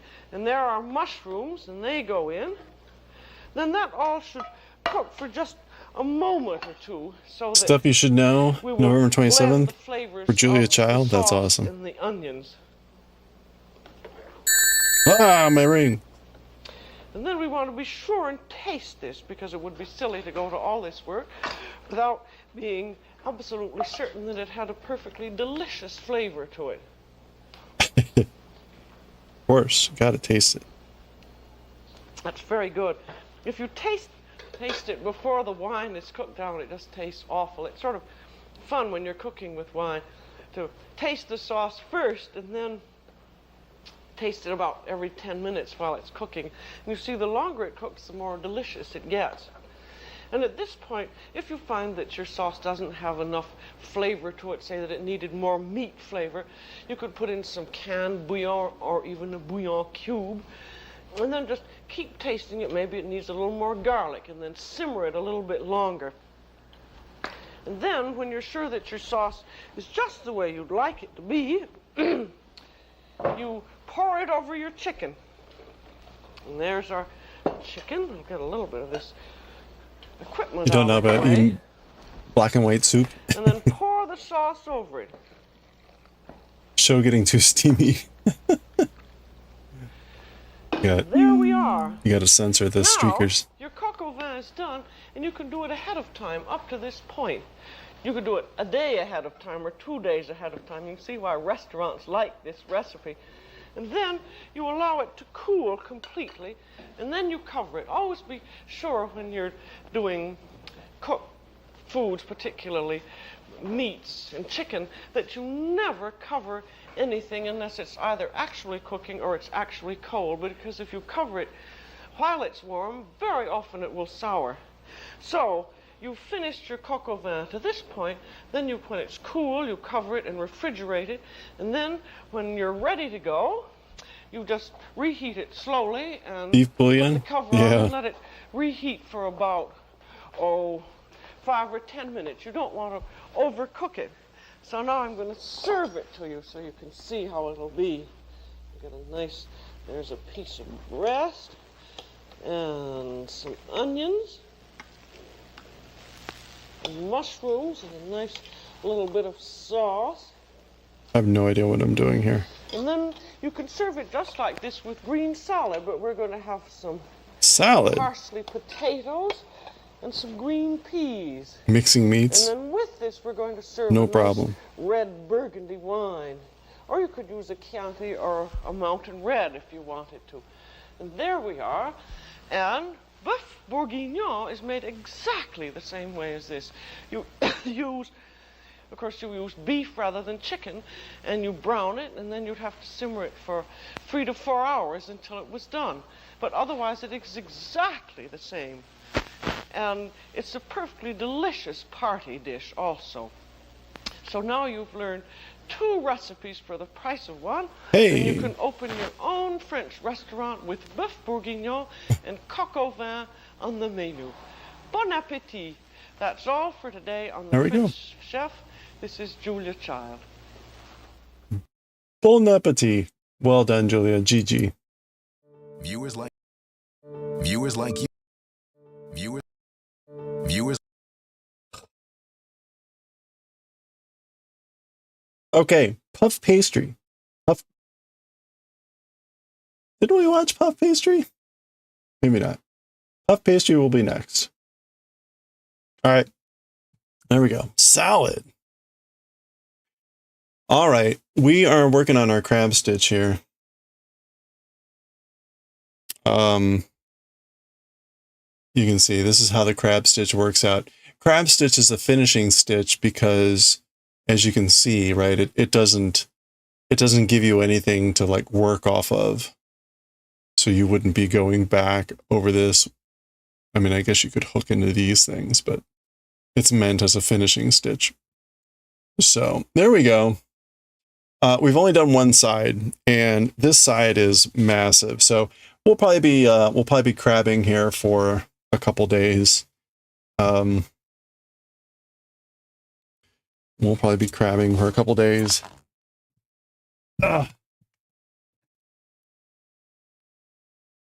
You would rage quit knitting? No, it has its moments, that's for sure. But once you get used to it, you know, like any hobby or whatever. We just finished. You see the sweater that's over in the upper left here? We just finished the last piece for this. So that sweater is knitted in 4 pieces: the sleeves, the back, and the front. And we finished the last piece, the front, today, or on Sunday. We finished on Sunday.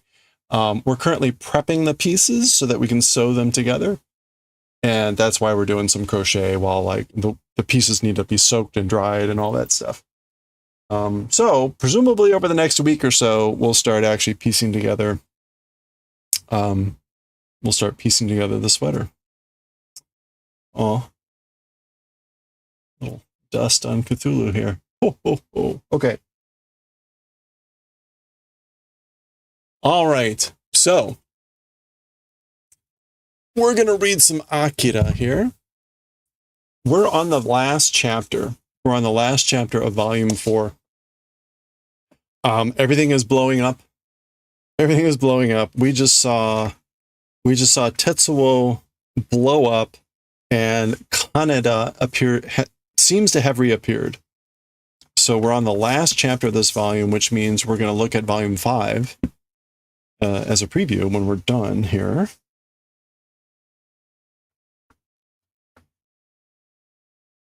But let me double check here. I think we're all set. I don't see how I could possibly get this wrong. It's 276 to 294, or 376 to 394. Yeah. Okay. And we got a lot of stuff here. All right.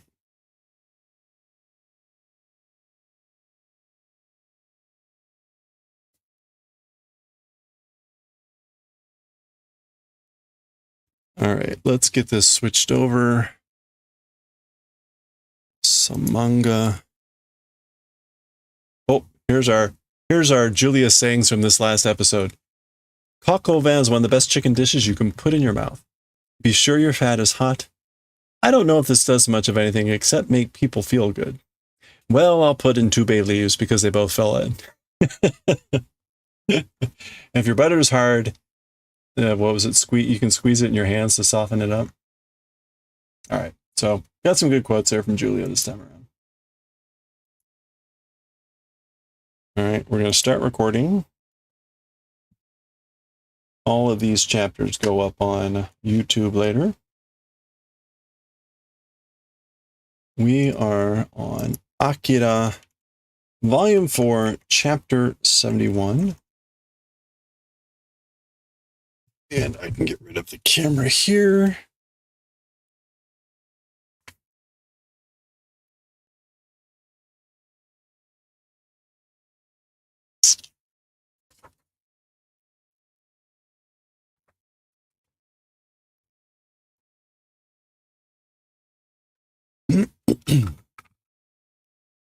Okay.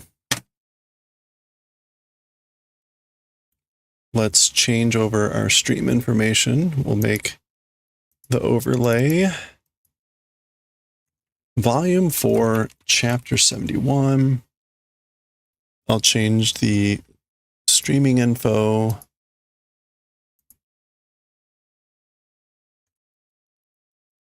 Akira in Japanese now. And writing and reading. Okay.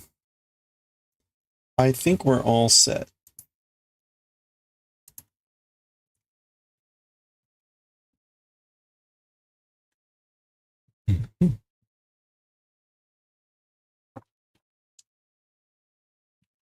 Where's my pen? There it is. Okay. Here we go. All right, let's do it. Okay, let's read chapter 71 of Akira. This is the final chapter of volume 4. So we'll do a preview of volume 5 when we're done. When chapter 70 ended, Tetsuo had basically detonated. Tetsuo detonated in the sky. Buildings reappeared. Kaneda appears to have reappeared.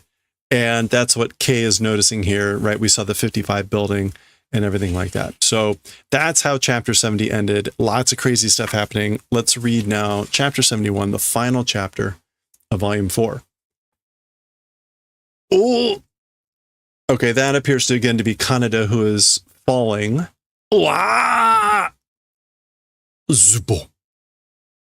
guess that's him going through the cloud or whatever this is, or through something else.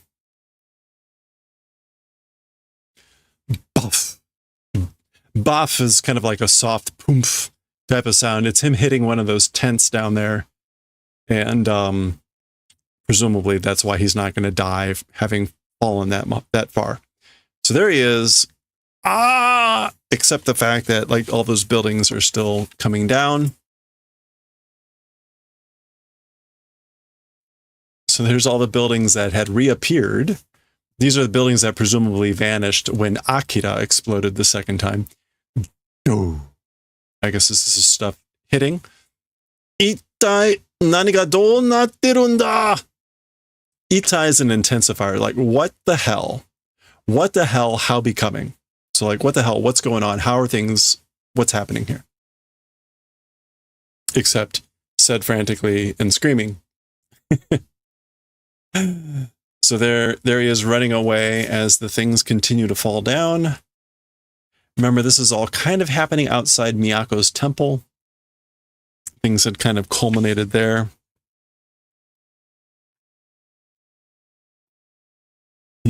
Okay, so we're switching over to Tetsuo. There's kind of like a high-pitched squeak or sound or something happening here. So remember, Tetsuo had detonated and caused all this to happen. Exclamation point. Okay, he appears to have gone somewhere, or is something weird's going on here, floating towards some light.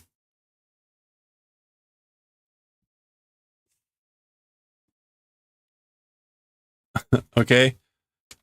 Wow! Lots of stars, something going to warp. Okay. Hoshiga. Stars. The stars. Ha.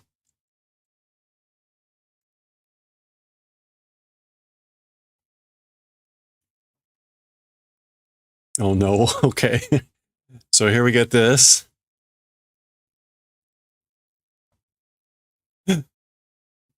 Kono, this. Akanbo wa ore da. As for this baby, it's me. Ja, kono futari wa. Then as for these two people, question mark. So apparently he's like back to when he was born. Akanbo. Akanbo is baby.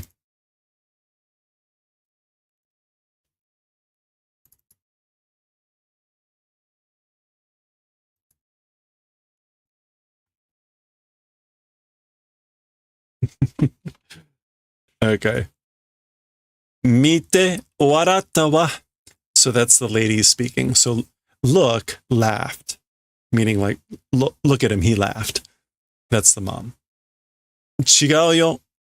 Akubi da yo. It's different. It's akubi. Oh, he's yawning. Akubi. Nah, Tetsuo. Isn't that right, Tetsuo? Kasa, mom. Tosa, dad. Okay, so something like is like ripping him away. That's blurring away. Boku da yo. It's me. Boku wa. As for me. Okay, he's going back further when he was actually born. Koko da yo. It's this place. So as for me, it's this place.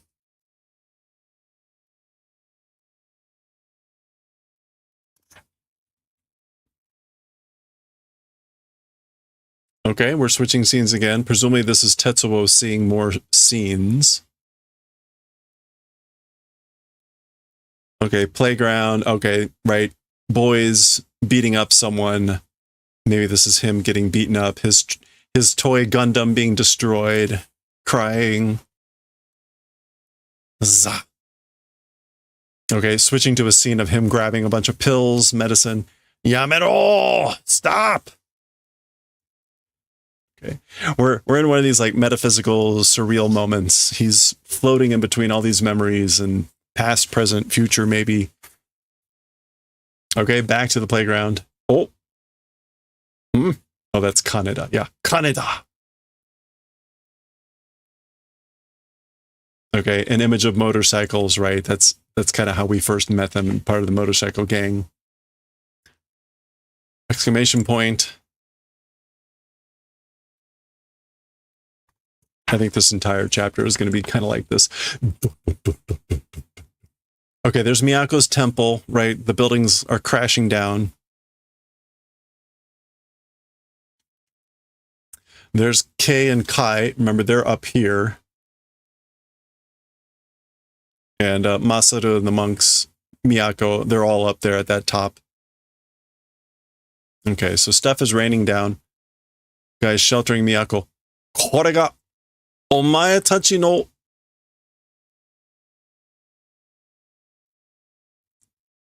Is that umagoe? It's like birth cry. This is your birth cry, the sound of your birth voice. Question mark. 41号, number 41. Oh.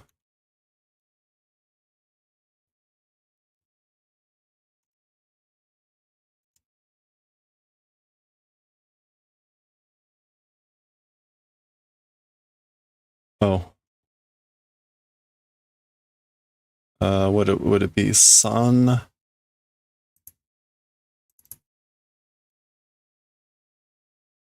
No, Ubu. Ubu goe. Baby's first cry. What is the on reading for koe? Say. Say or show. Okay. これがお前たちのubu goe no ka. 41号. This is like the baby's first cry of you, number 41. So like this is your first cry. Now it's a little bit weird. She refers to him in the plural, omae tachi, but maybe that's more a way to be polite. But in any case, Kaneda kun. So again, Kei recognizing that that was Kaneda that she saw. So Miyako is interpreting all the damage here that's happening and what happened to Tetsuo to be his, like, she's either knows he's sensing his birth and all that, so that's why she's asking that question. Okay, more buildings crashing down. There's the Great Tokyo Empire dude who had been leading the soldiers. Oh, wah! Stuff is crashing down. Okay, there's the colonel, as we see, with the sphere that has Kyoko inside. So they appear to be mostly sheltered so far. All right, crazy things still happening here. Back to Tetsuo spiraling. Arewa nanda. As for this, what? So what is this? Okay. Spirals of rocks. Kind of looks familiar.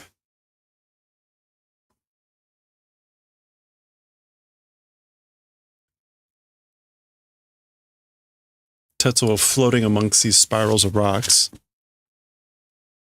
Ah. Kono katachi wa. As for this shape, as for this form. So it kind of looks like a helix. We have seen that before, right? Yeah. Marude Akira ga asondeita ano. As if Akira playing that. So he has seen Akira playing with rocks, making them float in this shape, like a helix shape. So again, it's as if Akira playing. It's as if Akira's playing with these rocks. Like that. Okay, he sees something. Maybe down at the bottom of this spiral.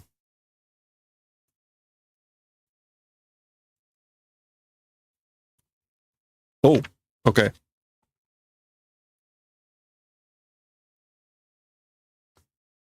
We get a full double page here. Wow! Something's radiating out or something. We see there at the bottom what's happening. We'll zoom in for that. Tetsuo notices. It's funny. It's almost as if Akira is walking on that light or whatever that is, and then it sort of turns into the steps.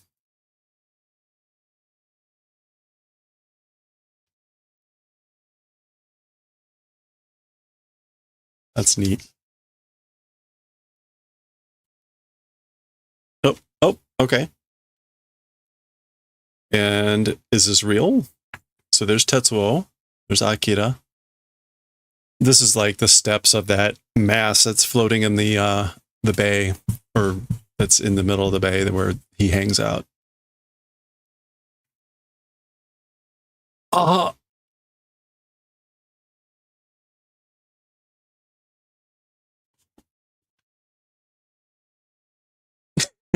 Okay.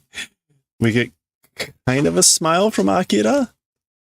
And we get kind of a horrified smile, maybe, from Tetsuo. Okay.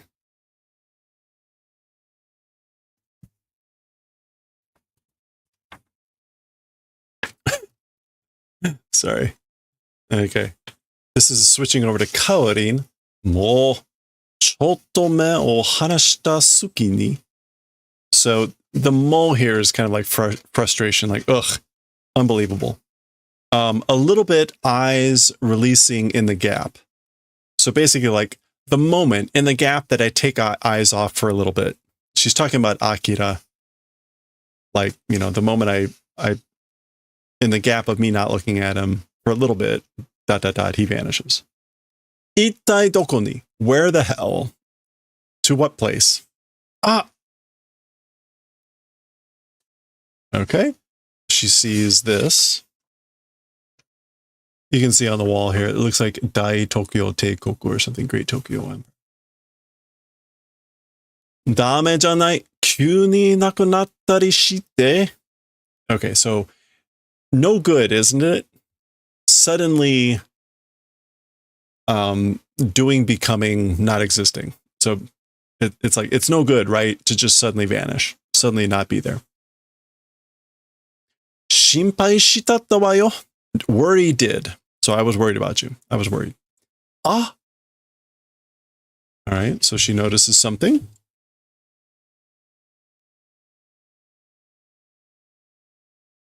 Zoom out. There we go.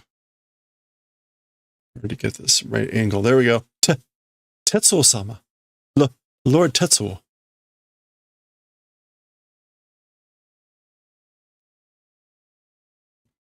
Okay.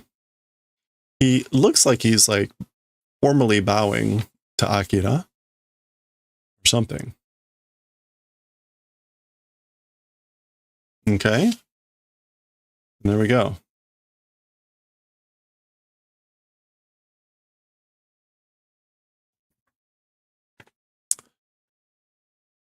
All right, there's Miyako's temple. It seems like all those buildings that reappeared have settled and crashed and landed. Gara. That's the sound of rubble moving. Yanda kana? Did it stop, I wonder? Is it over, I wonder? Yamu. Yamu, to stop, to be done.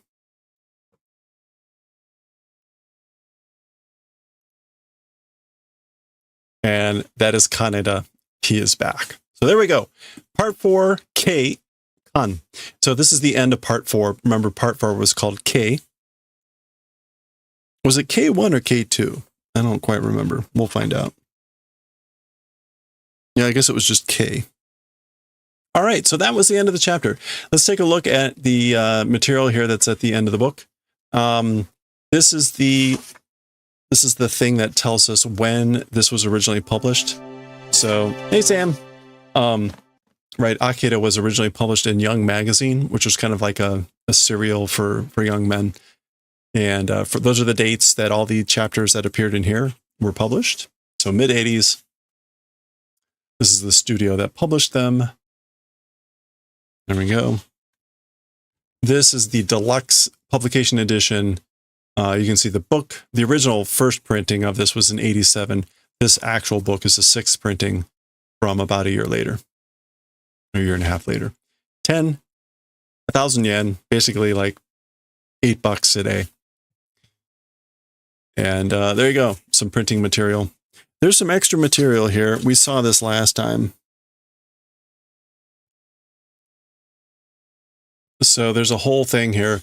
Yokoku. Yokoku is like an advertisement or something along those lines. Or like a advance notice, like a preview. And there you go, a little scene.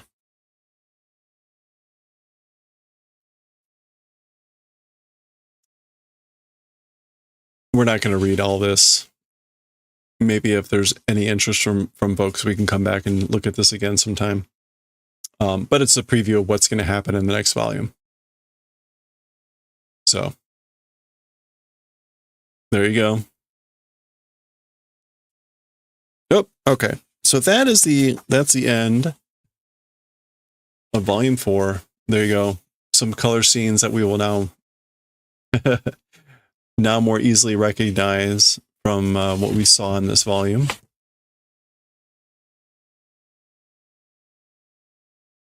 Nice. The rats. There's the colonel with his weapon. Okay. All right, that's the end of volume 4. Let's do a preview of volume 5.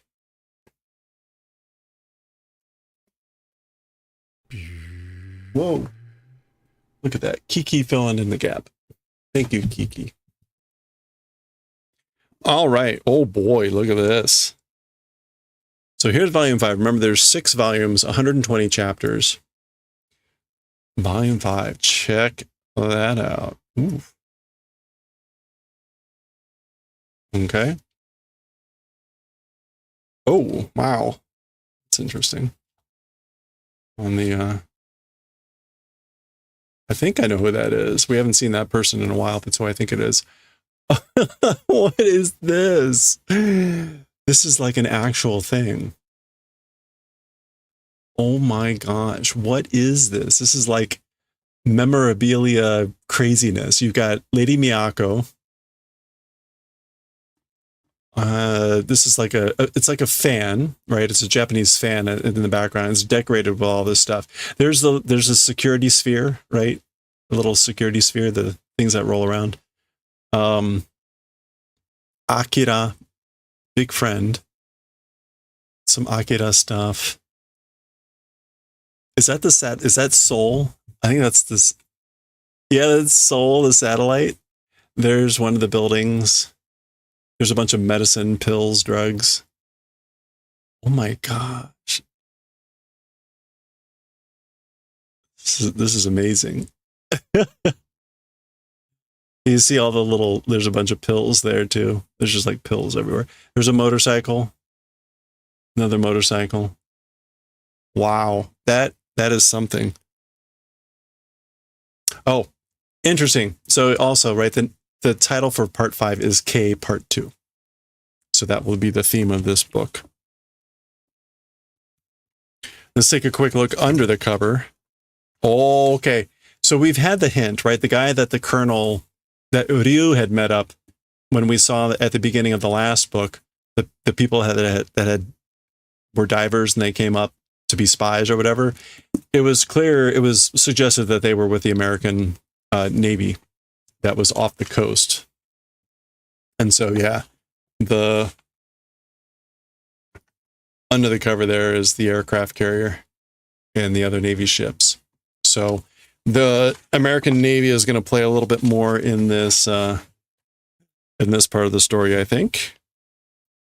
There we go. This is actually in English, right? For some reason, the jacket of the cover here is in English. So this is a little bit of a preview. So we're a little bit of a summary, a little bit of preview. So I'm not going to read it. If you want, you can pause and see some scenes from the book, I guess, that we're about to see. So a little bit of spoilers, maybe.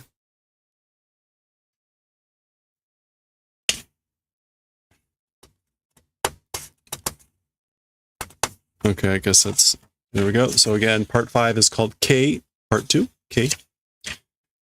And as we've seen in the past, the volume starts with a very dense summary of where the story is and the characters. So we will not go through this in detail at all. So I'll just kind of get a good snapshot of it. If you want to see this, there's the characters down there.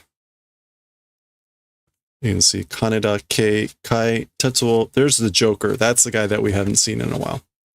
The Colonel, and there's the Navy guy. And what do we have?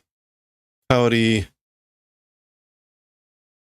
Masaru, Kyoko, Chiyoko, and Miyoko.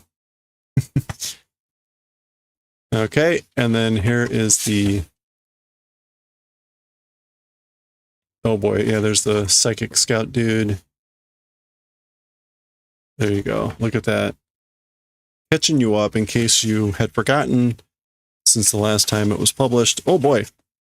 Still going. Still going. There's the buildings falling back and Kaneda being reintroduced. Oh man, who are these people?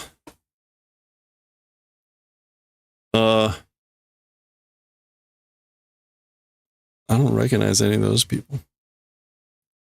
Well, maybe we're about to meet who some of them are. Okay. Well, there we go. That is the introduction for Volume 5. Looks like we're going to start with the Army there, or the Navy. And that will be the start of Chapter 72, Volume 5 of Akira. We'll continue with that one next time.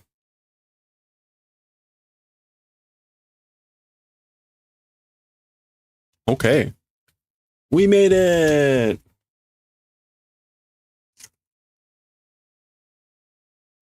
Yeah. Nice and action-packed. That's a cool shot, man. Okay. Well, there we go. Plugging along. 72. So we're on chapter 72. We've got 50 chapters or so left. 48, 49. That's not bad. We will probably finish that somewhere in February. So we're going to have to start thinking soon. We're going to have to start thinking soon about what we're going to read after Akira.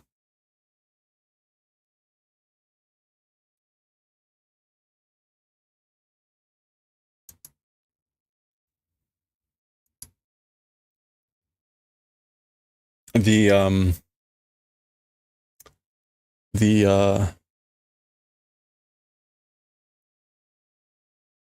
Akira. Oh, this slot has typically been our kind of like older, like 80s plus or minus a decade.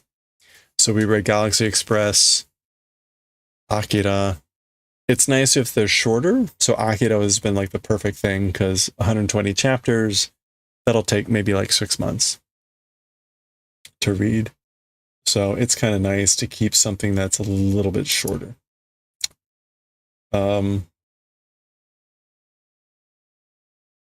Okay. All right. Well, that's going to do it for us for today. This is Tuesday, right? Man, time flies. Womble's on. Well, shoot. We are totally going to raid Womble.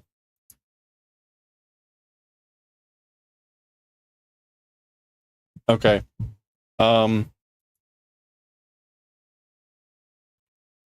If you've got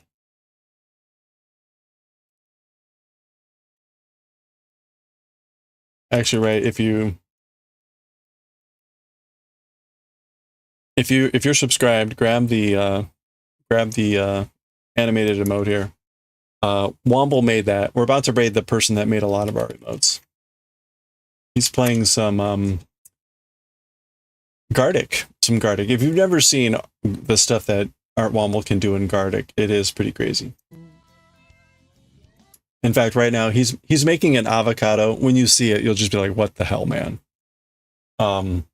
This is insane. So we're gonna go raid Art Womble. So thank you everyone for hanging out. Always appreciate it. I hope you have a good rest of your week here. If you stuck around from Way Cool Woods raid or Sheepochi's raid, thank you. Really do appreciate it. Hope you have a good one. Stay safe, stay well, stay hydrated. We'll continue crocheting tomorrow.